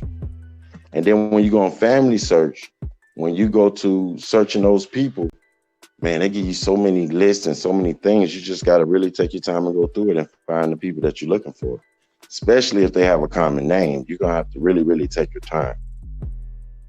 Now, I'm not no Phoenix. When she went back to 25 AD.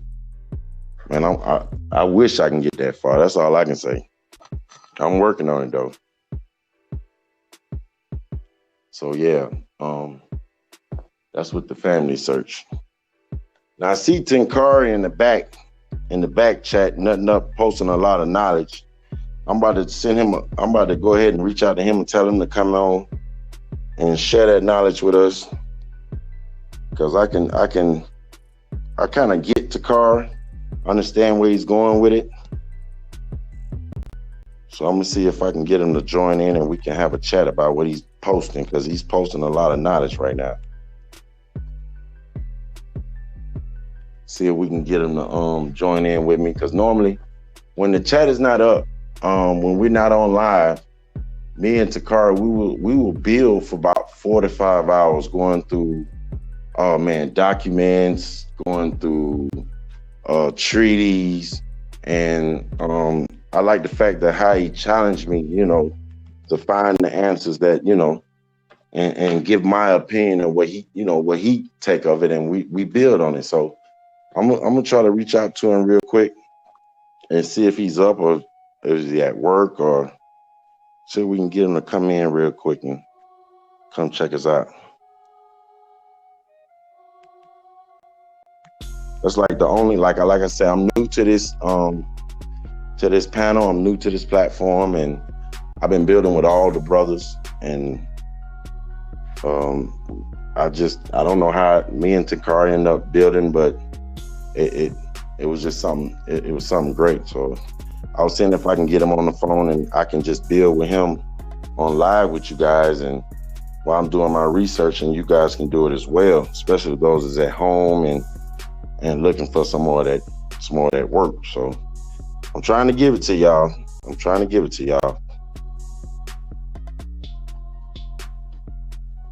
So Ms. Zach, like I said, go back to Ancestry and dig them out, man. Dig them out to death, because they have a lot of death certificates, birth records, enlisting in wars. Like my granddaddy, he went to World War I. It has all that stuff. So check that out. Who we got in here? Let me see. Who was that chief that came to the chief, or who was that, Ty? Who had came and got on? When? Right now? Yeah. Who is That's it? me. Oh, this chief. Hey, chief, can you hold it down for? I just need to go take a piss real quick. I didn't want to pee on YouTube live, so can you just hold it down for me real quick? Yes, sir. All right. Yeah, man, we got a panel full, man. What y'all got going on, man? Peace to the brothers, man. We got AMU in the building. Can y'all hear me? Mic check, mic check. Bones McCoy, peace to the brother. Trennis, Wade in the building. Peace to the guys, man. What else we got in here? Got Coach K. Light Paul. Light Paul, what's up, bro? Todd Data. The Cyborg. Libra Son. What's up, man? Anybody there? Hello? Anybody home? Hello? Hello? Man, you guys done fell asleep out there? Man, it's only 10:30 out here. Shout out to the chat room, man. Peace, love to all the American Aborigines. We definitely appreciate everybody coming through tonight, man. We're in the building, man. We got to put a wake-up call to these guys right here, man. Everybody done passed out. Hell yeah. And then they're going to get up about, if we go to sleep, they're going to get up about 3 or 4 o'clock and run it and run it hard. That's all they be doing, gathering their thoughts, sitting back, listening, waiting for something to spark the brain. Like, hey, hold on, let me tell y'all something. That's all basically going on. Because I know when I had read that timeline the other night, I missed the part where with the how many slaves came to Virginia. That's what I really was looking for. And I didn't see it for some reason. But I had talked to everybody to sleep. I don't think they want to hear that tonight. I ain't got no party going on. My kids. Yeah, like it's Tuesday. Takari said he can't get on the panel because it's full. We need somebody to bag out so he can get on. One of them sleeping brothers need to bag. Let me see. Hold on. I got you, bro. I know exactly what to do. Mm-hmm. Somebody about to get the boot. I can't boot nobody though. Let me see. 1, 2, 3, 4, 5, 6, 7, 8, 9. That's only 9 on him. He can get on him. Let me try this again. 1, 2, 3, 4, 5, 6, 7, 8, 9. Wake up. Wake up. Yes, somebody wake up. That's only 9 on him. We trying to get somebody else. No, I'm gonna get off and Tinkara can come on. So right. Ain't no problem. All right, good looking. All right, Tinkara. Come on through, brother. Wake up. Let me see what's on your mind. I know that boy got something on his brain. Always. Okay. Somebody said David Berkowitz and May Brussels, son of Uncle Sam's. Okay, I might have to look into that. All right, Tinkara, come on through, bro. We done made a way. We ready to get this work? I know I'm ready. I got my computer on, ready to pull up every treaty, everything, anything you tell me to pull up, I'm ready. Well, okay. He said he about to get on. Well, why you getting on? I'm gonna pull up that timeline. I'm not gonna read the whole timeline. I'm just gonna go to that one part where I say I missed, where they described the slaves got off the boat.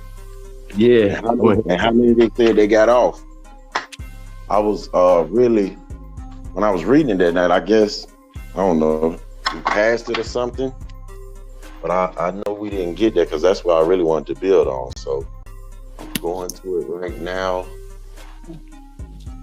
Yeah, that shit was good, bro. Hey man, that timeline serious. I mean, I suggest everybody that does research. That's even if you use their timeline, it'll give you like a skeleton of history. Yeah, but this timeline comes from. I mean, yeah, it's their timeline. Yeah, you're right. He got it from the UN. This timeline comes from the UN. I remember when they went to the UN, and then after they went to the UN, they were showing this timeline. Now, I don't know if they wrote the timeline themselves and took it to the UN. That I don't know. But if that's what they read to the UN, it was deep. If this is what he read to the UN, this is real right here. He did a real good job. I get this timeline from HEMOC. If you ever heard of HEMOC, I don't know what he got going on. I don't know like the bad stuff that a lot of people claim he got going on. Like I say, I take the good from everybody. I don't really care about their bad shit. It just let me know how to mess with a person. But like Umar Johnson, like I said, I don't deal with the brother at all, but he has dropped some good things. Like when he was talking about the what you do with that Jesus money in the bucket, I thought that was right on time. And when he talked to women about going to these schools with their kids and telling them how to deal with the system, I think he's right on time. But everything else he got going on, I don't agree with. You see what I'm saying? So I just took the bad, I threw it out the window, and I rock with the good. You dig what I'm saying? So with HEMOC, a lot of people saying it, like somebody told me the other day, they never seen nothing he didn't do good. And I've heard so many stories about HEMOC to where I don't know. I never put myself in that position because, like I said, I done heard so many stories about him to where I don't know if it's true or not. And I'm not going to put myself out there to find out. So I just took the good that I got from him. You dig what I'm saying? Absolutely. Okay, so here we go. This is when he first started NAACP. I believe it was 2 years ago. This is when they went to the UN. And I remember a lot of brothers talking about how HEMOC was telling them they was gonna get them in the UN, but we're not gonna go into that right now. Hey, first off, let's be clear. The NA or NIAAP is a great ass idea. So just keep that in the back of your mind. Oh no, see, this is what I'm trying to tell you. He did his thing. That's what I was saying. It's just when he first started it, this is when I knew. This when I met. I was dealing with Kia Bay, and what's the other brother name? The brother y'all build with. He's in the woods now. Chief Kalinago. Okay, they all was together. Kia Bay, Chief Kalinago, HEMOC, you always seen them together. They went to the UN with HEMOC, okay? And then it was a big fallout in the family. They all three of them went their own way.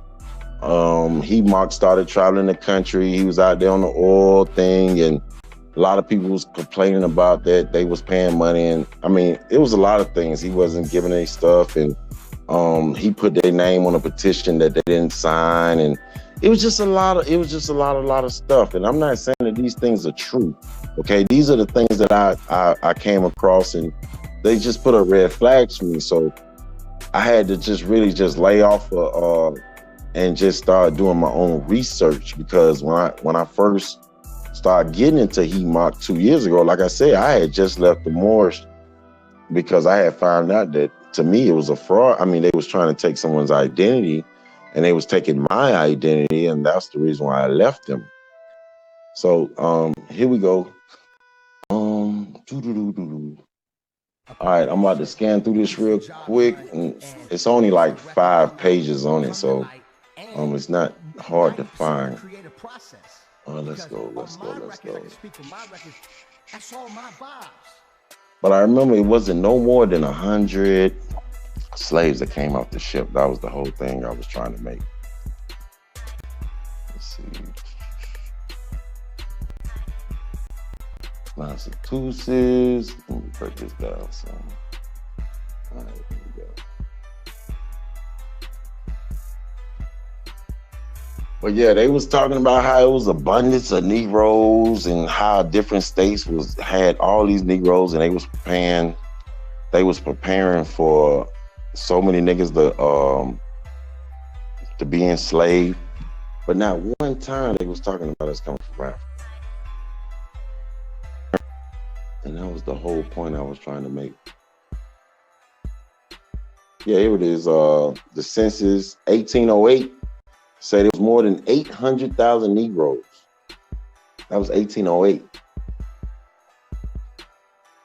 And you know those numbers was wrong, because when they came here, they haven't even covered all the land. They was just on the East Coast, working their way to the Mid-East. So you know that was wrong. Let's see.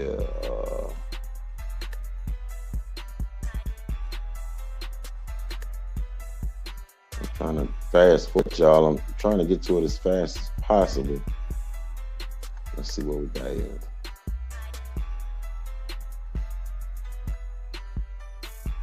Sierra Leone agencies, Paul Cuffey.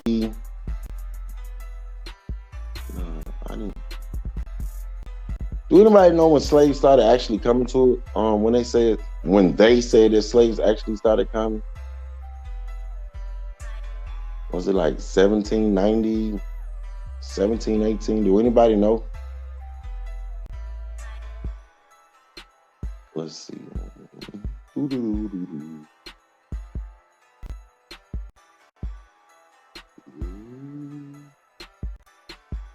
I know that wasn't it. They was removing folks by then.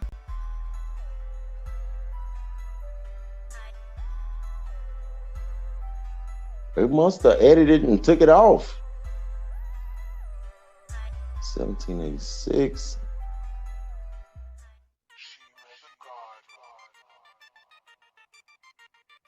Yeah, I don't see anything about slaves coming in. So let me see what's going on in the chat. I'm looking at this computer. Okay, 1619. Thank you. Somebody was 1619. So let's go back to 1619. I'm too far up on the line. All right, here we go. Boom. All right, now that's not true, Libra son. I'm gonna tell you why. My opinion, why it's not true. Because 1619. Let's see.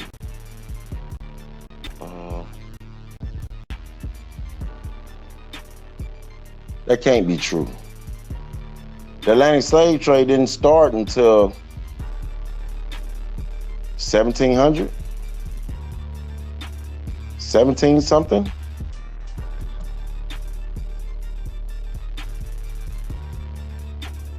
Okay, Takar, etymology on slave. I already know. It comes from Slavic, I believe, but I will pull it up just because you asked me. Okay, the etymology of slave, y'all. I'm about to do the etymology of slave. I know it had something to do with them Slavics. All right. Oh man, I'm still on YouTube. Let me get out of here.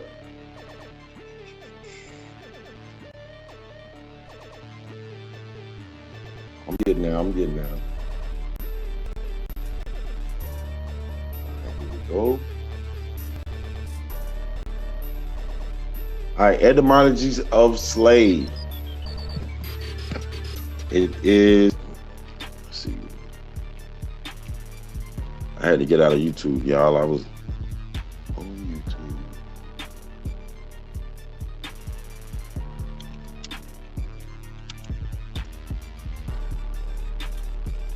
All right, here we go.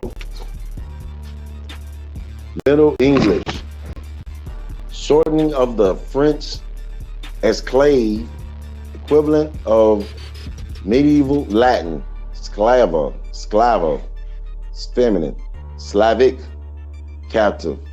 Some South Slavic peoples have been reduced to a servile state by conquest in the 9th century. Let's see. Now, a person who is legally property of another and is forced to obey them. That's what we're trying to get to, Takara. The person who works very hard without proper remuneration or appreciation. A person who is excessively dependent upon or controlled by something. A device or part of one directly controlled by another. All right, Takara, what you trying to get? What I'm supposed to see here? What am I missing? I know it's something I'm missing. Work excessively hard. So in medieval Latin, it was sclavo. In Old French, it was esclave. In Middle English, it was slave. All right, y'all. I don't know why you told me to look it up. I'm still looking. Normally, he'd been and told me what I'm looking for, or while we waiting on him. I'll leave that there and go back to where we was at.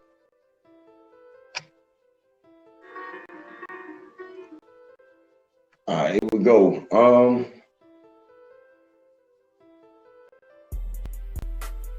Let's see.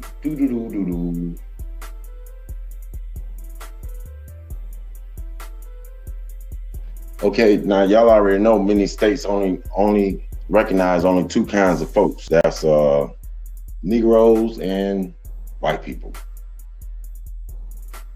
They didn't call them African. They didn't call them black. They just called them Negroes then. I'm scanning through this real quick.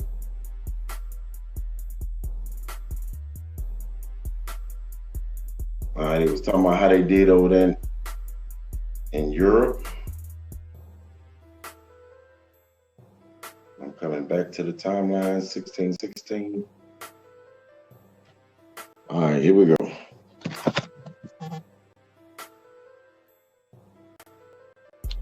The beginning of slave is from Slovenia. We were never slaves. They were brought here by the Moors. So now you know how, Takara, they said slavery was in reverse. So we kind of figured the numbers that they brought, those was what you call pale face slaves, basically. That wasn't us because we was already here. So the numbers that they brought here, I guess those was our numbers. We was indentured servers, I know that. Okay, no slave trade in 1640.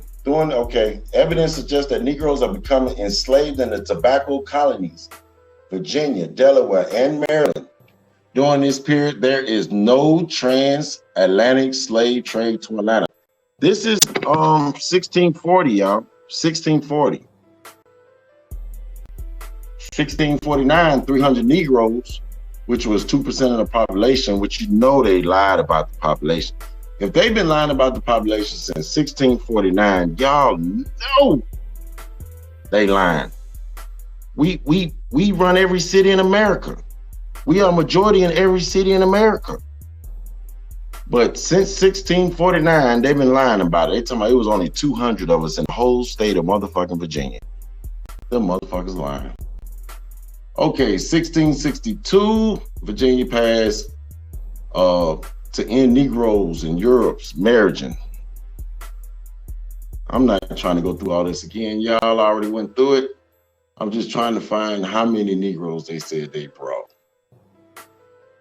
All right, that's what I'm looking for. And we're gonna see if we can find it real quick.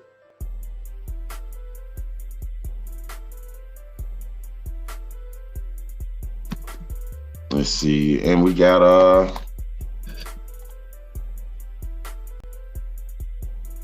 right, Takara, come on with it now.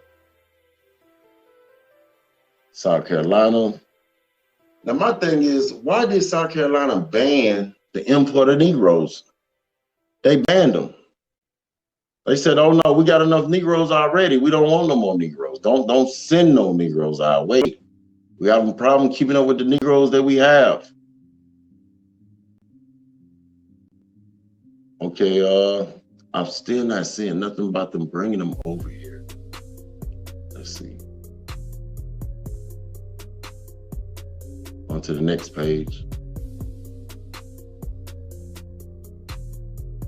Okay, here we go. And Still nothing about them coming in. Yeah, I don't think this timeline, I don't see it anywhere.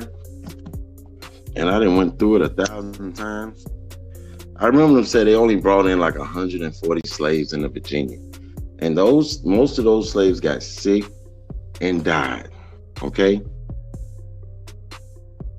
All right, here we go. Oh yeah, Anu, man, thanks a lot for those maps. Again, I got them today. I didn't have time to sit down and go through them, but I will be going through them in the morning or later on today. Man, I love those maps, Anu. Man, thanks a lot again. Thanks a lot again. Thanks a lot again. I don't know how my caller ended up doing maps, but now I'm starting to remember. When people give me a county, I'm remembering counties. I'm remembering the tribes that's there. It's awesome, man. It's awesome. Thanks a lot again. Anu gave me some maps. They just didn't give me the names of the tribes. They gave me, it let me know where I can, which way they migrated. It let you know which way they went. That's a big thing. That's very big. That's very, very big. So that's what's up. Now back to what I was doing. Like I said, I really didn't want to read this whole timeline. I'm trying to escape to the part that when they was bringing us in and when they stopped. Okay, here we go. 1806 is they say any black woman with straight hair was Indian. And if you didn't have straight hair, you was just black. See, 1807, the slave trade was abolished. So I'm going too far. Slave trade abolished in the United States. Maryland prohibits permanent residence of free Negroes.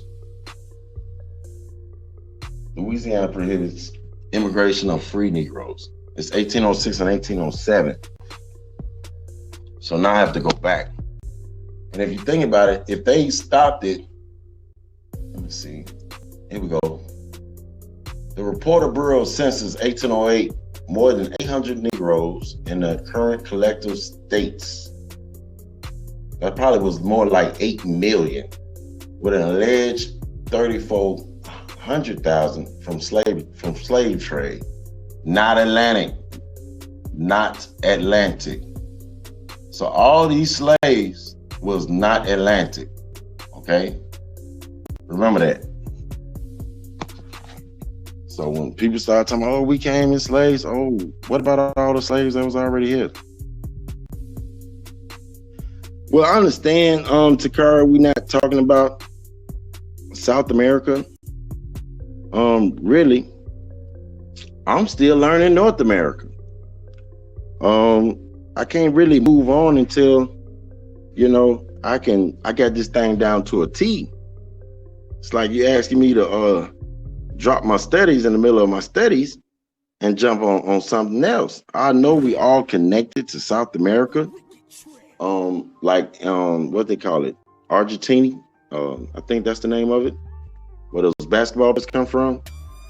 How is it that they're by the equator, but everybody that represents that country is damn near white, like bright and damn near white?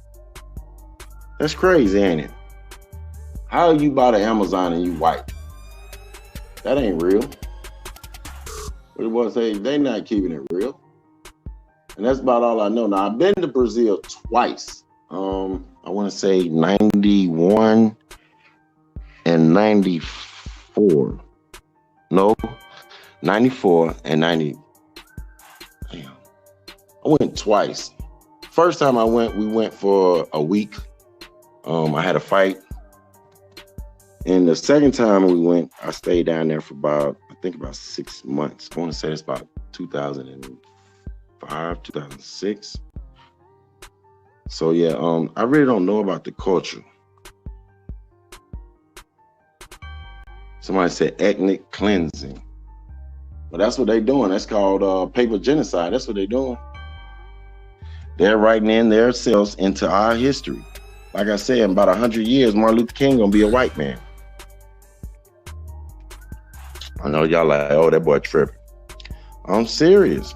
In about 100 years, Martin Luther King will be white. If we don't fix our problem now, Michael Jackson's gonna be white, Michael Jordan's gonna be white, Mike Tyson's gonna be white. They're gonna act like that's them. Floyd Mayweather's gonna be white. Y'all know that's crazy. All right, let's get back to this right quick. For somebody to get on and take it over. I know I'm probably boring. Like I said, I don't have no music or nothing I can crank up. Let's see. Yeah, I don't have anything showing Negroes coming in on boats. I got where they banned it. Okay, it's all lies in the date that you have. Check your backyard. That was going on in the South. What was going on in the Caribbean and what was going on in Canada all ties together. I believe it. Oh, I so believe it because I know they were shipping us from here to there, acting like they were shipping us from Africa, and they was bringing them from there, from here. And I also know that Jamaica was a hub, like they stopped at Jamaica. So yeah, I kind of believe that. So give me something that ties it all in, Takara. I know you got some type of treaty. You got some type of something I can pull up and read to these folks that ties it all in. See, with you being from the islands, I know you have more insight of what's going on over there. I'm from the mainland. So give me something, bro. What you got? Let's see what we got right here. Trying to keep it moving and search at the same time, and also have to remember that I'm online. Like I said, I've never been a radio personnel, even though that would have been fine. 1822.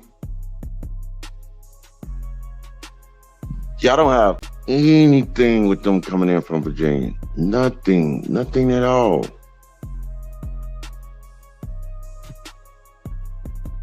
All right, what we got?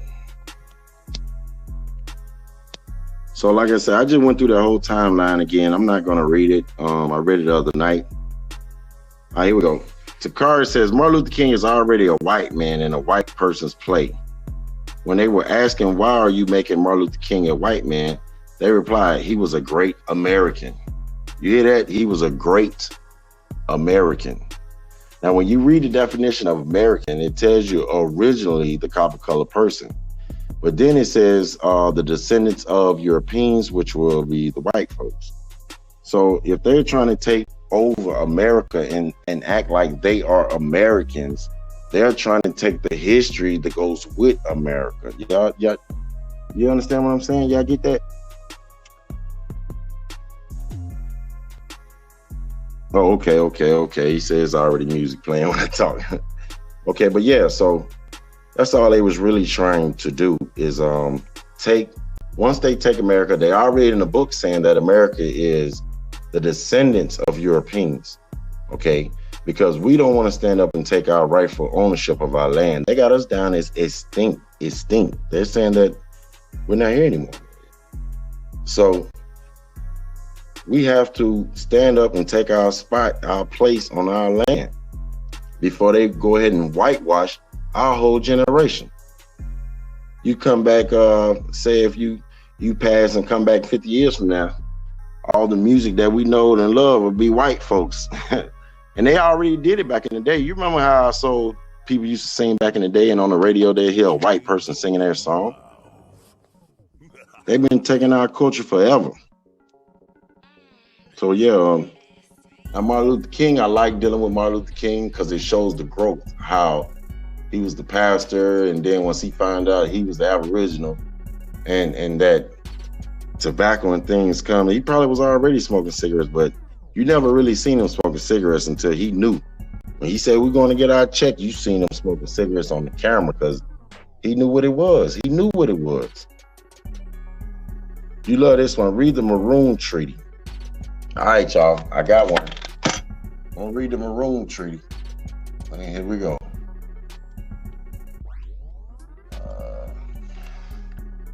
And y'all know I'm up. My boys out.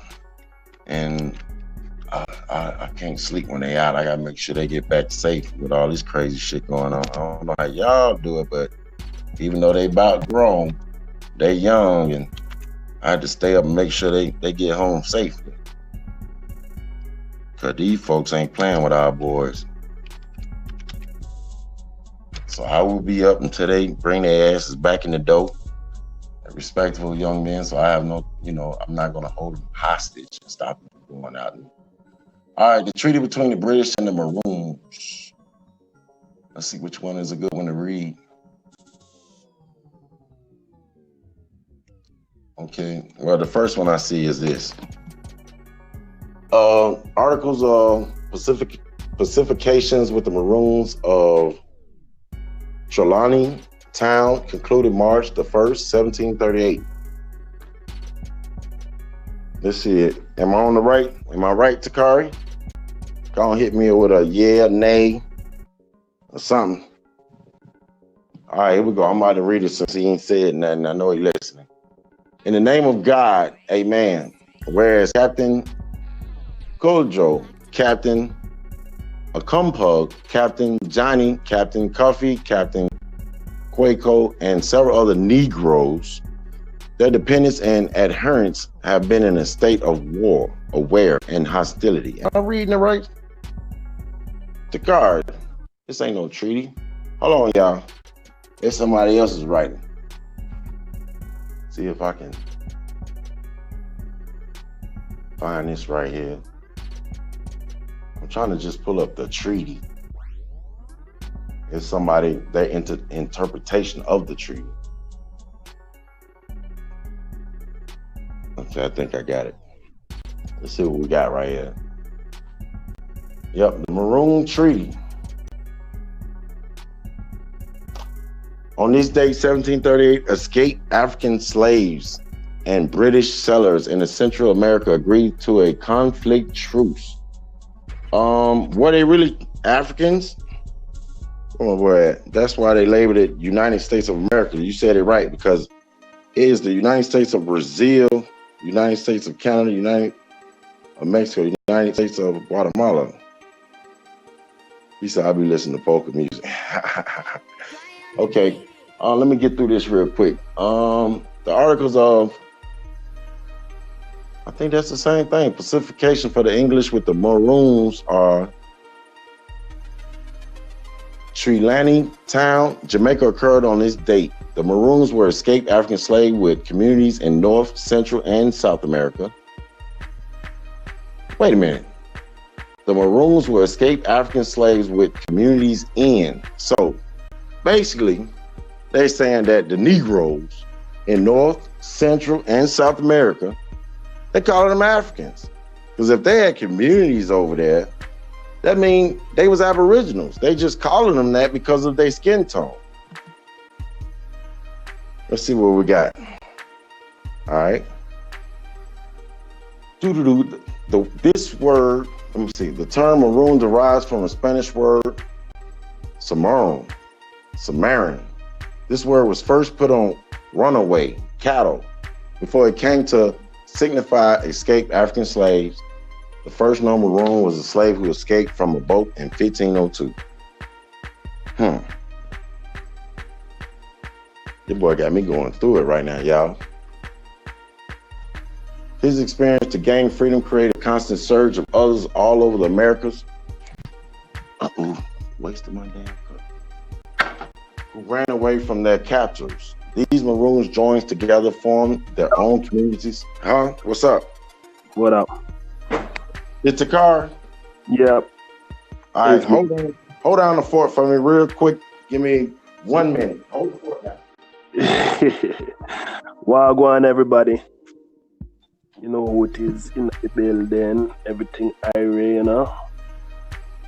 I see Trentis. Trentis, you asleep? Bones asleep. I am asleep. Black asleep. Brother, what it do, brother? I ain't sleep. I'm filling out application on Indeed. Wagwan, Trentis. Long time in I hear you. What's going on? What's going on, brother? 10. Yes, man. It's the good Lord blessing you.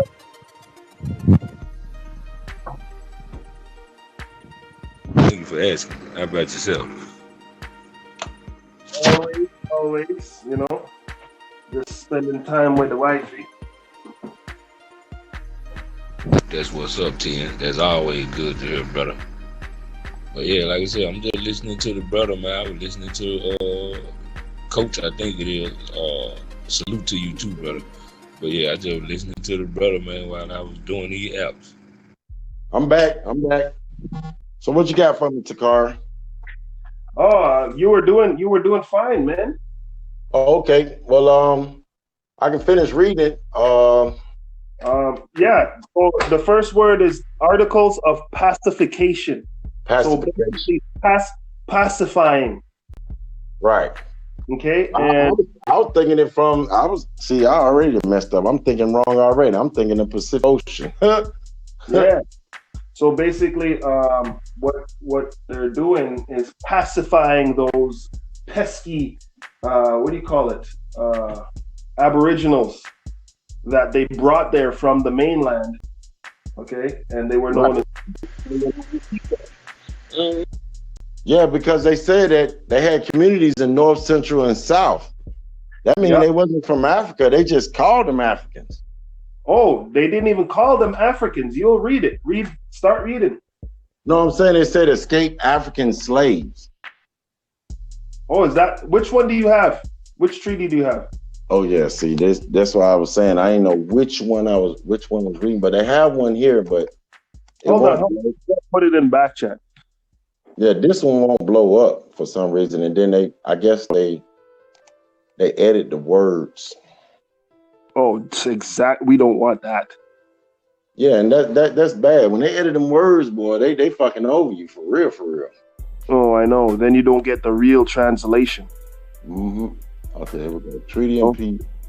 Hold on. Check this. There's this one here, which is, what is it? Treaty between the British. There we go. This one here, you will like this one because this one here gives you the real. Okay. Check the back chat. All right. So we got here.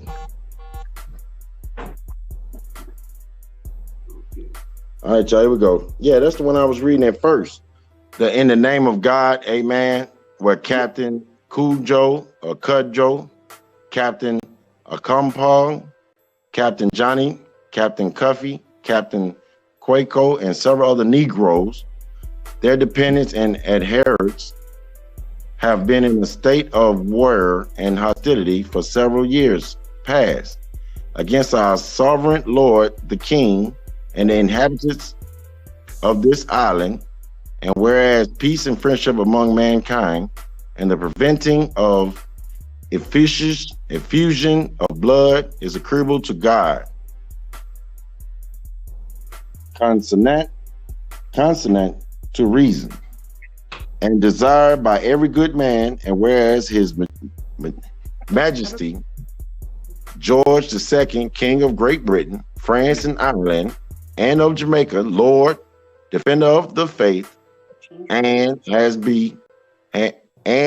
by his letters patent, dated February the 24th of 1738, in the 20th year of his reign, granted full power and authority to John Guthrie and Francis Sadler, Esquires, to negotiate and finally conclude a treaty of peace and friendship. Okay. What we got going on? So basically, what you got going on right now is that look at the king's title.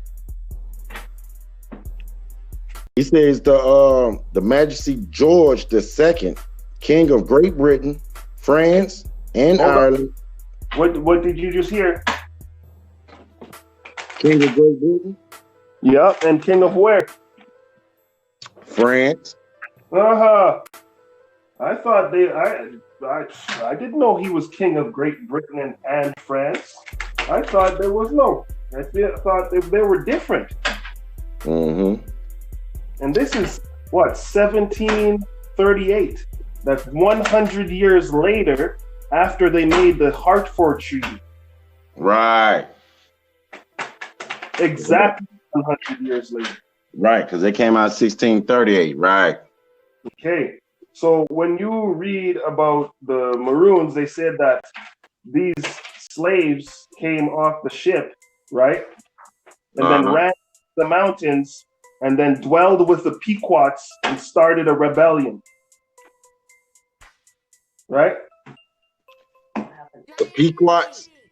Well, dwelled with the Taínos and started a rebellion. Okay. All right. Okay. Mm-hmm. Now the thing is that you're dwelling with the Taínos. You came off the ship, but you're known as a captain. I thought you're a slave that just came from Africa. How can you be a captain? Right. Yes. Right? Mm-hmm. Okay, read the last sentence that you just read. The Esquire. Esquire means lawyers. Okay. The representative of King George. Esquires, to negotiate and finally conclude a treaty of peace and friendship with the aforesaid Captain Cudjoe and the rest of his captains. And the rest of his captains. And the rest of his captains. Right. So were they infiltrators? Well, they was Negro. Yeah, of course. But I mean, so was the Narragansetts and the Mohicans. Wait a minute, that's 100 years later, though.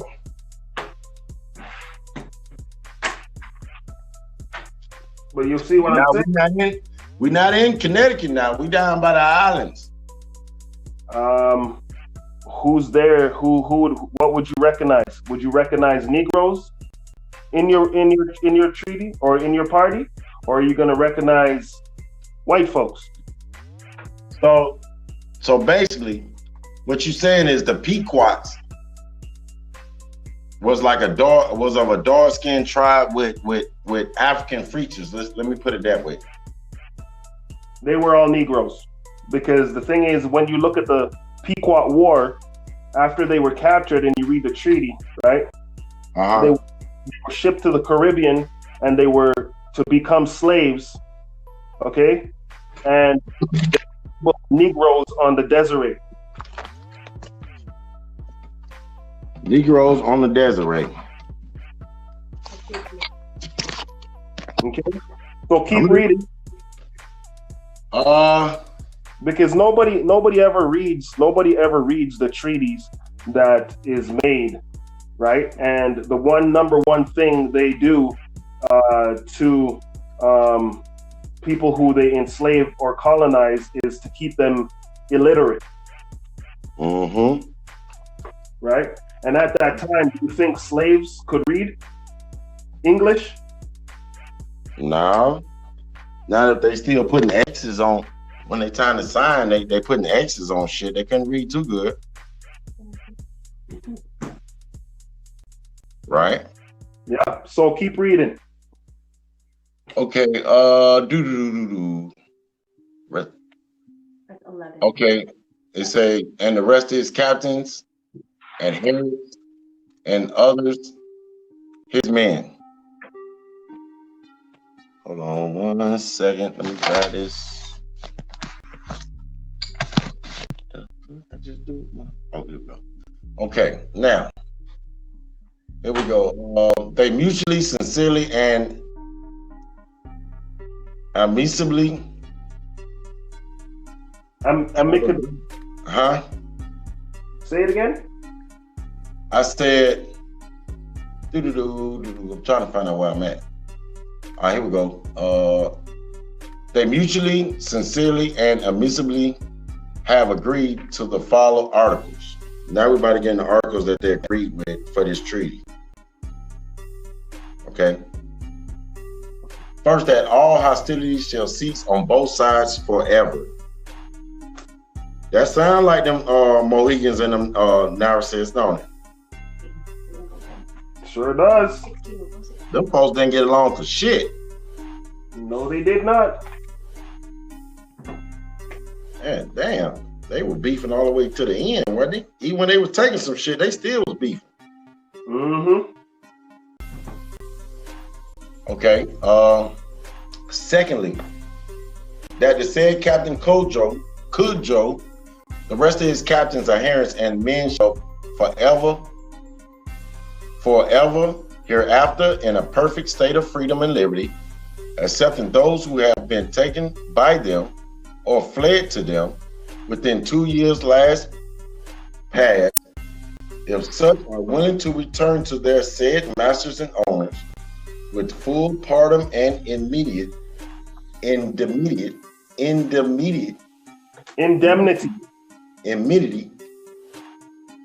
from their said masters or owners for what is past, provided always that if they are not willing to return, they shall remain in subject to Captain Kudjo, and in friendship with us according to the form and term of this treaty.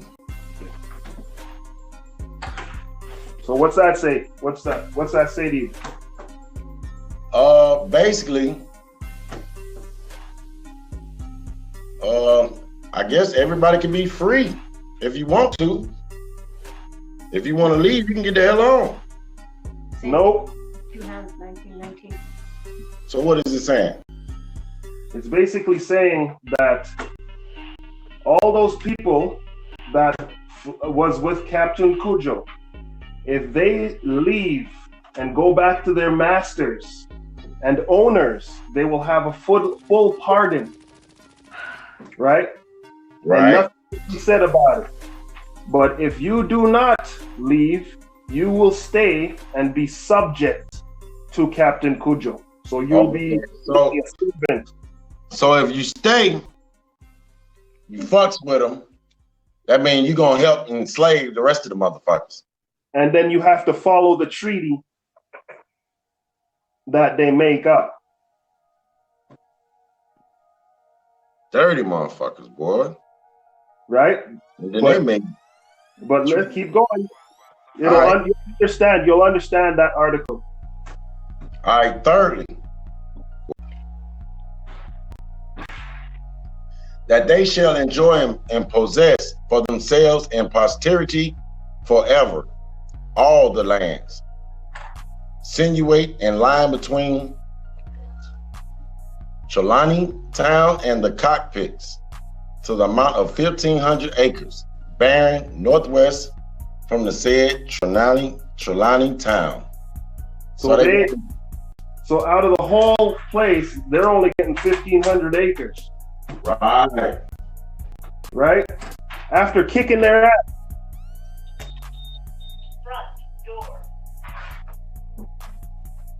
Say that again. So after beating up the English, right? Mm-hmm. Because they couldn't handle them, so they had to pacify them. This is a pacification. That's it. This is not even a treaty. This is basically just to calm them down. Because they beating up on the English. They're kicking the English ass bad. Man, the English some weak motherfuckers, ain't they? Well, only a Moor can handle a Moor, right? Only way they was good was through goddamn paperwork. That's all they did was pencil whipped us to death.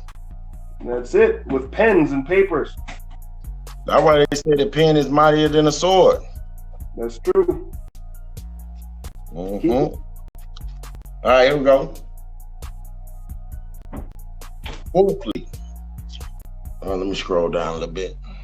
Grab my mouse. Fourthly, that they shall have liberty to plant the said lands with coffee, cocoa, ginger, tobacco, and cotton, and to breed cattle, hogs, goats, or any other flock, and dispose of the produce or increase of the said commodities to the inhabitants of his land, providing always that when they bring the said commodities to market, they shall apply fists to the customs or any other magistrate of the respective parishes where they expose their goods to sale for the license to vend the same. So basically, what they're saying is that they can grow anything they want, right? And they can bring their commodities to the market, but they have to apply to the customs and the magistrate for a license to sell their goods. And this is supposed to be their island, I guess. So they starting that goddamn contract shit. Well, yep. So, all right, here we go.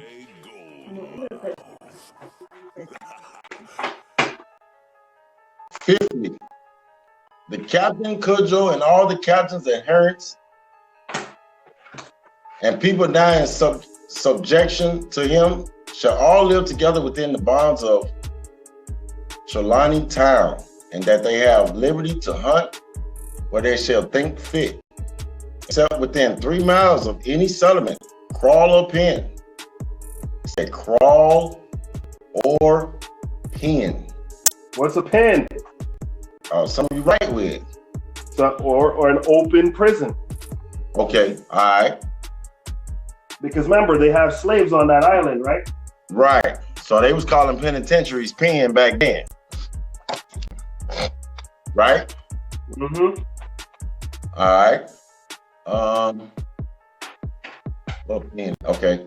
Provided always that in case the hunters of Captain Cudjoe and those of other settlements met, then the hogs to be equally divided between both parties. So if you go too close to somewhere and you kill something, you got to share it. Basically, you got to share it. You got to split it down the middle. Split it down the middle. All right. Sixthly, I didn't even know that was a word. Neither did I. All right, here we go. That the said Captain Cudjoe and his successors do use their best endeavors to take, kill, suppress, or destroy, either by themselves or jointly with any other number of men, commanded on that service by His Excellence the Governor or Commander-in-Chief for the time being. All rebels, whosoever they be, throughout this island, unless they submit to the same terms of accommodation granted to Captain Cudjoe and his successors. So he can kill any goddamn thing he want. Read it again. That's what he's saying. That's what he's saying. But he can suppress anything. He can just fuck up your town, and you can't do shit about it. So if you got a whole island of people that you have made slaves, and if they want to rebel, Captain Cudjoe and his men will join with the Commander-in-Chief, which is the Governor General, to fuck you up. Right. So now they've made Captain Cudjoe a slave to the Governor General and the Prime Minister. But he can do whatever he want, though. That's right. But he can't. He only can stay in Trelawney Town. Was he black? Was he a Negro? Yep. That's why. So now it's basically like saying he's now that group of people is now an ally. Right. See what I'm saying? I got you. Unless they follow that treaty. So he could kill any rebel, anybody who decides, oh, we're gonna be let's fight against this English. Well, you're done. But isn't it more indigenous aboriginals in Jamaica than it is pale faces? Mm-hmm. So they can take their island anytime they want to. Yeah, but these guys are stuck. These guys remember, they can't read. They can read now, can't they? Yeah. But the thing about it is, who's read the treaty? Did you ever read the Hartford Treaty?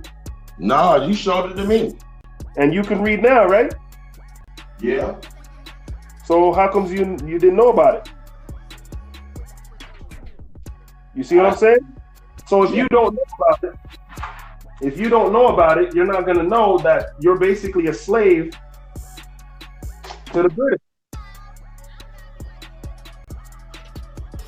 And all because of some paper said so. All because some people said so. That's why I wasn't living back then. I've been a dead motherfucker. I'm serious. Can you imagine going back in time and like being there for all those treaties? Be like, and yo, with the knowledge that we know now, this is what this says. If I can go back with the knowledge I know now, we wouldn't be here where we at today. I'm gonna tell you that now. We'd be in hover cars and freaking teleporters. We won't be studying their asses. Nope. They'd be like, damn, I thought we can go over there. No, motherfucker. They got a show where they go back in time. There was a time when a guy trying to fight for his rights, his name was Paul Vogel. Mm-hmm. Right? And he asked the Maroons for help, and the Maroons said no. And why? Because they are subjects to that treaty. And as long as subjects to that treaty, right, they can't do nothing. Right? So basically they would have to turn in that rebel.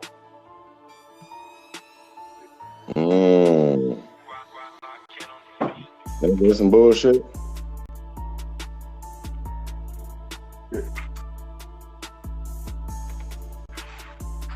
Let's see what we got going on here. Oh man, we still got a crew. We got a crew up late night with us. All right, I'm gonna go to 7. Yep. 7 that in case, huh? Hey, next time you go and do anything, just be like 7th Fleet. Right. 7th Fleet. That's crazy.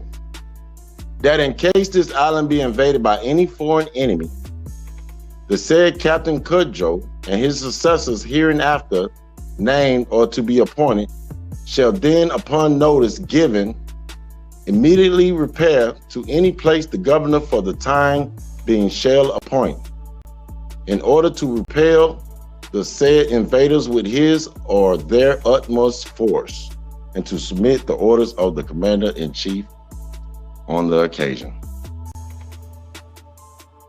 What's that so basically, he just saying to fight their ass. Fight who? Anybody that come on this goddamn island ain't from here. Right. If the Governor General says jump, what's Captain Cudjoe say? Jump. How high, boss? Right. I'm feeling froggy, boss. I'm feeling like a frog. 8th, that if any white man should do any matter or injury to Captain Cudjoe, his successor, or any of his or their people, they shall apply to any commanding officer or magistrate in the neighborhood for justice. And in case Captain Cudjoe or any of his people shall do any injury to any whiter person, he shall submit himself or deliver up such offenders to justice. Them crackers ain't shit. What does that say? What the Bible say? No. Actually, what does it say? It says what the Bible say. What's that?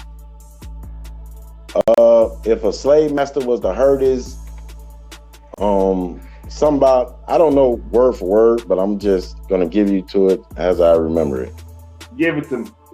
It's saying that if your slave master hurts you, as long as he don't kill you right then, he good. You see what I'm saying? Like, but if you die from your injuries a few days later, he's still good. And that's basically, So what you just read is basically is if Captain Cujo, if we do anything to you, we're gonna talk about it. No, they have to bring those people to justice right away. They're gonna talk about it. That ain't nothing but talking about it. They're not saying that they're gonna be convicted. If a white man does anything to Captain Cujo, they have to apply for justice. That's what I'm saying. But if a white man does, or if they do anything to a white man, they have to turn themselves in ASAP. Then right away. ASAP. And you ever notice it's a whiter man? It's that whiter. It's the same way here though. Like, look at the difference. Run and hit a Negro and keep going, and then hit a cracker and keep going. What's the difference between them two? The whiter man, or what they say, whiter person, man, it's gonna be all over the news. And then when they find you, they're gonna throw the book at you. If I heard another one of my people, they like, oh, he doing the job for me. I'll be out in a few years. You dig what I'm saying? Mm-hmm. So that's all it's really saying is we don't give a fuck about y'all. If y'all fuck with anybody white, we gonna fuck y'all up. And if somebody white fuck with y'all, we'll talk about it.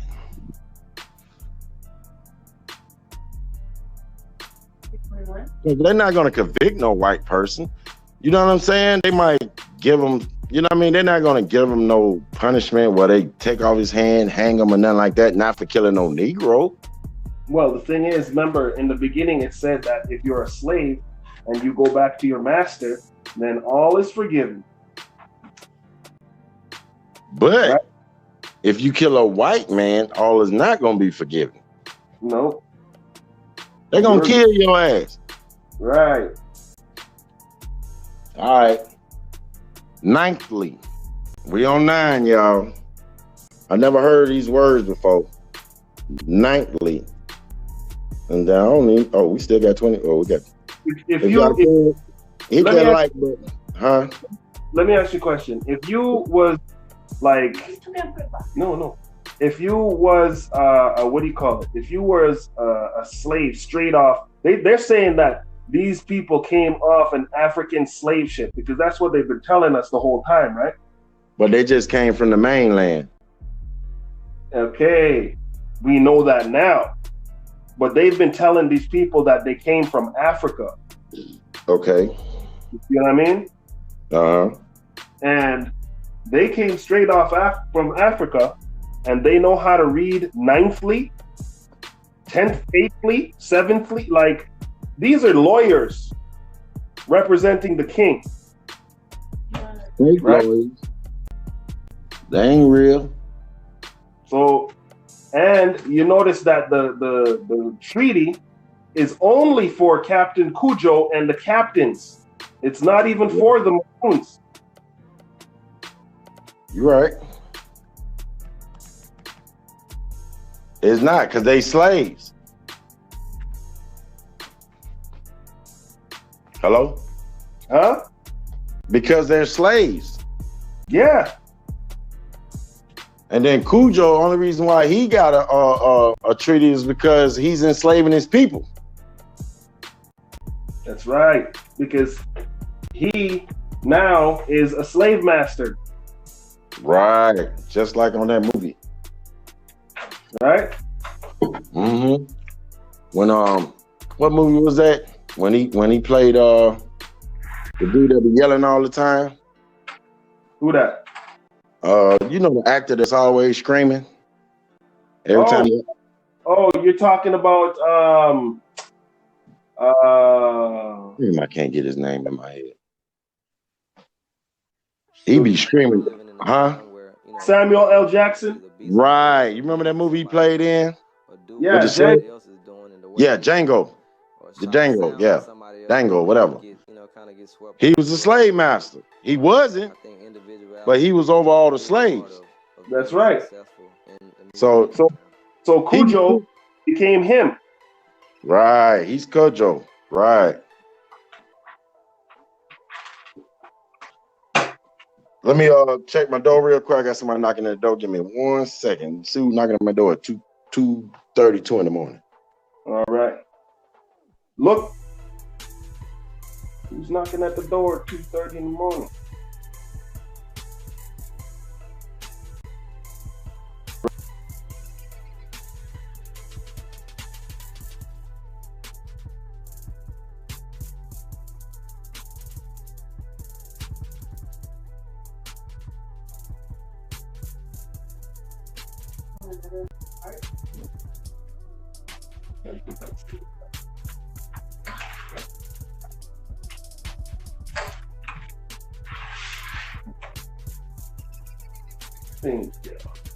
Okay.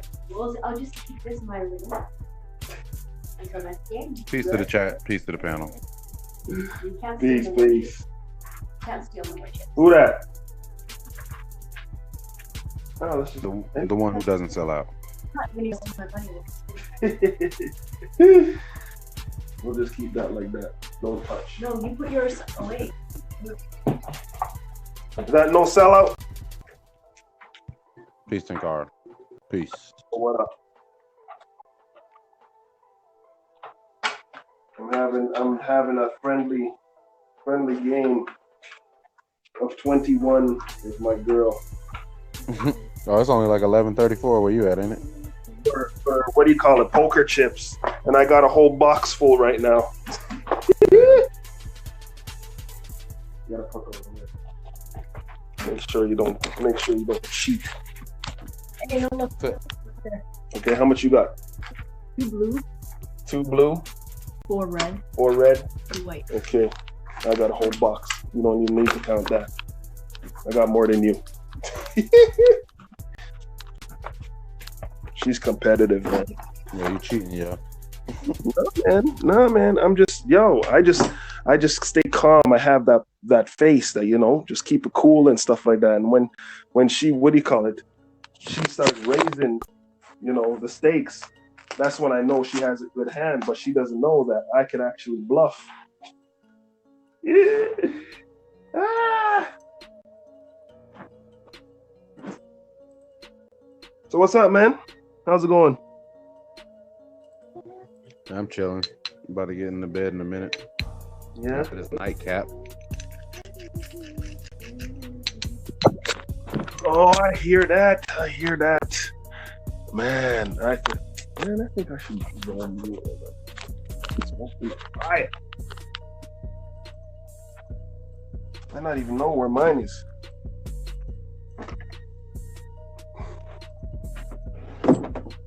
Is it legal where you are? It is in my house. And in my car. Yeah. But nah, in DC, like 3.5 hours away from me, it is. Oh, okay. That's funny. So Washington DC? Yep. Nation capital. That's funny. How is that possible that the nation capital is legal, but nowhere else? That's just stupid. No, they're whack as shit. But it's all right though. I like going up there, just so I can do whatever the fuck I want in front of the cops. They don't care. Obviously, I can't sit in my driver's seat and smoke in their face, but passenger seat and all the other shit, they ain't really fucking with nobody. Did you ever go check out Benjamin Banneker's artwork? Nah. You talking about DC? Yeah, man. No. Man, I'd go check that out and see if the energy is like, I'd bring a Geiger counter. You know what I mean? Yeah. Geiger counter. Where you from? North Carolina? Who that? Me? Or obviously he ain't talking to Takara, damn. Nah, I'm in Virginia, yo. I'm in Virginia Beach. Oh, Virginia Beach. Yeah. Oh, I've been there. You right across the line from Norfolk. Yeah. Mhm. I'm damn near. I got a Norfolk. I got a welcome to Norfolk sign around the corner from me. I know.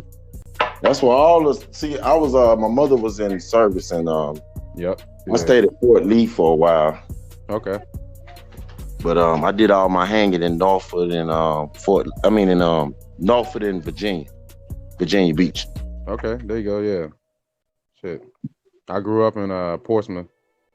Okay. And then ended up moving to Virginia Beach.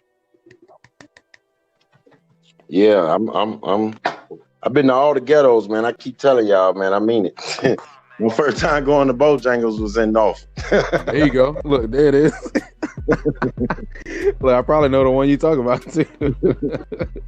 It's the one right before you going to Norfolk from Virginia Beach. Yep, exactly. Northampton Boulevard. I know exactly what you're talking about.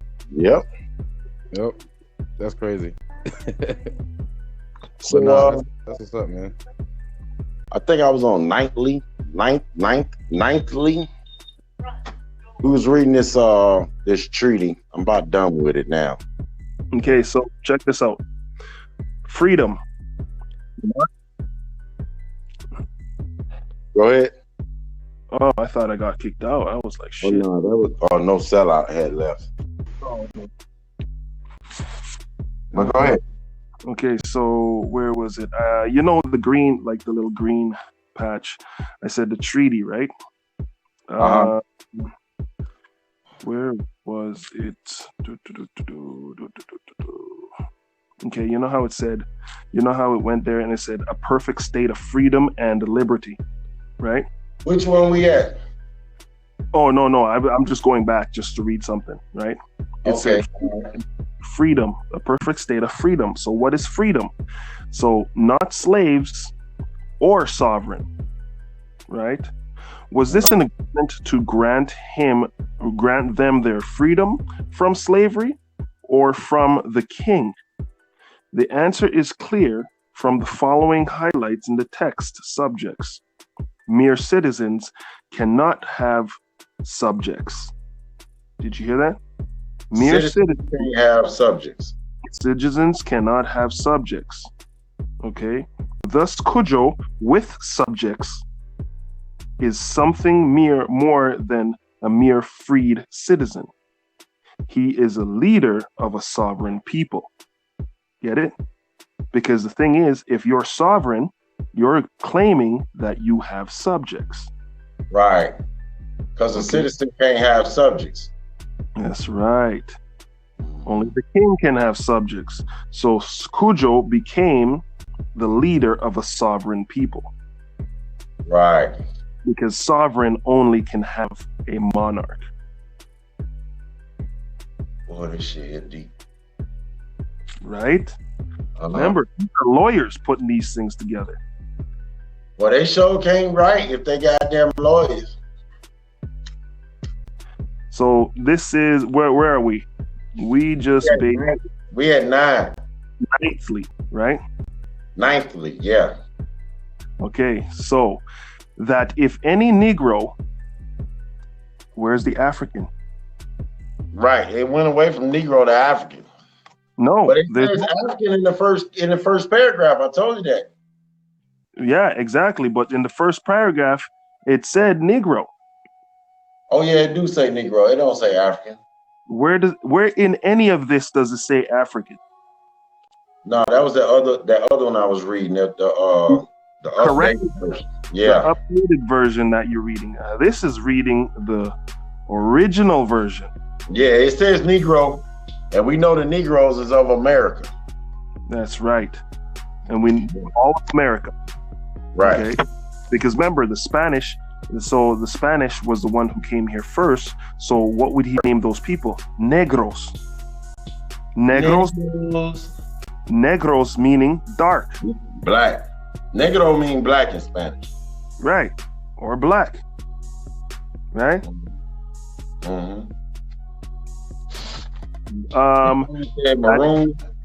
If any negros, right, shall hereafter run away from their master or owner, and shall fall into Captain Cujo's hands, they shall immediately be sent back to the chief magistrate.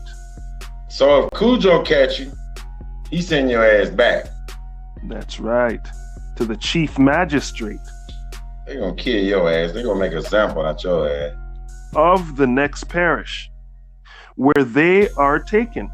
So the next parish over, say you're running away. You can't stand this bullshit no more. You think that you can run away to the Maroon Treaty or the Maroons' lands, right? That's been given, right? Cujo and his people send you straight back. How the hell they know the difference? We in Jamaica. Yeah, but the thing about it is, you're going into Trelawney Town now. If you follow the treaty, remember, you're now a part of this treaty. See? So you can't mix in with everybody. Is what you're saying? They don't. It's not like here where the Pequot went and ran and mixed in with other tribes. Yes, but the thing is, they just created an ally. They just created allies amongst their own people. Right, I know what you're saying. Cujo is the ally, and the people that work for him. Right. So that means that they coming for you, basically. Him and his captains. And they on the island raising hell. And they're on the island. If you get out of trouble, Cujo will come get you. Goddamn. If you to be a rebel, Cujo will come get you. I wonder who's related to Cujo still living. There's still captains there that are related to Cujo, right? Descendants and stuff like that. But the thing about it is, have you ever heard Stephen King's Cujo? About the dog? About a dog who got bitten by a vampire bat and started killing his own family. Oh, that's what happened to him. He got bit by a bat. Yeah, I forgot the beginning of the story. I just know he was murking motherfuckers. Okay, he was killing his own family. Boy, you hell, boy, in these damn movies, boy. I'm telling you, you better get your own show fucking with me, dog. You is tough. I just go. Hey, man, I love my people, yo. And I ain't about that, but I always knew Cujo, that movie with the dog, had some meaning to it. I just did not know what it was, and you just put me on. I know now. But the thing is, think about it. It's a dog that got bitten by a vampire bat. That's the cracker, the vampire. And he got rabies, and he started killing his own family. The rabies make you forget about who your people are. Make you forget about who your people is. And make you very aggressive. Very aggressive. Right? And thus bring them, or where is it? Let me go back. Somebody in the chat, remember Cujo, the dog. Remember Captain Cujo. Might want to go back and look at it again. All right, go ahead, Star. So, Chief Magistrate of the next parish where they are taken, and thus that bring them are to be satisfied for their trouble as the let me get this a little bigger here. As the legislator shall appoint, the assembly grants the premium of 30 shillings for each fugitive slave returned to his owner by the Maroon, besides expense. So, does that sound familiar? Doesn't that sound familiar to the 1638 Hartford Treaty, where they were when they were paying people? If you find, it's the same treaty. Kind of like the same thing, isn't it? Well, you know all them bad words in it, but other than that, it's the same treaty. they're creating allies against their own people. So basically, you think COINTELPRO started in the 1920s? Nah. No. It started in the 1600s. It probably started in 92. They had to, because they couldn't beat us. They had to get us to beat us. That's right. But it must have started in 1492 because who brought Christopher Columbus over here? Pedro de Moor.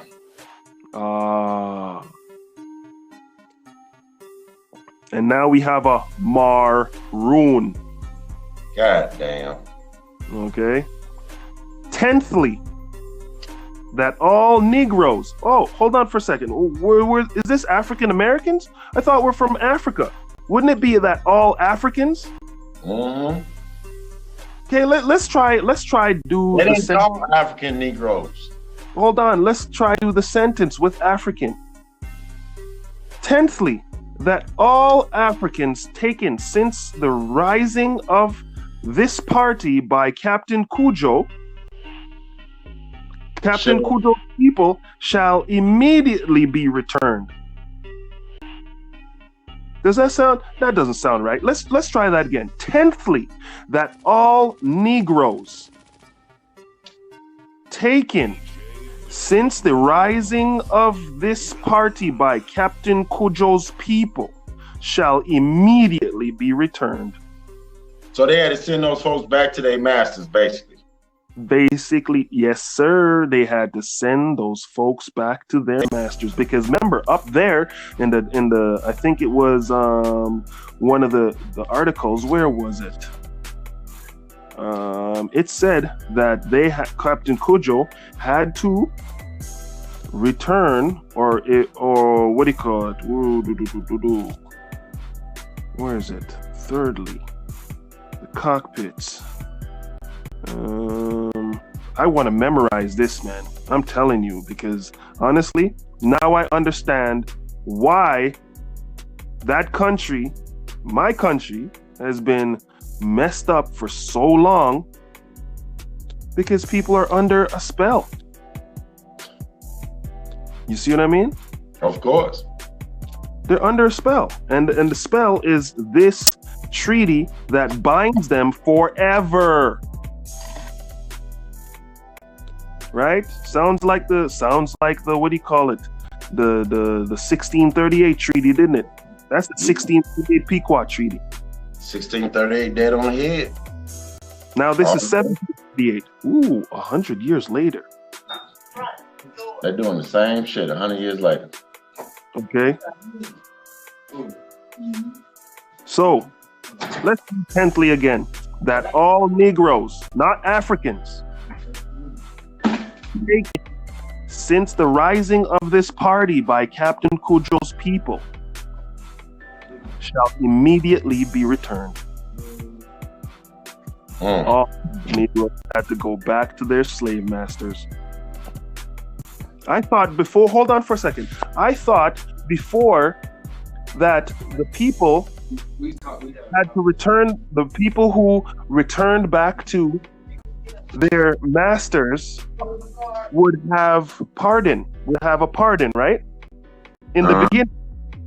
This is in the beginning, right? They would have a pardon in the beginning, right? But if they did not return, they would have to be subjects to Captain Cudjoe. So the people, if he didn't take them back, they was his, basically. Yeah, but why is it in the tenthly that all the Negroes, see, it says that all Negroes taken since the rising of this party by Captain Cudjoe's people shall immediately be returned. They don't want to give him too many Negroes. They don't want to give him too much power. No, that's a contradiction. They gave him those people. Because they told him, they said, if you don't turn them in, they're your subjects. And then the next minute they saying, you gotta turn them in. Yep, every single one of them. Damn. So it makes you ask that question. These lawyers or liars were pretty damn sneaky in screwing them over, wasn't it? Because they lied. They didn't know how to read. Uh-huh. That shit crazy. Are you ready to go to the next one? Oh yeah, go ahead.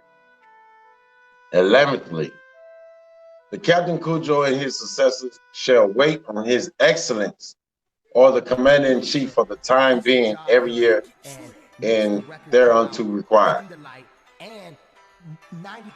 So who they gotta wait on? His excellence. Who's the excellence? Commander-in-chief. Who's the commander-in-chief? The governor. It's not the king. Who is his excellence? Every year he has to wait on him? What's a waiter? What's a waiter do? What's a waiter known as? A servant, right? Yeah, he got a servant. That's right. Well, these words a trip, boy. Because I'm thinking wait on the motherfucker. Not thinking wait to like serve him. You know what I mean? That's why words is so serious. He has to wait on his excellency. Listen, when you listen to it, that Captain Cujo and his successors shall wait on his excellency, or so he has to wait on the king. So let's see. Hit that blue button. Let's see. Well, hold on. Bobby said we confused. How we confused, Bobby? Go on, let me know how we confused. He said we confused. He said you guys are confused. All we're doing is reading a treaty. That's so all maybe, we're. So maybe Bobby can explain to us how we are confused. Come on, Bobby. Go on, shoot me don't let me know what you're talking about, man. All right, here we go. He said the only slavery was the free state, slave state gain for Westerners' expansion. The Indians are confederacy before tribes, that is. That's it. You heard what I said? Yes, really? Did he read the 1638 treaty? I don't think he did. I don't think so either. Because, let's see what wait means. Can you hit that button and see what wait means? See what wait means? You know how it has the highlighted wait on his excellency? Right. I got you. Say no more. I got you. So that we can explain to this man who hasn't done his research. Am I doing the definition or the etymology? No, you're just going on to the button. There's a highlighted button that says shall wait on his excellency. So you can hit wait on his excellency. Do you see it? Hold on. I got off of it somehow. Go back to 11thly. All we're doing is reading a treaty, bro. Because the thing about it is, the first thing that colonizers do is to keep people illiterate. It's crazy. And people need to understand that if you have a treaty, it's the law of the land. It's basically law now, right? Another institution. All right, here we go. You have 11thly? Hold on, I done messed up. Oh man, I done messed up. All right, here we go. All right, it says, this is ambiguous. The concept of waiting on his excellence implies a certain subservience, as if a Cujo was a courtier. However, it is equally likely that it was merely an agreement to keep negotiations, the lines of communications open, expressed in arrogant colonial style. Even if this is not the British intent, it is doubtlessly the way it was explained to the Maroons.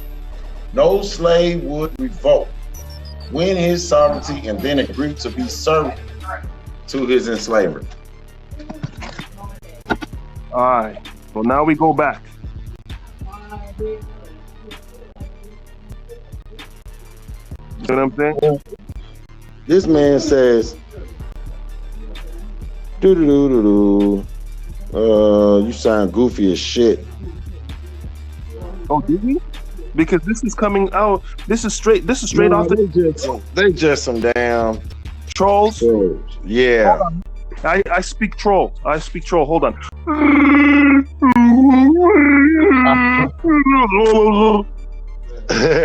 Suck your mama. Y'all hear that? He's speaking y'all language.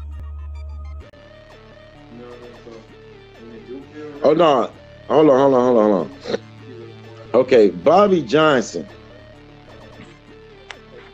And then I think Evan Lynch. He was like, at Bobby Johnson, what the fuck? You sound goofy as shit. So he's talking to him. I had to get that straight. Okay, yeah, I got you. Yeah, I ain't understand, but yeah, I got you now. All right, but go ahead, Takar. Okay. Where were we? We're at 12th Fleet. Yeah, we're at 12th Fleet. The 12th. Okay. That Captain Cudjoe, during his life, and the captains succeeding him shall have full power to inflict any punishment they think proper for crimes committed by their men amongst themselves. Death only accepted in which case, if the captain thinks they deserve death, he shall be obliged to bring them before any justice of the peace, who shall order proceedings on their trial equal to those of other free Negroes. So basically, what that's saying is that Captain Cudjoe could beat your ass anytime he wants if you is a criminal. So basically, they just turned Captain Cudjoe and his men cops. And the judge. Right? If he basically says, you know what, this motherfucker has to be put to death, he has to bring them to the magistrate. Okay. Well, we at 13 now? Yep. And shall order procedures for the trial equal those of other free Negroes. So obviously on the island, there were people on the island who were free Negroes. Not everybody was slaves then. No, we on 13 now, ain't we? Yep. It says that Captain Cudjoe with his people shall cut, clear, and keep open large and convenient roads for Trelawney Town and Westmoreland and St. James, and if possible to St. Elizabeth. Yep. So you notice it says Westmoreland. Right. Westmoreland. Mm-hmm. You see what I mean? So the Moors have been around there, obviously. So the Moors are there. Okay. Let's see. 15th. We're on 14th. Oh, it's 14th. Okay. 14th. Let's see. So it says that two white men to be nominated by His Excellency or Commander-in-Chief for the time being shall constantly live and reside with Captain Cudjoe and his successors in order to maintain a friendly correspondence. Yeah, they trying to watch his ass. Right? Just in case. They just made this treaty with a dude who could probably kill you in a second. Right? Mm-hmm. So, friendly correspondence. And then it says in really tiny letters. You ever notice it says really tiny letters? With the inhabitants of this island. Okay? Not dominance. Correspondence. Someone said, I ain't mean to cut you off. No, go ahead. He said that there's a theory that Maroons are really the slave catchers of the runaways that took it on one to the mountains. Exactly. Well, isn't that what it said in the treaty, that if they find any runaway, they have to bring them back to the master? Right, and the master must be in the mountains then.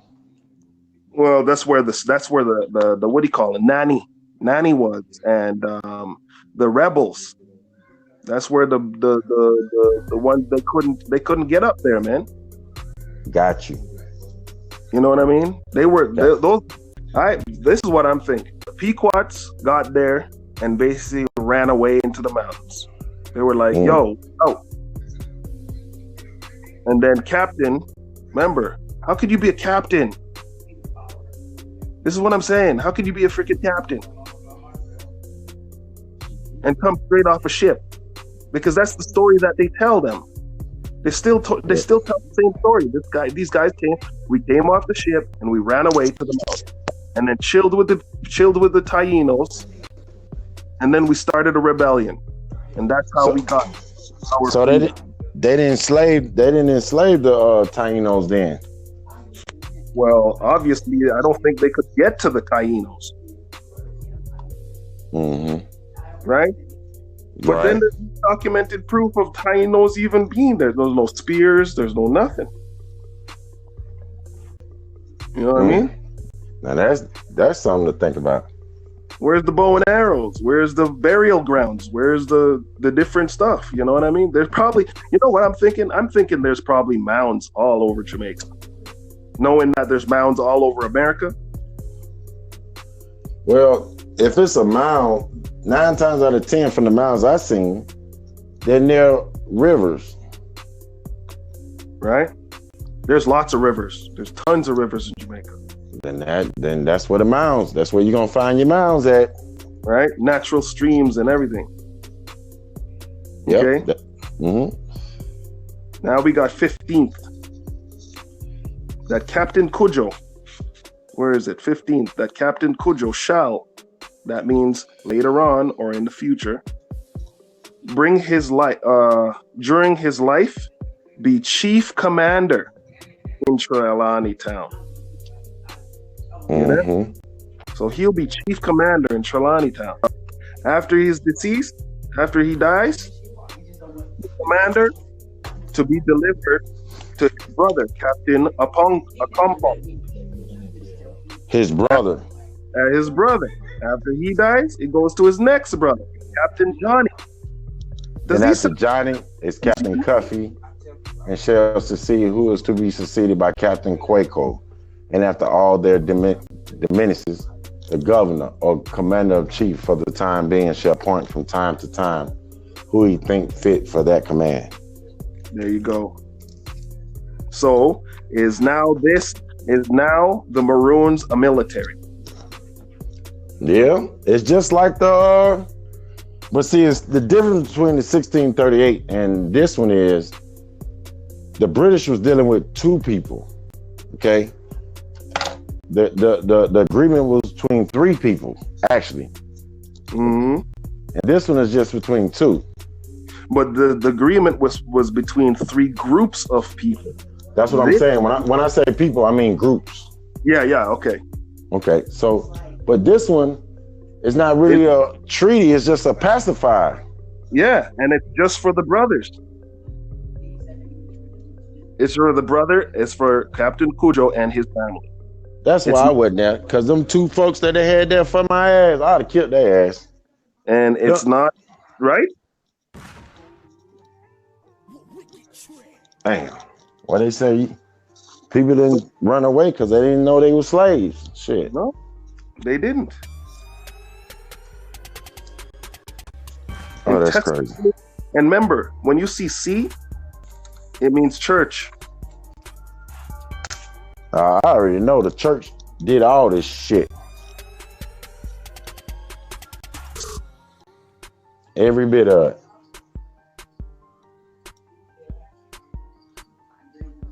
Look at the bottom. Read the bottom. It says in testament and C and C. So that's and church and church. Uh-huh. And then it says treaty courtesy of the Crest Collection of Business and Economic Lecture.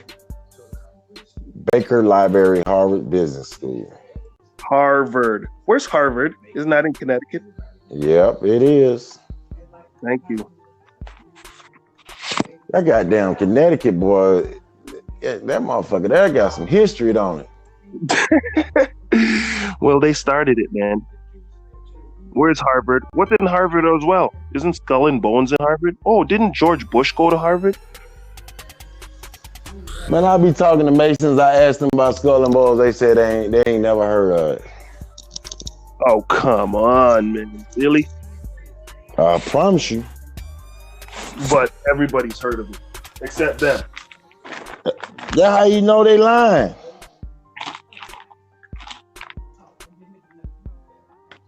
No, they heard of it.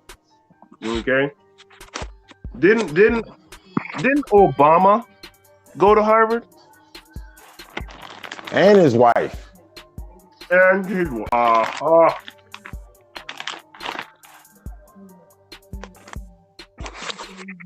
Didn't most of the presidents go to Harvard? When you think about Skull and Bones, what do you think about? When I think of Skull and Bones, I think of Pirates on Sea. Thank you. Where does pirates usually hang out? In the Caribbean? Pirates of the Caribbean. Check that shit out. You see that shit? Who do you think hired most of the freaking, what do you call it? Captains. Say that again. Who do you think hired most of the captains to mess up the ship? Who hired him? Which country hired mostly pirates to mess up the ships? Spaniards? Spaniards, the English, the Dutch. They was pirates though. They been pirates. Right? And then when you read the Barbary Treaty of peace and friendship with Morocco, what were they trying? They traded this treaty to control the waterways so that pirates would be screwing them over. All right? Yeah, man. That's so this just showing you for you all that missed the last one. We did the 1638 treaty. If you can't go back and read it, it's about the Pequot, the Mohegans, and the Narragansetts. And 100 years later, they come out with a treaty. This treaty here, 100 years later, and it was, I guess it comes from Harvard. Am I correct? Yeah, this is the ones at Harvard Business School. They had one. So basically, they're not putting in the freaking, what do you call it? The African American, they're basically like these were Negroes. Okay. Negroes are we all know are the descendants of this land known as America. And America, if you know geography, Jamaica, it dwells in the Caribbean, and Caribbean islands would fall under the Constitution of the United States of America. You notice that it didn't fall under the Spaniards, did it?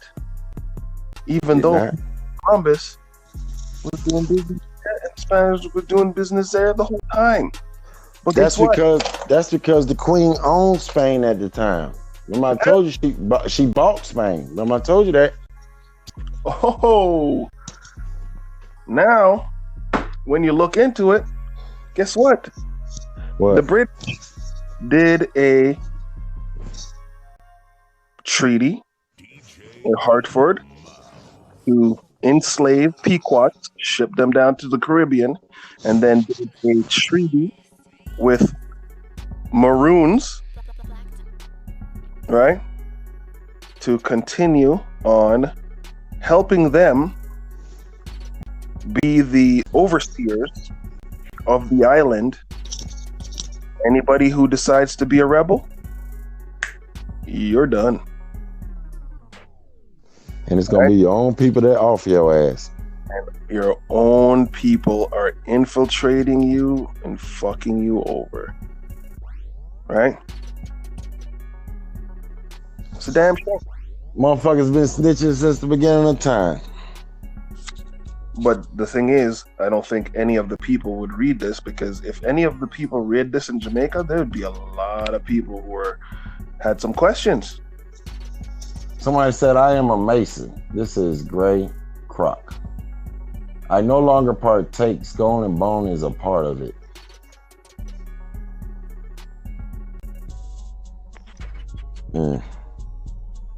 My son. They said it, that's what Mason stand for, my son. They said it, only thing that you learn in Masonry is that you, when you get to your 32nd degree, that is, they tell you the God that you've been searching for is you. And the person that tells you it is responsible for you, for telling you that information. That's the reason why they make you go through so many degrees. I don't know if it's true what I just said. It's what I've been told. So let me throw that out there, okay? Just throwing it out there. Okay. Somebody said the same shit I've been talking. Masonic Order. That's a Black Indian. He posted that in the back chat.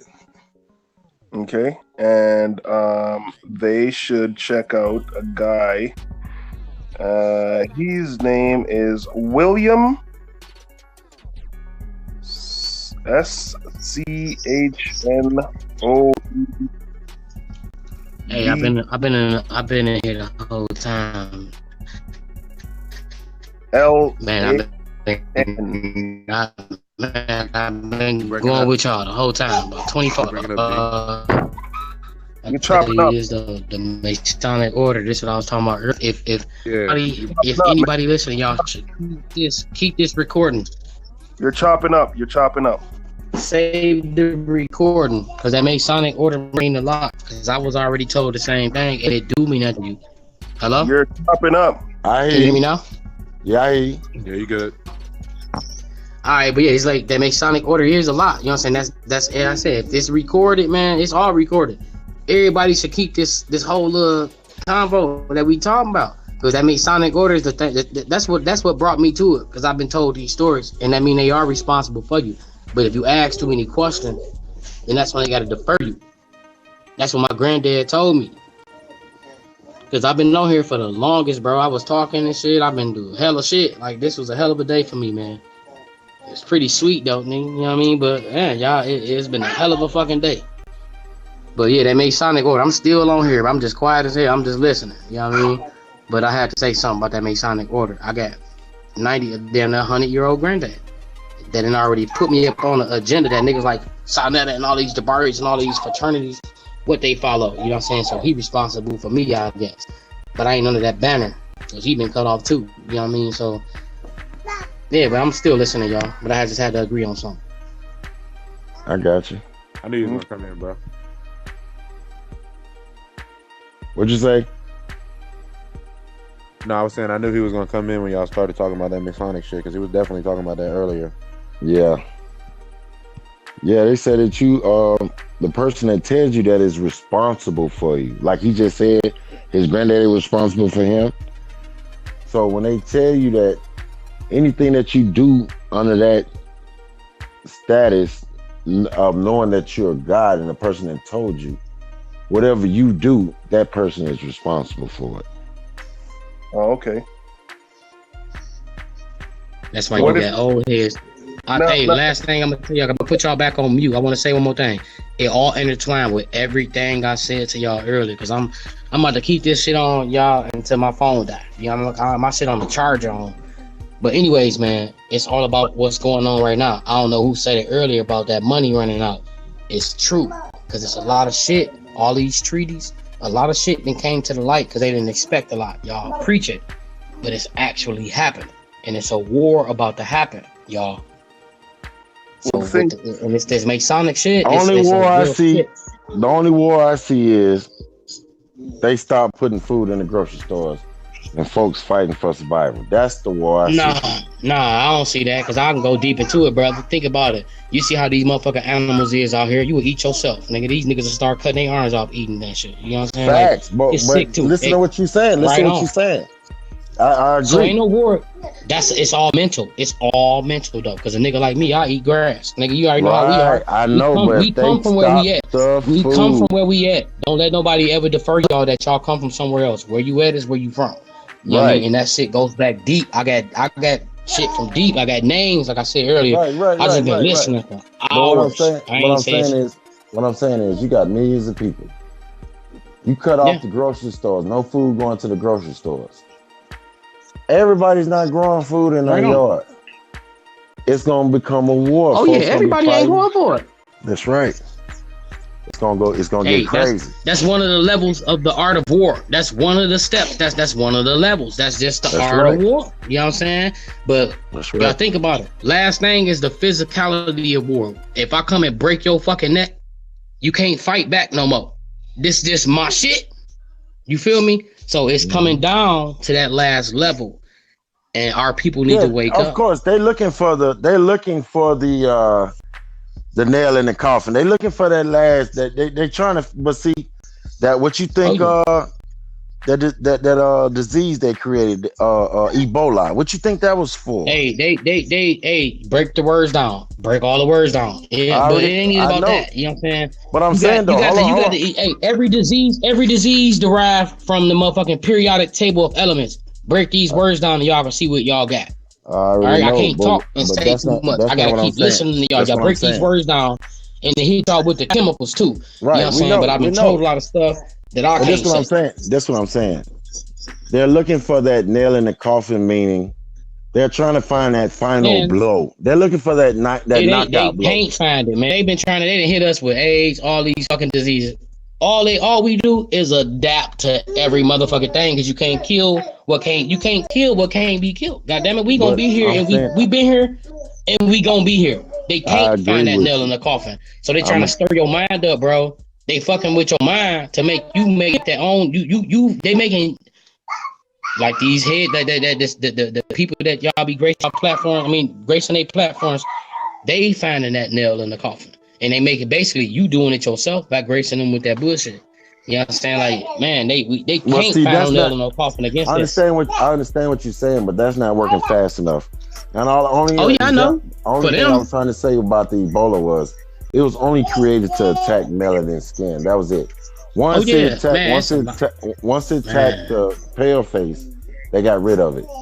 So you are correct. Oh, They're yeah. looking for that final blow. That's all I was doing was It's agreeing. so much.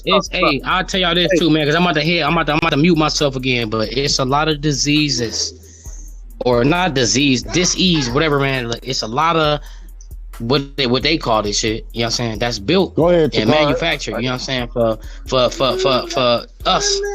Hold on. Yo, But they can't kill us off fast enough. You know what I'm saying? It's not happening. It ain't gonna happen because we One thing- can't die. one thing you have to understand that they are using Henrietta Lacks. Henrietta Lacks is getting back at their ass because guess what? They didn't realize that they come from us. They're albino Negroes, straight up.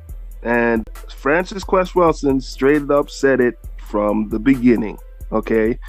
They try to get rid of us, they're getting rid of themselves. That's the problem. Every step they take, there's 10 steps back. They come at us, guess what? They're going at themselves. They don't realize. It's like if I go to punch you in the face, they're getting hit.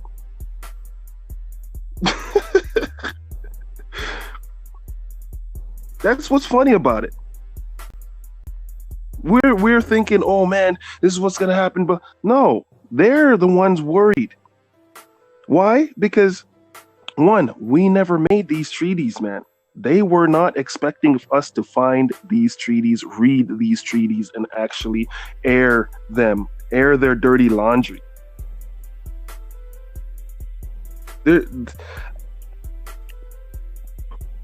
last stage of this whole thing is still them apologizing. Why? Because they made the wrong moves. Their ancestors were too damn greedy and stupid. Read what Samuel Sewall said. In the 1600s, when he first came here and he was doing the Salem witch trials, he was one of the judges. They are putting you against you. After a while, you start waking up, you're like, holy fuck, like, what the fuck am I doing? Only you can fuck with you, bro. At the end of the day, only you can fight you. That's what I learned at a very early age when I was learning martial arts. Only I can beat myself. You cannot ever beat your opponent. You can help him beat himself. That's it. You've never beaten anyone in your life. You're helping somebody else beat themselves down. Or you're destroying yourself. That's why their only thing is it's like self-destruction. Oh, this is what's happening. Oh my God, this is what's going on. And you stay calm and you take deep breaths, your mind starts like, oh, really? Okay. Who's panicking? Who's really panicking? When there's a crackdown right now on Caucasoids pretending to be Indians on these lands known as America. They came up with a party, the Native American Party. But go ahead. Right? Cracking down on these crackers. That shit's crazy. Right? You got a president that just don't give a fuck. Telling you straight up, I will throw a DNA test at her. I already know all her information. Who you talking about? Trump said that about that one white chick, Hillary, claiming that she's Indian because her mama said she has high cheekbones. But he said some fucked up shit about Pocahontas one time, didn't he? Yeah, he's like, I will apologize to the real Pocahontas. But this bitch pretending to be Pocahontas, I dare you to do a DNA test. I dare you, because guess what? I got your paperwork. So he be threatening to tell the truth, but he ain't did it yet. Well, you know, he's scaring folks into doing what the fuck he want them to do. Well, they're stupid enough to basically come out and say, "Oh, I'm indigenous. I'm a native Indian," and he knows what's going on. He's the fucking president now, man. Mm-hmm. Yeah, that's real paperwork. This girl is, I'll do a DNA test. I'll prove it. I'm gonna do a DNA test. And you know what? He even said it's only 1%. 1% of living people. Even if I'm doing a DNA test with somebody that's living, it's only 1%, not even a percent. So all these people promoting, oh, you got to take the test, brother. Take the test. You hear it from Sinetta. Take the test, brother. That's what you got to do. Just take the test. Yeah, that bullshit. Everybody knows it's garbage. Yeah, because they don't connect you to no person. And DNA can't connect you to no land. Shit, that's common fucking sense. It doesn't, unless you have everybody on the database and all 8 billion people on the planet. Mm-hmm. And even that, it's not even 1%. 1% out of 99. You ain't got shit, man. They don't got shit. You see what I'm saying? It's you having fear in your own mind, taking yourself out, because that's what they love. They love that fear. Vampires love fear, man. Leeching, blood-sucking vampires love fear. Okay? And that's what they've been doing for the longest time. Leeching, sucking vampires all around the world. All around the world. Damn, Cold Joe. Who, Joe? Goddamn got bit by a cracker. Goddamn. Your people don't know what your people can't read. They thought the whole time they were celebrating freedom, not understanding that they were going to be subjugated. They were going to be servants to the Governor General and the Prime Minister. And that's why I understood. I was thinking to myself, I'm like, hold on for a second. Every single time there's an election, people are getting murdered, murked. And gas is going down. So what's about to happen? Right. Every time gas go down, something happens. I need you. Gas should go down. You know what I mean? Like somebody on with you. Hold it down for me real quick. I'm gonna run this out. Run this out for my old lady real quick. Give me 1 second. It's all good, man. But like, you know, once you find a treaty, read it, because the thing is, it explains a lot. You realize that in your life, every single thing about your life is an acquiescence. It's a contract. They're offering you out a contract. And you see those movies like, hey, come sign the deal, man. We'll give you anything you want. Come sign the deal. I just have a question for the brother that just came on, Black. My question is, the person who's responsible for you, who told you that the creator is you, they're responsible for you, right?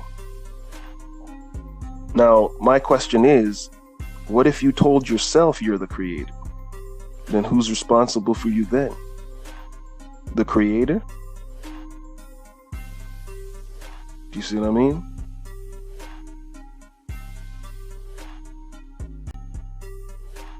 Because when it came down to it, and if you ever read any single book, it says, let us create man in our own image.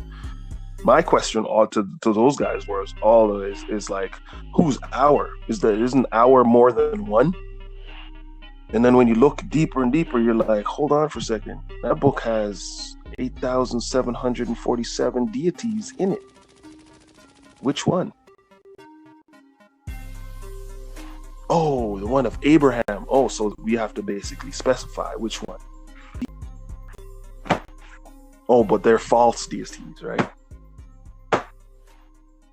So how many people have gone around the world fucking up this place, right? And not realizing it. And they just read a treaty and it's like, oh, this is what you have to remember. These guys were esquires, so they were lawyers sent by the king to pacify, to create a deal to pacify.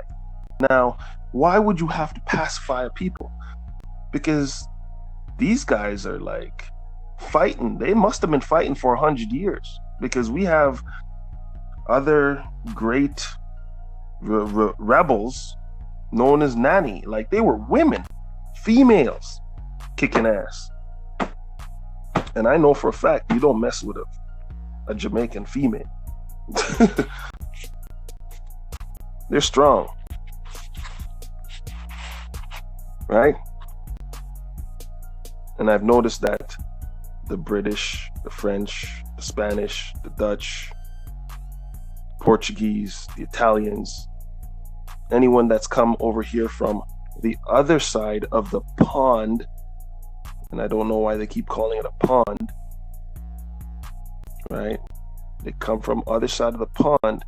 They have something to do with here. And they always want you to not have any connection to here. But it's okay to sell their people football fields of property and call it a homestead. And they get it for like nothing. And all they have to pay for is paperwork. Right? But we're not allowed to be a part of their system. But yet, we have to be a part of the system. I just don't get it. Now we're in private prisons. Let's see, if I go over to Europe and I open a private prison, can I make money off of locking up Europeans?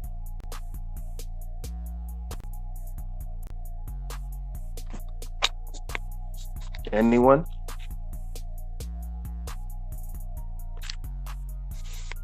You should. Well, yeah, shouldn't I? I think that's a great idea. And I think we should all invest in a private prison that sits right in France, one in France, one in England, one in Spain, one in Portugal, one in Germany, one in Switzerland, right? Because I've noticed you ever looked at the Dutch and their system? They got a place called The Hague, right? And that's the International Court of Law, right? And if you have any problem, that's where you take your problem to the International Law Court. So, but the thing is that if you go to jail, you're going through a rehabilitation system so that you can come out and become a good, part of society. Like, you can get right back into society, So why aren't they implementing those things here? Is it because we have a bunch of scumbags that they sent over here and their descendants are still here fucking shit up? It's only been 150 years, man. And now I'm starting to see, when you read like in history or the Gregorian calendar and how they added 500 years to calendar and all that kind of stuff, then they added 500 years to here then too, to make us think that this has been going on for a long fucking time. But really, they weren't expecting us to read anything, because I know for a fact I wasn't taught how to read at all. Me neither. Right? My grade 2 teacher told me I was not going to amount anything. So don't even bother. So I didn't bother. They failed me twice. I was supposed to be a good laborer, a good slave, come to the country, work for the rest of your life, and freaking, just don't bother. Don't worry about it. There's nothing in Jamaica for you. Nothing. No, but there's just a whole bunch of people that I still keep in contact with and still hear the bullshit that there's no money. There's nothing. A loaf of bread costs $600. Minimum wage is $60 a week. The fuck? And then you look in the 1950s, the currency of Jamaica was way more than England. Then all this shit is fucking recent. All of it. You look at the documentary, Secrets of Selling to the Negro, you were spending billions of dollars in the 50s. You were owning your own house, owning your own car. Nobody was in debt. All this bullshit. Oh, the Negro can't pay his bill on time. No, you were better at paying bills and taxes and all that kind of stuff and handling all your own affairs better than anybody. And there's some, they mastered that. Right? They weren't making documentaries about the Asian. They weren't making documentaries about the East Asian, the East Indian. They weren't making documentaries about the African. They were making documentaries about the Negro. And it's just recently, since fucking cocaine has been in a lot of our parents' brains, we're thinking we're African American. And we got to get back to Africa. I didn't hear that in that documentary. No. They were like, you better start opening up your Walmarts and start opening up your this and that so that you can make some money off these Negroes because they know how to spend and they want to look good and feel good. And guess what? Their money can make you rich. And what do? We made Europe come out of the fucking dark ages because they still had walls separating their fucking countries. Because I remember in the 80s, don't you remember in the 80s? When they were tearing down walls and we told them to tear down walls? I remember watching freaking what do you call it? Like TV shows back in the 80s and stuff like that. Europe looked like shit. Now look at it. Bullet trains. Underwater, under the ocean. Okay? From England to Paris, it can go under the fucking water. A bullet train can go under the fucking water and end up out into France. Right? In the treaty that we just read, King George was the king of fucking France. He was the king of France, man. So World War I was a family feud, and you can look it up in any freaking war journal. It was a family freaking feud. World War II, actually another family feud. Why? Because the German Queen Elizabeth, had to change her name to fucking Windsor because her comrades was causing shit and bombing her fucking country where she lived. And wasn't there a king back in the day that gave all his stuff to the Pope? So was she even really queen anyway? And how could she be queen anyway? Because now the king of the Netherlands is now the king of England, Ireland, and Scotland. So where's your shit? Guess you don't got no shit. Because I know that in 1983, you signed off on Canada, making Canada an independent state. So now it's the United States of Canada.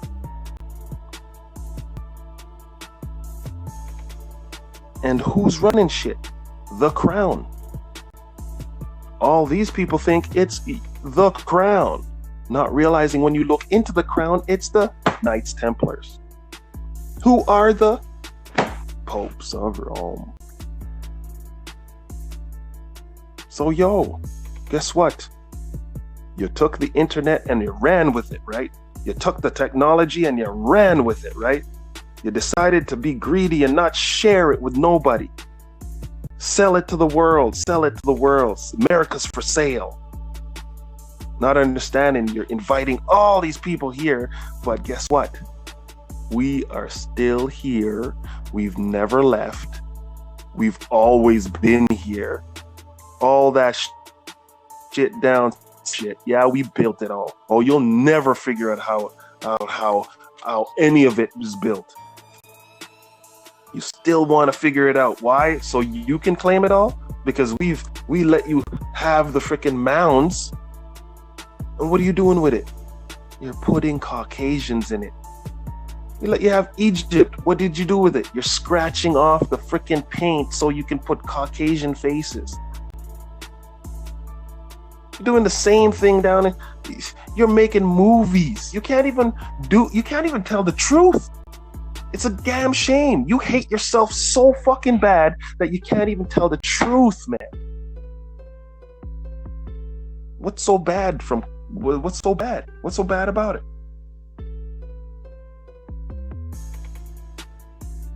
You came from our brothers over there in Africa. Those guys came over here, fucked with the wrong niggas, and went back fucked up. And you've been fucked up ever since.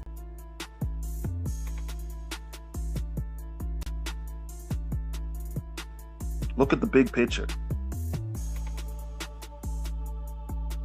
How much shit came out of America? Oh, everything? Holy shit.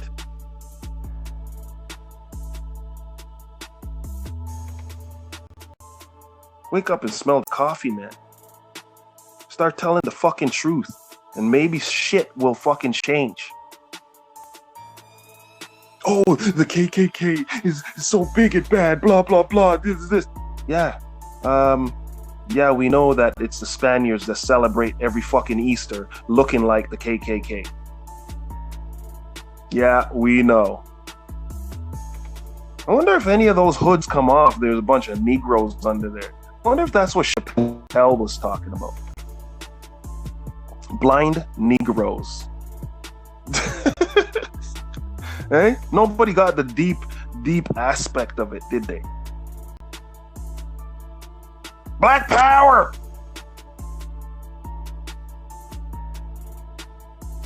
Might as well just say, Heil Hitler! Bunch of fucking jokers, man. Once the truth comes out, guess what? You'll realize. Fucking losers, man. You've been fucking your people for what? Nothing. For paper? When everything's fucking paid for since 33? I mean, fucking your people for what?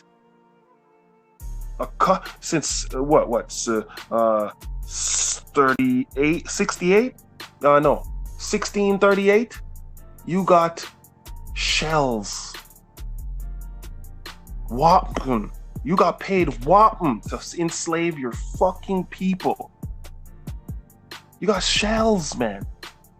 Seashells to fucking enslave your people. 1738. You got 30 shillings to keep enslaving your fucking people. Now what? They took all your fucking gold. They took it out of the country using fucking NASA. And I'll say it because everything has to be lined with gold, and they haven't proved shit yet. Then they come back later and be like, "Oh, we can't pass the Van Allen belt because it's intense radiation. Oh, you know, it's we lost all the papers to go to the moon. It's preposterous, man. Stop lying.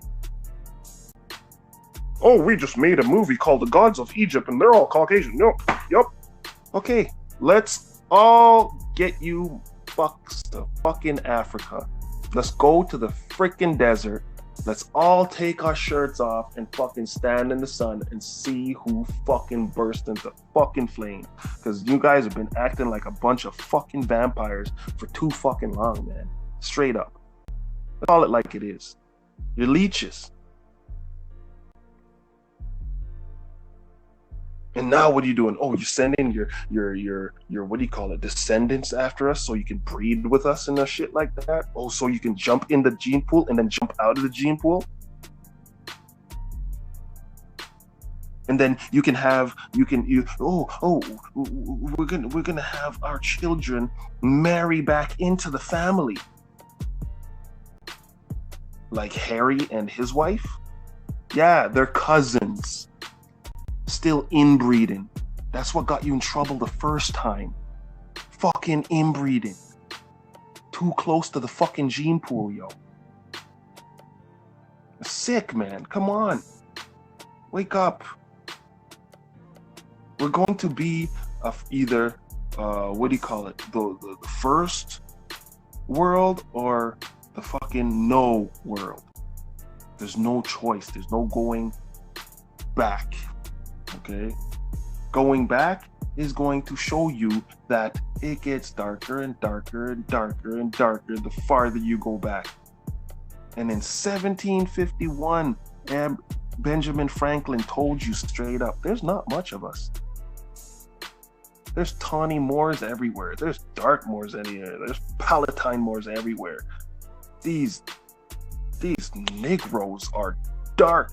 They're not going to accept our culture, much less our complexion.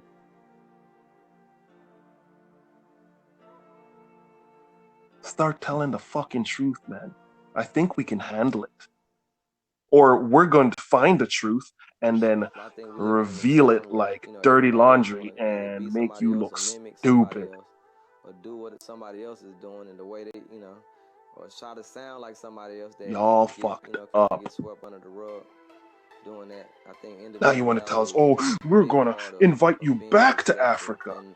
Back to Africa?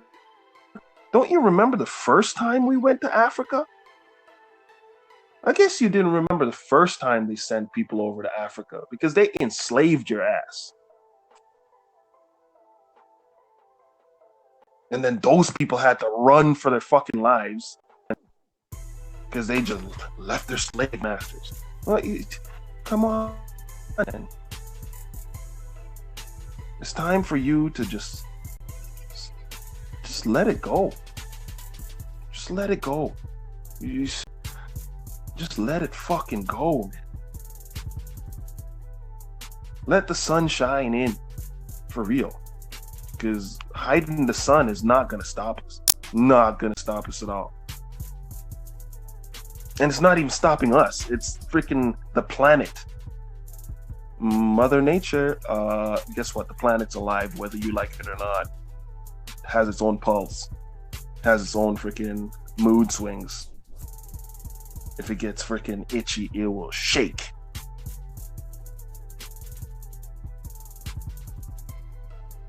There's a crack right now in Ethiopia that is the length of all of Alberta. And it's going to create an ocean. And it's at 1 inch every freaking year. It's getting deeper and deeper and wider and wider. And it's going to suck in the Red Sea. What you going to do about it? Can't do a fucking thing. Because your so-called Arabian plate and the African plate, we're trying to control. You're trying to control shit. Can't do shit, man. And for all you so-called Negroes that's sold out, you look in the mirror and realize I've only been fucking myself because I'm a fucking loser. Straight up. That's it. Fuck fear, man.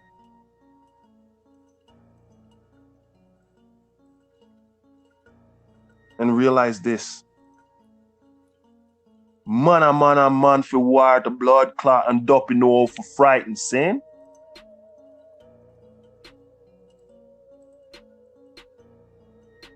That's one thing.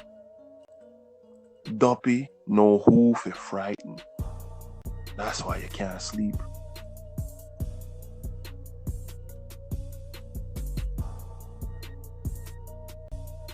You've been fucking yourself the whole time.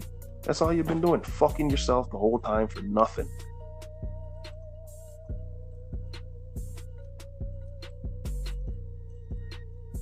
I can't say nothing more, man. They've just been fucking themselves.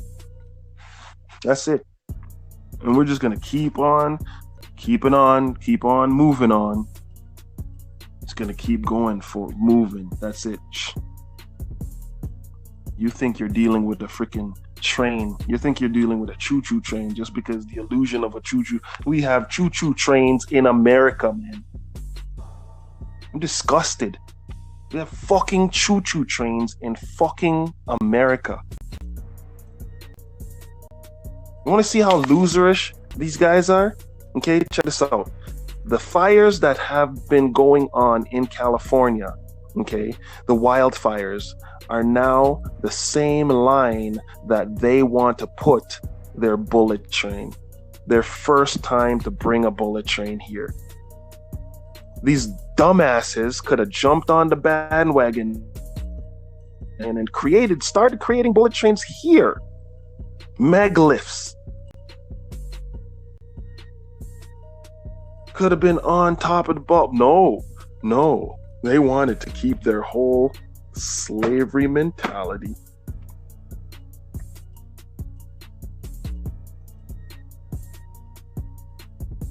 Not realizing that we know who you guys are. Tuareg, convicts, not even wanted, not even wanted in your own country. I'd be pissed too then, you know what I mean? If I was kicked out of my own country and freaking, not allowed back. Damn right, trouble.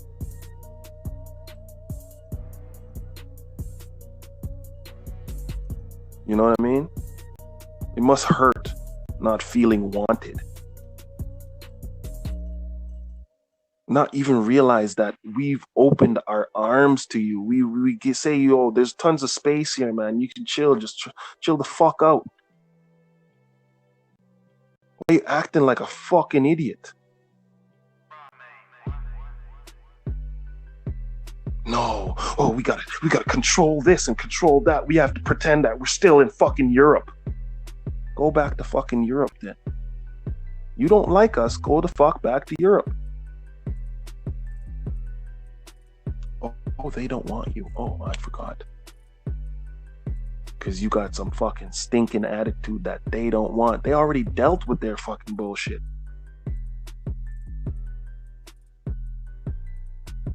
No, but you guys are still in your fucking stinking ass, dirty ass skin, acting like a bunch of jackasses, making us look bad. Remember, you're the representatives, and if you can't represent us, then we can actually get somebody else to represent us. Or, hey, why don't you just let us represent ourselves and show you how it's really done?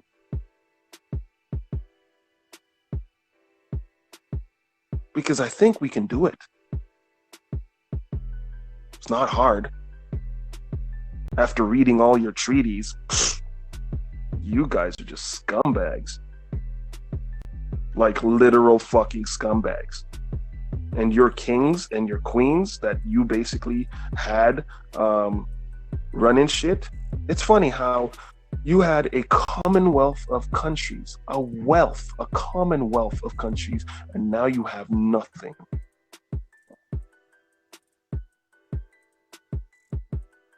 You have schools that can't even afford paper. You have children that are geniuses, but you're not challenging enough because you're scared that they will find out the dirty fucking shit that you've been doing. You want to actually, in my country, you want to actually have the ability to lay and screw a fucking animal. And majority of that is judges, lawyers, because you had to be the ones passing these laws to allow this nasty shit to happen. So it's you motherfuckers creating all these laws and these codes to fuck a dog, ride a goat, get spanked in the ass by some fucking man, to be a submissive bitch. Oh, shame. How about we do an audit? Let's do an audit on all lawyers, all judges, all senior senators, all politicians. Let's do a fucking audit, a transparent audit. Let's see where all community centers get their money from. Let's start at the fucking community center. How about we start at all these secret societies and see who the fuck really is what? Because you got whistleblowers everywhere. They're just sick and tired of your shit. Everybody's sick and tired of your bullshit. The world is sick and tired of your fucking bullshit. Because that's all it's been. Bullshit. Nobody wants to keep your fucking secrets anymore. People want to actually live their fucking lives, man. Be able to move around the world without secret IDs. Oh, ooh. Let's make sure they get stamped with a chip and this and that. You guys want to be fucking robots? Stamp your fucking self. Let us all know that you have a fucking mark on your forehead walking around here going, I'm a fucking half android. Oh, I'm this and I'm that. I want to be in the now.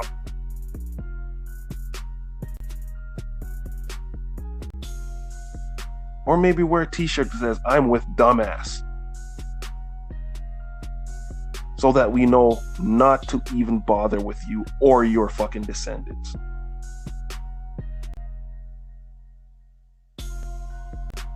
Because you're fucking retarded. No offense to people who are mentally challenged. No, I don't think they even want to be associated with you.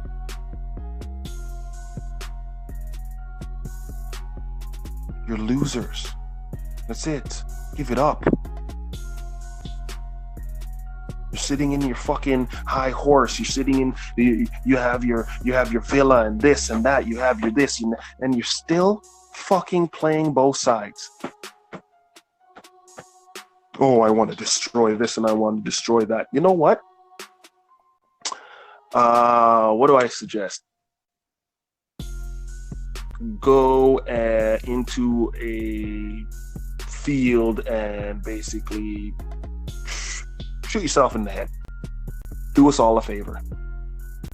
Bye. Get the fuck off.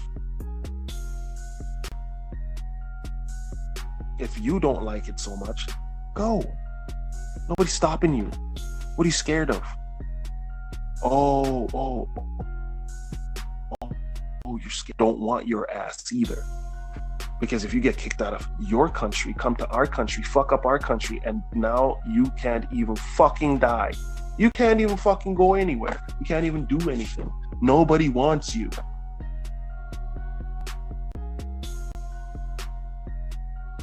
Go for a swim. Go take a fucking dive.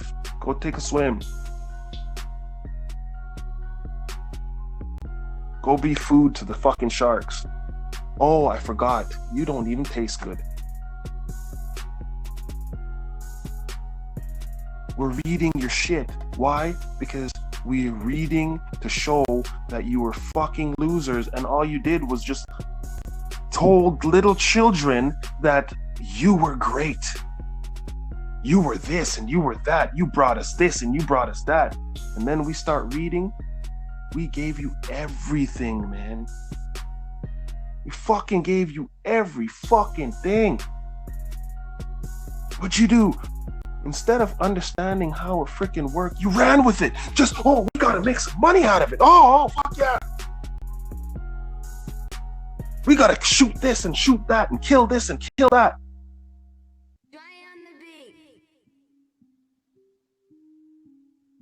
Losers.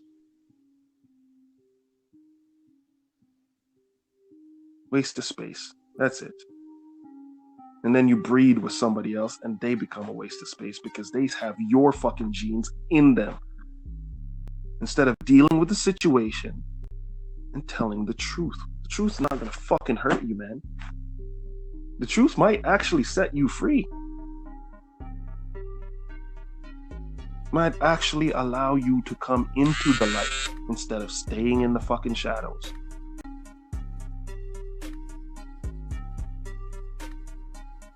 Your own people are blowing the whistle on you. Your own people.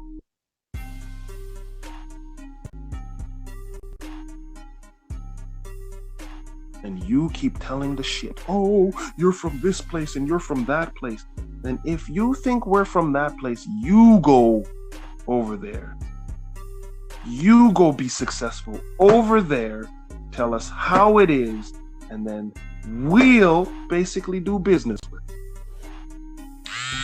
But until then, fuck up. Get the fuck out of our way. And you won't get hurt. Because this information that we're going through, oh man, it's bigger than me, it's bigger than you, it's bigger than everything.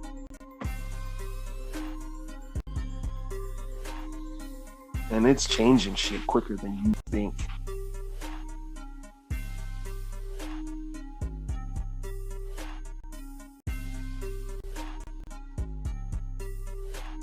So put your big boy pants on because we're gonna fucking grow up a little bit. Stop being whiny babies. Walking around thinking just because you got a gun, you can fucking, oh yeah, I'm a freaking big man now. Yeah, they used to pick on you when you were a child, but hey, listen. Learn your oath because we're gonna hold you to it. You guys forgot that it was not a popularity contest. You guys forgot that money is worthless. It's more than anything. Oh, you abros are stupid. You abros are stupid. You're not even you. What's stupid about being Aboriginal? What's stupid about being first? Are you jealous? You jealous that we're first? You jealous that we're teaching your children? Oh, guess what? This is being recorded. We're teaching your children about how fucking asshole-ish you actually are. Do you think they want to be associated with you after that? No, I don't think so. They're going to want to be your children love us. The world loves us. And yeah, when Trump said we're going to make America great again, I was there knowing that this guy is going to win. Why? Because America was great when we were running shit. Economically speaking, we spend the most, but we were creating shit. You ever notice nothing has been created lately?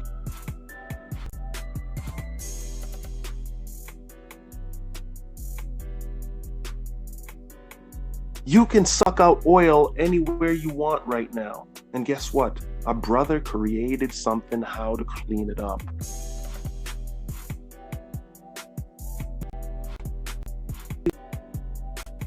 Still need our acquiescence. You still need our permission, man. Because really, when it really comes down to it, I think every brother and sister should wake up in the morning when they look in the mirror. They should realize, guess what? I'm in control. I'm the one that's running shit. And I have always been. I'm the one in control of my emotions. I'm in the one in control of my body. I'm in the one in control of my thoughts.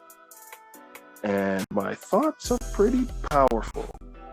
I'm in the one controlling and creating my surroundings.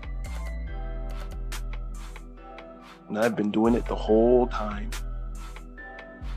And the only reason why I'm in the situation that I'm in is because I'm the one putting myself in this situation, because these motherfuckers have only been putting an illusion around me and trying to make me think that I had no power and think that I'm something less than I am and think I'm supposed to be beneath these motherfuckers. Hell freaking no. Time's up, bitches. Rent needs to be paid. Because you're in my house. That's how you should think. I don't know who the fuck you think you are, but guess what? You're not going to put one over on me. No. You've been committing fraud the whole time. That's a bloody shame. Oh, how can I prove it? Let's go back in every fucking treaty you've ever signed. And you never signed them here, did you? You signed only a couple here, and those ones are quite fraudulent. Because if the two parties did not agree and understand the terms and conditions of the contract, then the contract becomes null and void. Oh! I didn't make the law. And when it comes right down to it, nobody's above the law. Isn't that funny? You can set up all the fucking people you want, but guess what? At the end of the day, they're going to give you a bill for their time in your private prisons. So I think the families of those people, you're going to understand that corporations can be sued. Shame on you. Producer gets the job done and makes What the goes record around come comes around. And 90% of the creative process. And we're going to be because singing on my all the record, way it's to the thinking my bank. That's all my vibes. And banks can only hold your money. They can't give you shit.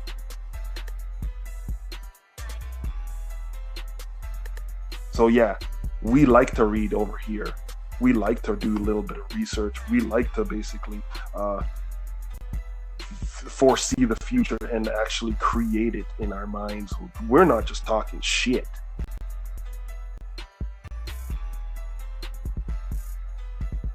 Because we understand that the world is bigger than our backyard. And you are not from here. Your jurisdiction only lies in Europe.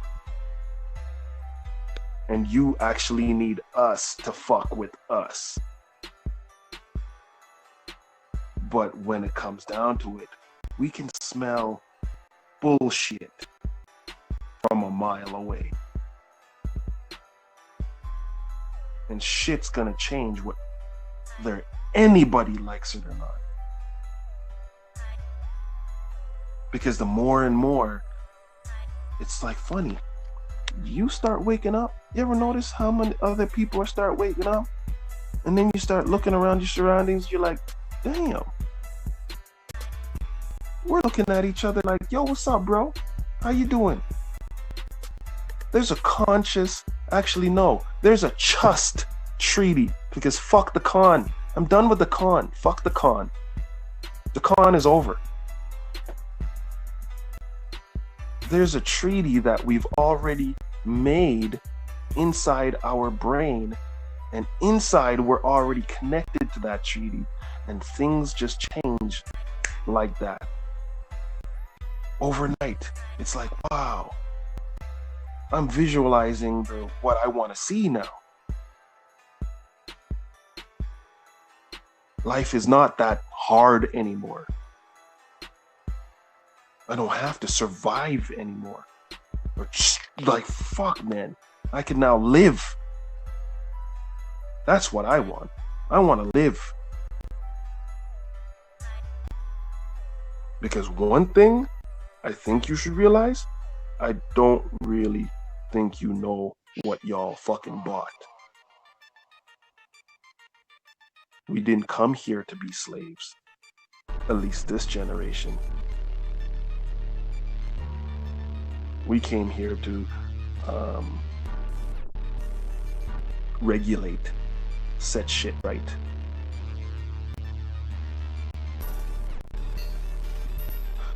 I've heard that,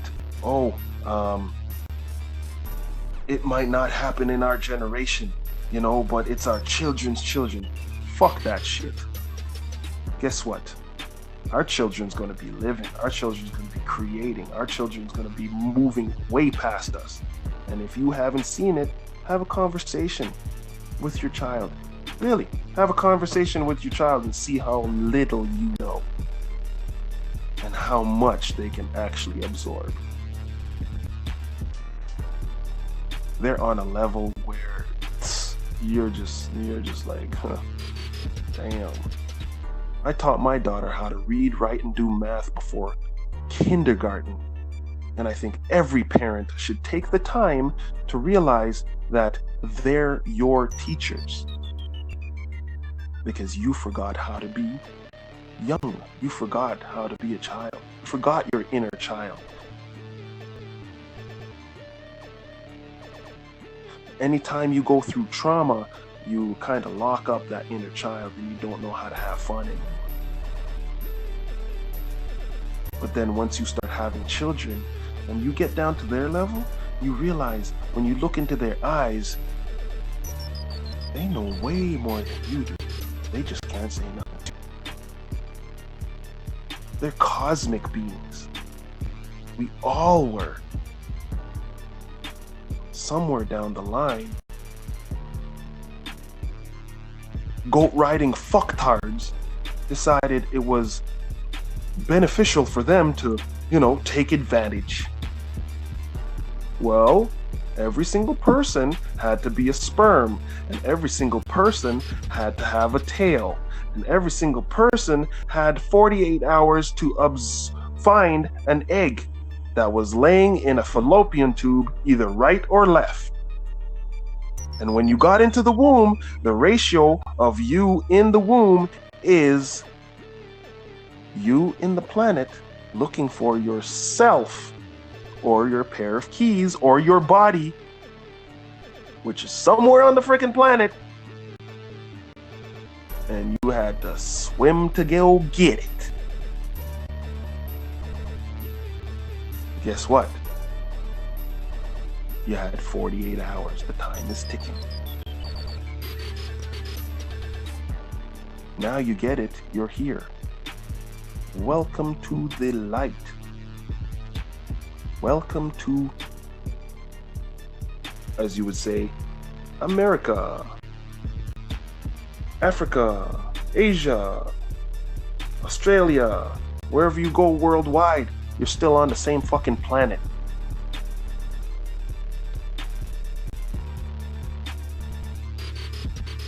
Stop your bullshit. Wake the fuck up. Actually stop waking up and just get up and start living.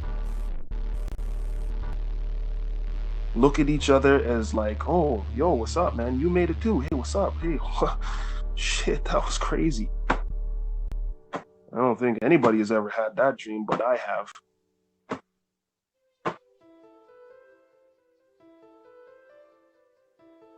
I don't still think anybody realizes that anytime they get outside of their little domicile they call their house, which is fucking square,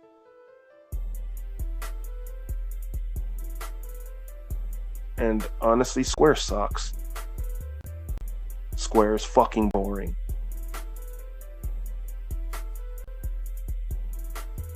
But, yeah, shit's gonna change. Shit's gonna change quick, and it has been changing. People are getting up. People are not listening. People are not caring. People aren't basically dealing with the nonsense that's going on anymore. Now you're fucking over your own people? You guys are dumb. Because they're getting up too. We still don't hate them. We don't hate all y'all. We just hate the dumbasses that think that they're better than us. We hate the dumbasses that don't have no respect for us. We hate the freaking dumbasses that want to try and trick us because they're getting paid to talk shit. Like I said, I don't believe anything anybody says. I do my own research. And if you have something to say that's really cool, Yeah. Still gonna look into it.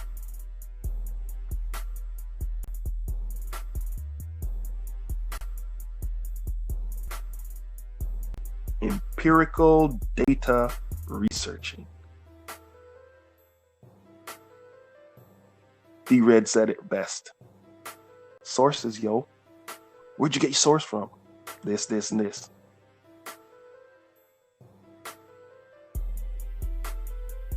The treaty has already been spoken into existence because I want to see it manifest in my lifetime.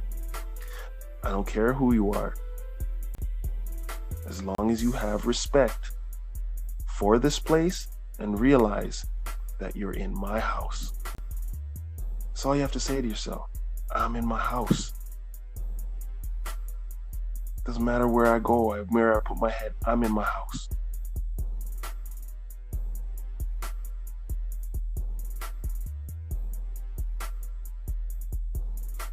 You look at me thinking, oh, you're different than me. Oh, I'm different than you. No. Because if I close my eyes, there's nothing there. And if I was to leave tomorrow and ascend, guess what? I wouldn't care.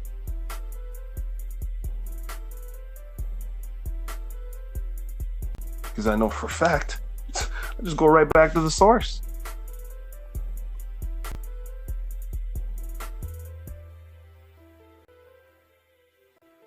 But that's not going to stop me. That's going to make me watch. I'm supposed to live my life in fear? No. You live your life in fear.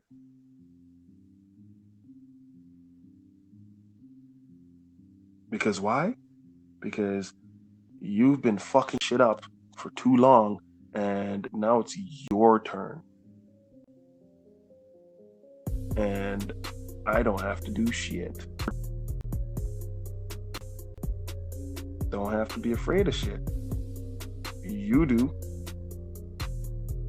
You're the one who's got to watch your back because you fucked over too many fucking people. You're gonna have to watch your dreams because guess what? You fucked over too many people.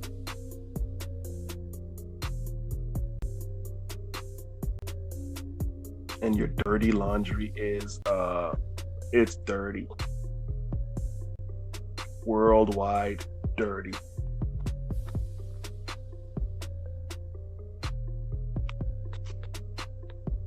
Man, I just talk some shit. Who's awake? Or did I make everybody fall asleep? Let's see. I guess I'm the one on the night shift. What's going on? What's going on? Who is in YouTube land? Feathers up, Tomahawk out. What is going on? Hell no. My nap is over.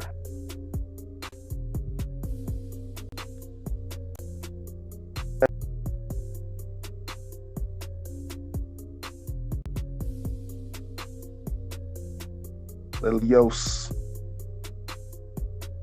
Chief Warrior.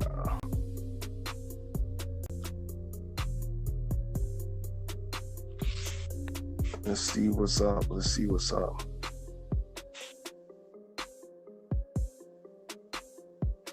Man, I've been traveling through space. I haven't even noticed this thing at all. Let's see what's up. Let's see what's up. Cool. And what's up, man? What's good? What's good, Tinkar? Yo, what's happening? How you doing? I was just going off, man. You know, I might go off on my little rant and rave. No, man. I saw that, man. You got everybody in the zone, man.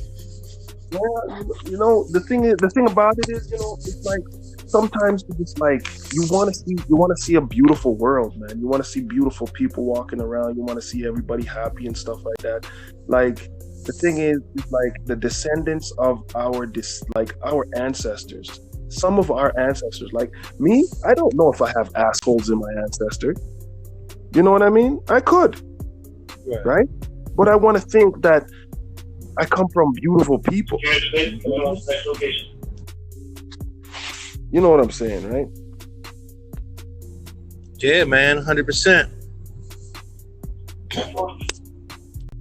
But man, like when you start reading some of the treaties and stuff like that, and you start reading some of the laws, and you just like, you guys are just dicks. You know what I'm saying? Like you just look back and you're just like, who were these? Like if I was, oh man, I don't know, if, like me back in them times,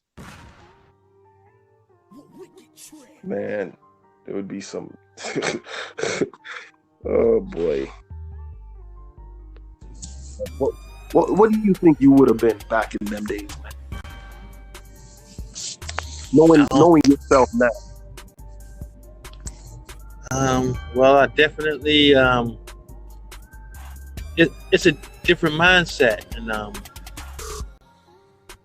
I have no clue, man, like what they were actually thinking during that time. And I'd be trying to like put the pieces together, you know, as we go through some of this history, you know, to kind of get a feel of what they may have been thinking, you know what I'm saying, or how they were acting. So it's still difficult to say, but I will say this, you know, I would imagine that people were only doing what they knew to survive, you know what I mean? Because when it gets down to that point, like survival, you know, a whole bunch of different instincts kick in. So it doesn't sound like we were, you know, around plotting and planning and shit like that. You know what I mean? I think it was more about, you know, being in the middle of something that we had no idea what was going on. You know what I mean? So everybody's scrambling around trying to figure the shit out, just trying to survive, man. That's how I see it. I tell you the truth, man. After reading a lot of this stuff, right, and seeing, like, hearing how my grandmother was and stuff like that, and seeing the pictures of how she was, and you know what I mean. Like my grandma was a strong lady. You know what I'm saying? And I'm reading a lot of these treaties, and I'm thinking to myself,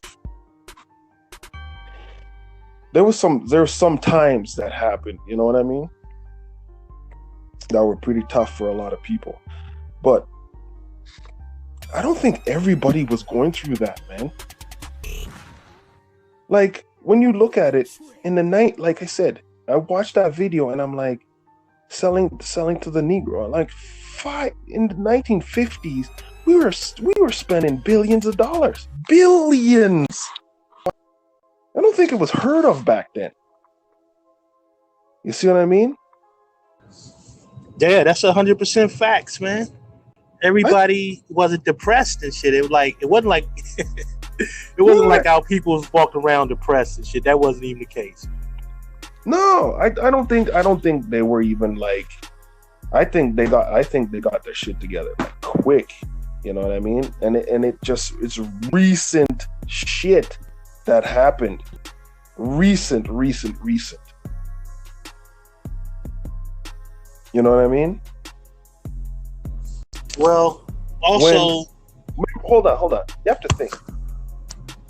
A ship still taking how long to get from here to Europe?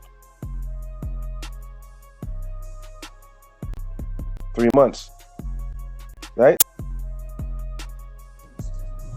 I'm not sure. Tell me. Okay, that's what I'm saying. It must have. If a ship takes 3 months to get from here to what do you call it? They say Africa, right? Then it must have more than that to get to fucking Europe. And when did the fucking airplane came in?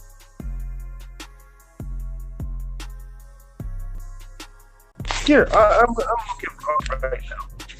Well, the airplane came in way into the 20th century, man. And then Exactly. So, therefore, they had only when the airplane started freaking flying, right? That's when all these people started coming over here like in drones, man. And then they changed the narrative for everybody. Man, I'm telling you, this is all recent, bro. This is all fucking recent shit, man. Yeah, we were fighting for a long time, but we were on top of the ball for a fucking hell of a long time. Billions of dollars? Come on, man. You can't have billions of dollars unless you actually were freaking on top of the ball for a while. You know what I'm saying? I think they just changed everything up. Look at all our movies. Look at all our shows. Look at all our freaking shit. You know? yeah, man. I agree, man. It's like you know, like I said, man. Our people, man, we were balling, man. I mean, under all circumstances. And see, and the thing is that a lot of this stuff was, you know, was just exaggerated in a sense, right? Yeah. So, I mean, you know, that's how I see it, because, you know, my family never walked around depressed and shit. So, I mean, I don't know. You know, things happen in pockets. It may have happened in one little town here and one little town there, and it make it seem like it was going on all over the place. I mean, you know, then you look at the map, you know, in that presentation, and they showed all these places where these so-called black people were, and they were spending all this money. You know, so I mean, come on, man. Right? Jamaica's currency was way more than England, eh? Think about that. So it's all recent shit. That's why my grandma was so fucking pissed off. Because ever since the so-called independence, that's when shit started going down. Because the commonwealth of countries, think about it. That's the term, wealth. They were wealthy countries. Okay. Man, I think the biggest moves were made in the 20th century. Yeah. Big, where people started lying to other people and telling them that they were this and they were that. And that wasn't true. That's when they finally was able to get their numbers. When we started going to Africa, when people that looked like that started going to Africa and enslaving Africans, that was in the 20th century too.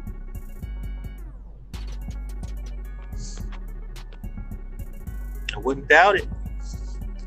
You know what I'm saying? Yeah, I mean, the biggest shift took place, you know, during the turn of the century, man. That's when all the Europeans came over here in droves.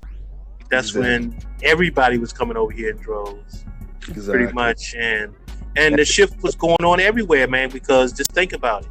You had all these wars going on, the world wars going on. That means that it was a shift taking place. You know what I'm saying?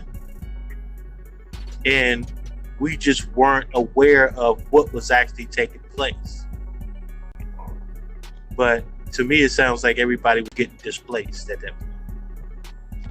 Yeah, and then going to war. To cover it up. Going to actual war to fucking cover that shit up. World War I, World War II, Vietnam War, right? Iraq, Kuwait. Don't forget the Korean War in the middle. After World War II. After World War II, Korean War. What are you dealing with? You're dealing with poisons. The Cold War. Yeah, all these shifts taking place, man. Yeah. To do what? Displace who? Us. Yeah. That's what it sounds like. That's exactly what it sounds like. Like I said, the air in the dirty laundry. We're finding all the shit out. Project Paperclip. Oh, you went over there and helped the fucking Nazis get over here to create NASA, to create eugenics. Ooh, dirty, dirty, dirty. So, is it possible? Can we put a lawsuit on that? Can we reopen freaking cases? I don't see where there's a statute of limitations. Dumb fucking ass. They're stupid. They're stupid. It's to the point where it's just like, you guys are dumb. We got all your fucking dirty laundry. Yeah. It's just that people got to make a move, man, and not be, thinking that they can't do anything. Well, how about just go ahead and try the shit?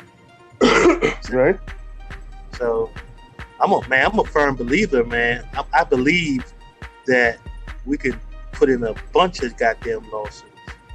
Oh, man. There's so many things to sue for now. A lot of fraudulent activity. You know what I'm saying?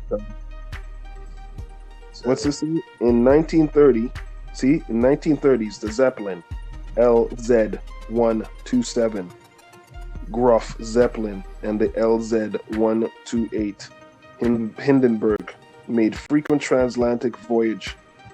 They had the top speed of over 85 miles an hour.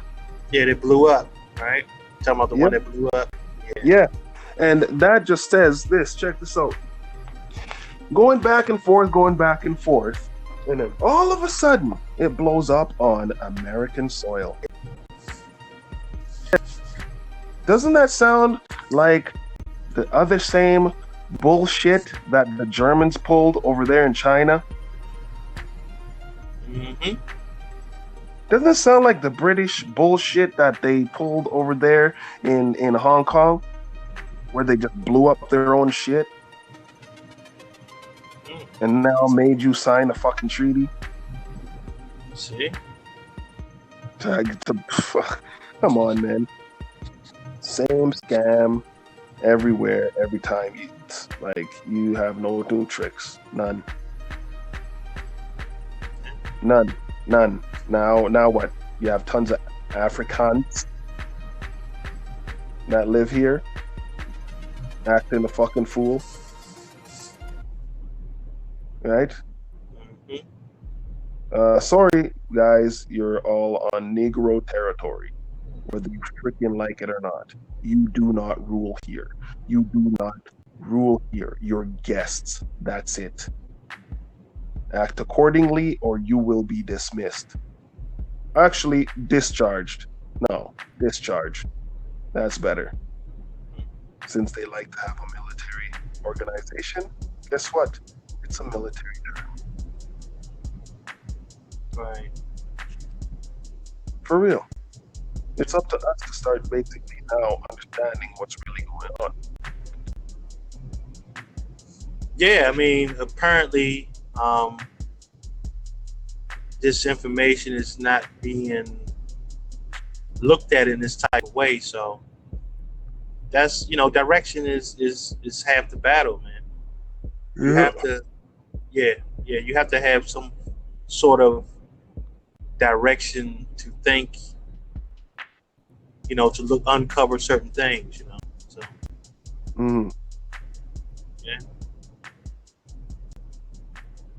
yeah, because people can read this information and look over this information and never see it. Never connect the dots. So that's why it's good to have a different set of eyes looking over the same material. And while we are reading this thing, people are, thoughts of people with different mindsets of reading the same information and hearing the same information, and new questions come up.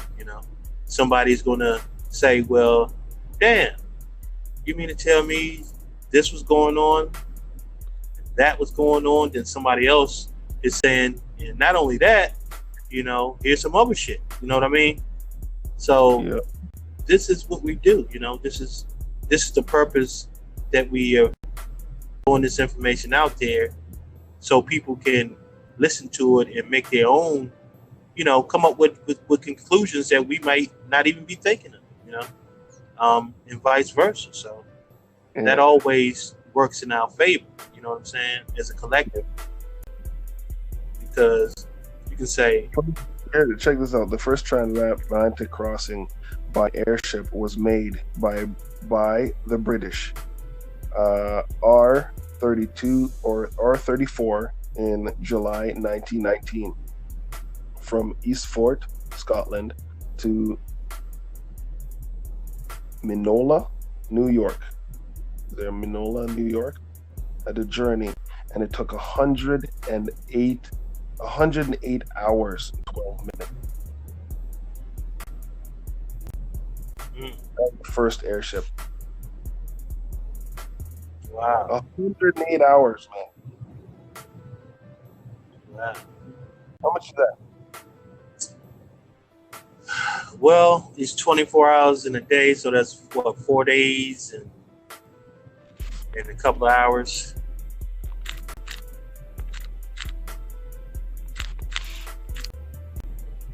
Four days, 5 hours. That's how long it took in the airships. That's when I asked, and that was what? When was it? When did they say that was? That was 1920 fucking 9. Okay. No. 1919. Wasn't that a war? Wasn't there a world war going on at that time? I think World War I. Yeah.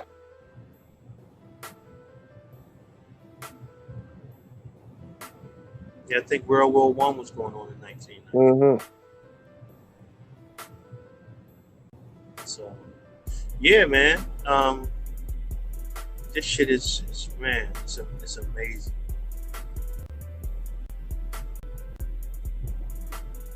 How they just propagate all this shit.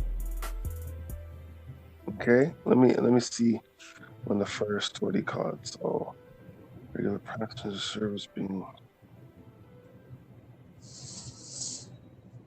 Here's another one by Germany, right?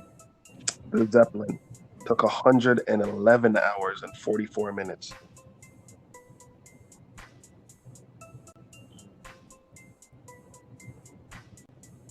There was a movie I was watching and it used the Zeppelin in it. That's how they was traveling.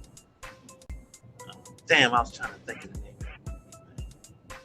All these different airships. Was it the captain and commander or something like that? Okay. I never seen that. You never seen that? No. Oh man.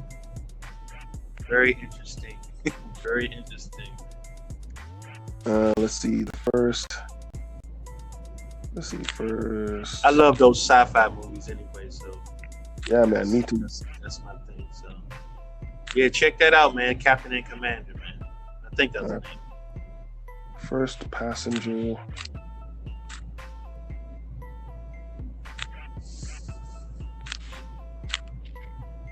Passenger airplane. First passenger airplane was when? Let's see. The first passenger airplane on January 1st, 1914, the world's first scheduled passenger airline service took off, operating between St. Petersburg and Tampa, Florida. So isn't St. Petersburg in Germany?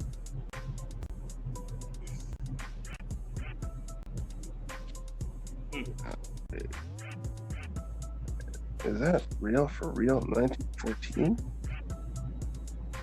Hang on. St. Petersburg. No, I don't think that's Germany. Isn't it? Is it Germany or Russia? I don't know. Where St. Or Pete? or is it the Caribbean? No, no. Florida. That's the first flight in commercial airline. South Florida for sure.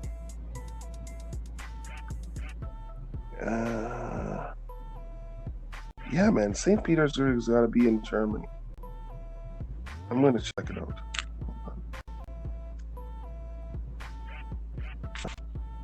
Where is St. Petersburg?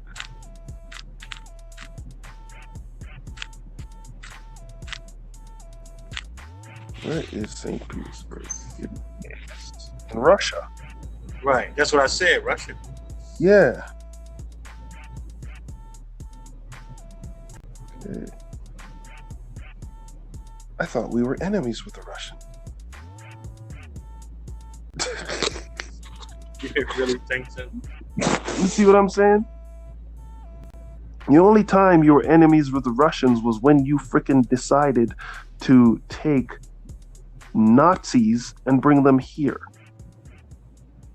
And they infiltrated the government and started their segregation bullshit.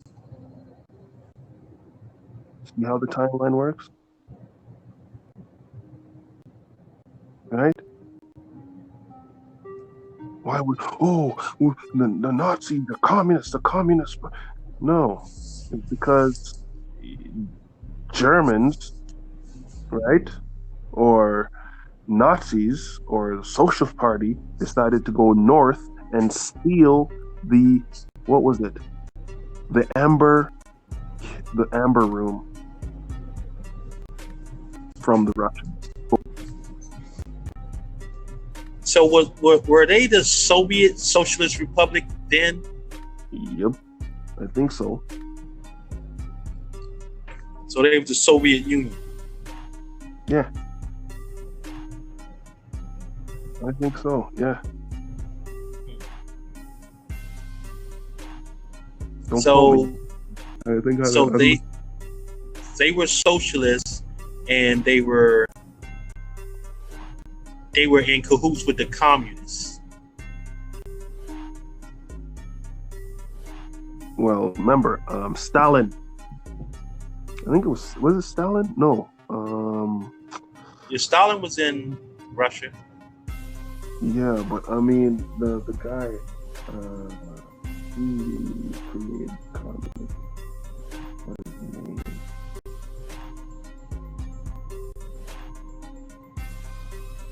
Oh, I should know this.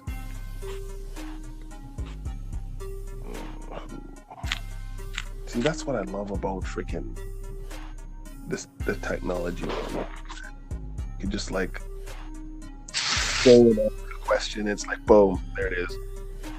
And see, I'm not near my computer. I'm at work, man, so I'm kind of limited what I can kind of look up. Who created communism? Karl Marx. Karl Marx? Yep. I thought he created Marxism. Yeah, and that's his communism. That's the question I asked. Who created communism? Karl Marx. Communism was an economic, political philosophy founded by Karl Marx and Friedrich Engels. In the second half of the 19th century. Marx and is it Engels? Engels, probably. Engels met in 1844 and discovered what they had discovered they had similar principles. In 1848, they wrote the Communist Manifesto. There you go. So it was just a economic, political, philosophical foundation. Well, the same as any other one. Yep. And then some other people just fucking ran with it. You know what I mean? But so and just think about that. It was 1840 something. How many states did the colonizers have at that point in the U.S.? That was before the Civil War. Right? This is what just written in the 18. The question. How many? What year? That was 1840 something, right? 1844. 1844, was that before the Civil? That was before the Civil War, right? Okay. Go. Or around that time. Let's see.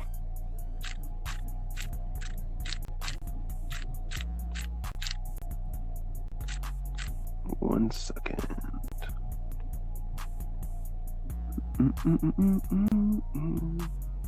Enter date 1844.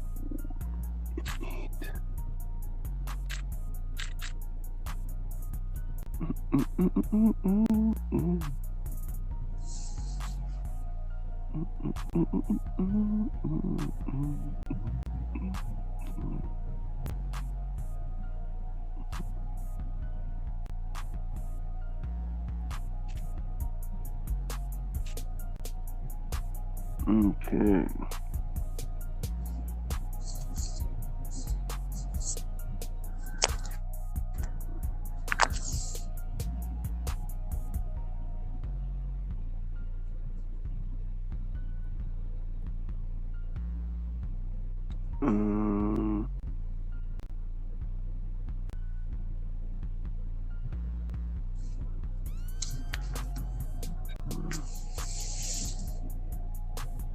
Where are you working? Huh? Where do you work at? What do you do? I'm a industrial engineer, you might say. Oh yeah? Yeah, I do the HVAC chillers and boards and Yeah, man. Like, you ever invent anything? utilities. Huh? You ever invent anything? Never had time. Really? Man, Nah, never had time, man. Man, I would be drawing like crazy if I was engineer. Shit.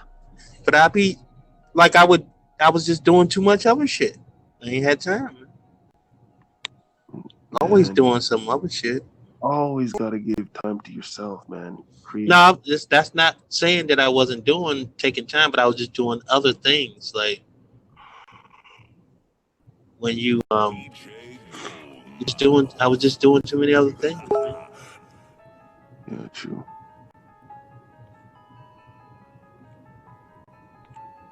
Raising kids, running businesses. I mean, I was doing a lot of shit.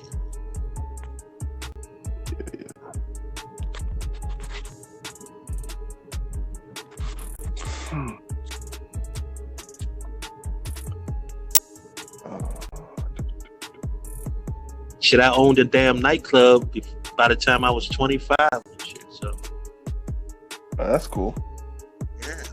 I was working, man. I was always doing shit.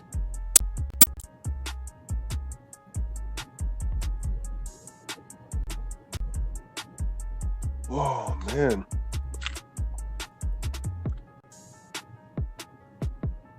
I am not feeling it right now. See, I wish I was in front of my computer, then I can look up this shit.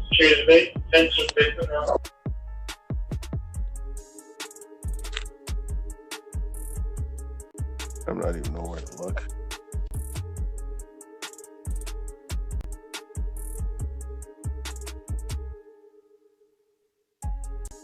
I got something that came up. University of Notre Dame receives its charter in India.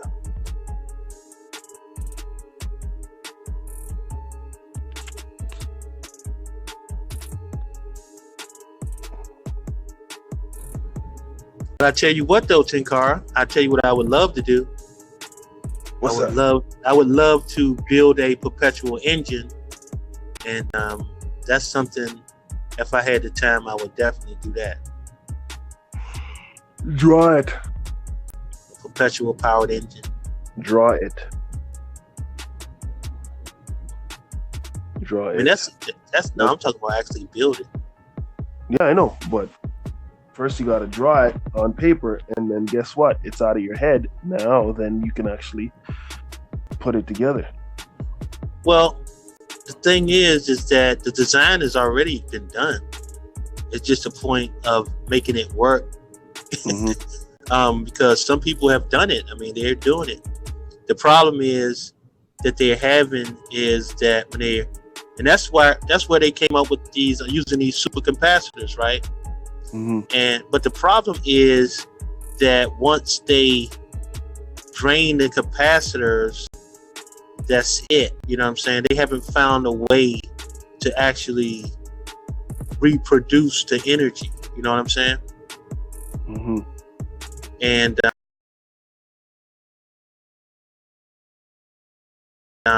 I was, you know what I was thinking of the craziest thing, man?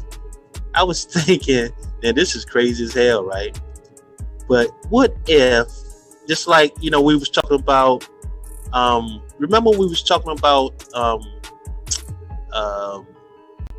telecommunications and how these ones and zeros are sent over fiber optic networks and shit like that? What if you can take these signals and create energy from these signals? That shit would be some incredible shit. You know what I'm saying? Where you can take what? That you can take these signals that we send across as data. Yeah. Right? Ones and zeros, right? Take those signals and what if they could create energy? Oh, yeah, they can, I think. That would be some Wait, crazy. Lance, do you have any idea how much energy we waste? But would you have any idea how much energy you could create? Oh, I know. Massive amounts of data being able to create energy. It's already been done, I think, isn't it? No, I don't think so. I don't think so. Like I said, the closest they've come is these supercapacitors, right? That can take the place of a battery. Like, you don't even have to have a car battery anymore. You can put a supercapacitor in your car and it'll start your engine every single time, no matter how cold it is outside or anything.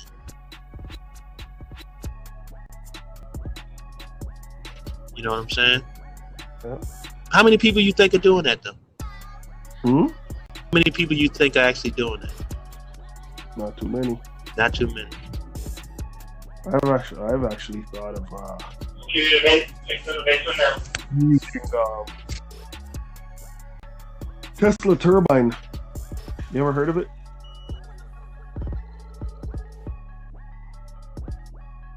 I've heard of some of the things that Tesla's done, so you kind of tell me a little bit more about it, what you're talking about. Tesla turbine is a finless turbine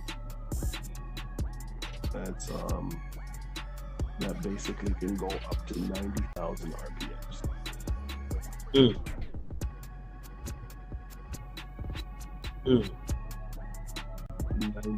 Okay, so when you say turbine, that means that you're saying that it has centrifugal motion, which means that it's like it's in a disc. Because I couldn't imagine if it was reciprocal.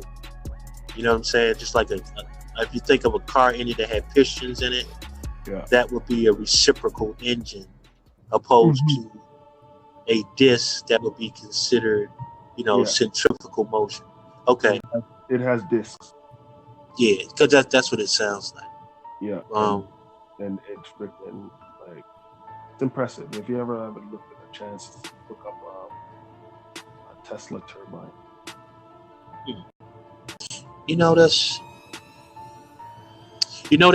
They got a similar technology that they're using for new, the newest air conditioning systems, the compressors that they're using now.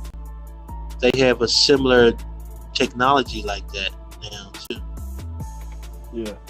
I just can't think of the name of it right now, but it's using a disc. But it's not exactly centrifugal though, but it's using a disc, and these things, man, I mean, they call them bulletproof pretty much. So yeah, man. Crazy inventions, man, all over the place. But we do waste a lot of energy. Yeah. But that's what I was saying. What if you can take things and recover that energy? Just like if you think about solar energy, right? Just imagine if you can just use data to create energy with. That shit would be crazy.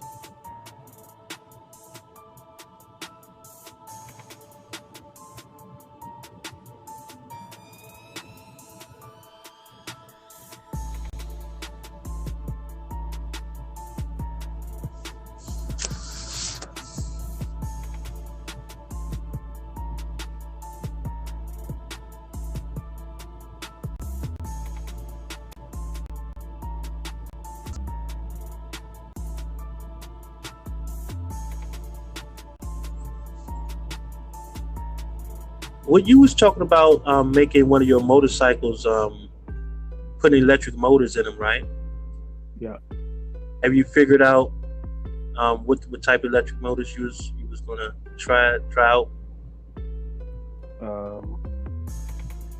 I'm thinking of a whole bunch of different types of stuff, because the thing is, I'm still trying to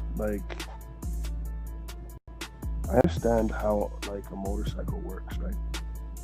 But I'm just trying to figure out how I could transfer 90,000 RPMs into usable energy. Into what? Usable energy? Yeah. Well, I guess it's I don't know if that's where your starting point is, you know what I'm saying? Because the thing is, you want to be able to have a starting point, right? Whereas if how can I put it right? If the method or the system, you want to get the system right, you know what I'm saying? Like whatever method you're using, you want to get that perfected, and then you can kind of figure out how to upgrade it into faster, to a faster motor. But you want to make sure you try to figure out how you want to get it to work, even if it was only slow as hell, but it works properly. You know what I'm saying? True. So that's the way I look at it. I would like to make sure that the system works. Then I can think about making it faster and stronger. So, I mean, just think about it. What kind of motor do you think they use in electric cars? Like, if you wanted to convert your car to an electric car, what kind of motor do you think they're using to do that? Wouldn't it be a DC? Yeah, they're using a DC motor, but guess what kind of DC motor? A forklift. A what? A motor out of a forklift. Really? Yeah. Yeah. Using a forklift motor. You can basically use any type of DC motor, but a forklift motor is very durable, right? So just think about how often have you seen a forklift break down? You know what I'm saying? So, but the thing is that motor it's not even that expensive. So you can actually convert your car into a electric car with like less than $1,000. Really. It might not have all the bells and whistles, but you can actually convert it with that amount. I think the cheapest somebody done it was like $700.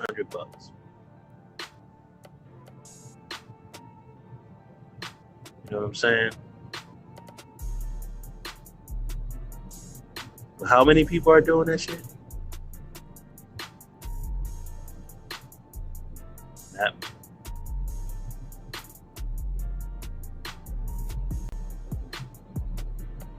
And the torque on those motors are crazy, man. Oh yeah, it'll You know what I'm saying? fuck up an engine, fuck up the frame, man. Man, You don't crazy. something that's welded properly, that should bend that right up. Yeah, but you can get these plates, man, that you can just, they make them for every, you know, you can get it made especially for your car, and they would make the transfer plates, and all you have to do is mount it to where you can mount it to your directly to your transmission, right? And that's all you have to do, man. These steel plates, and yeah, it'll hold that motor in there.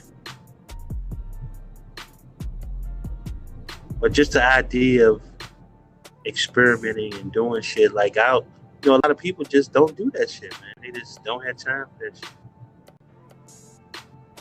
You know, so then again, how could you take it through inspection? You know what I'm saying? And it'd be like, hold up, you don't have no emissions and shit. They don't even know what to do with that shit. You know what I mean?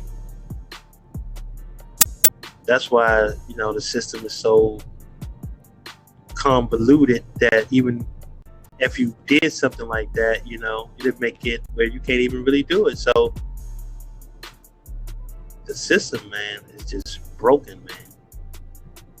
It's what the system is really what kills the dream, because it really don't allow people to be creative anymore.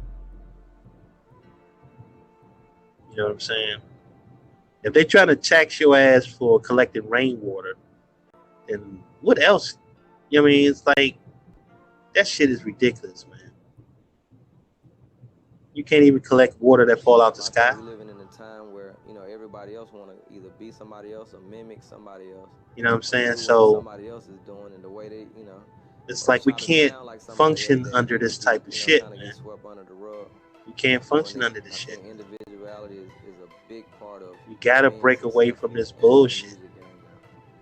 Gotta be a situation where we look, man, we do what the fuck we want to do. You know what I'm saying? Y'all do what y'all want to do, long as you don't fuck up nothing.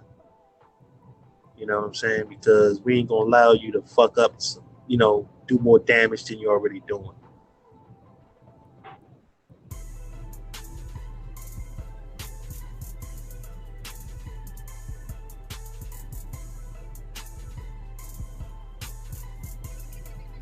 And if we catch one of you motherfuckers poisoning any goddamn thing,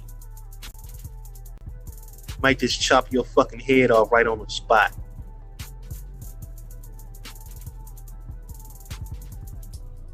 You know what I'm saying?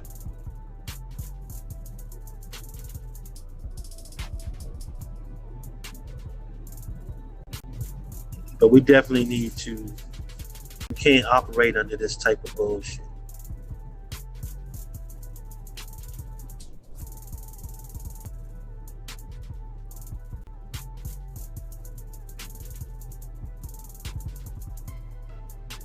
Only thing we can do, man, is just, I mean, the thing is, man, that these people, these frauds have to be exposed, man. All these frauds out there. You know what happened?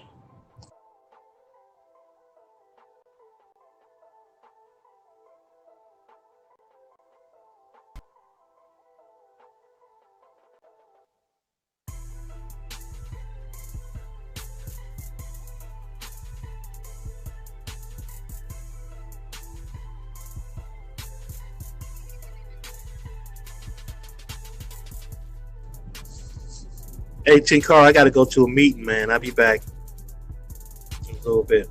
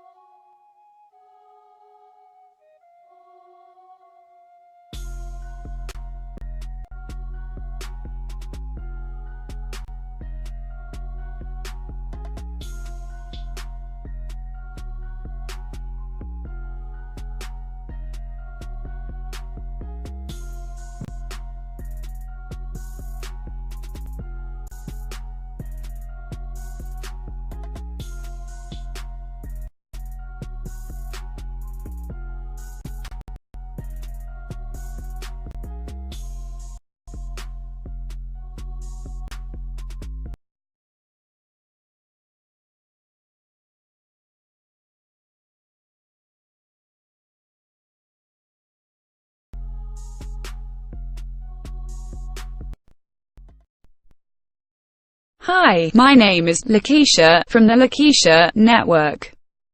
I am here to remind you to go to your Google or Apple App Store. Simply type the word LAKESHA and then search to install and download the Lakeisha Alert app to stay up to date on my new superior features. Subscribe to my YouTube page by opening up your app and clicking menu. Click on the About Us tab. Try to get familiar with my software and also teach it to your loved ones. And get your household familiar with my information. It will be useful in the future. You're welcome in advance.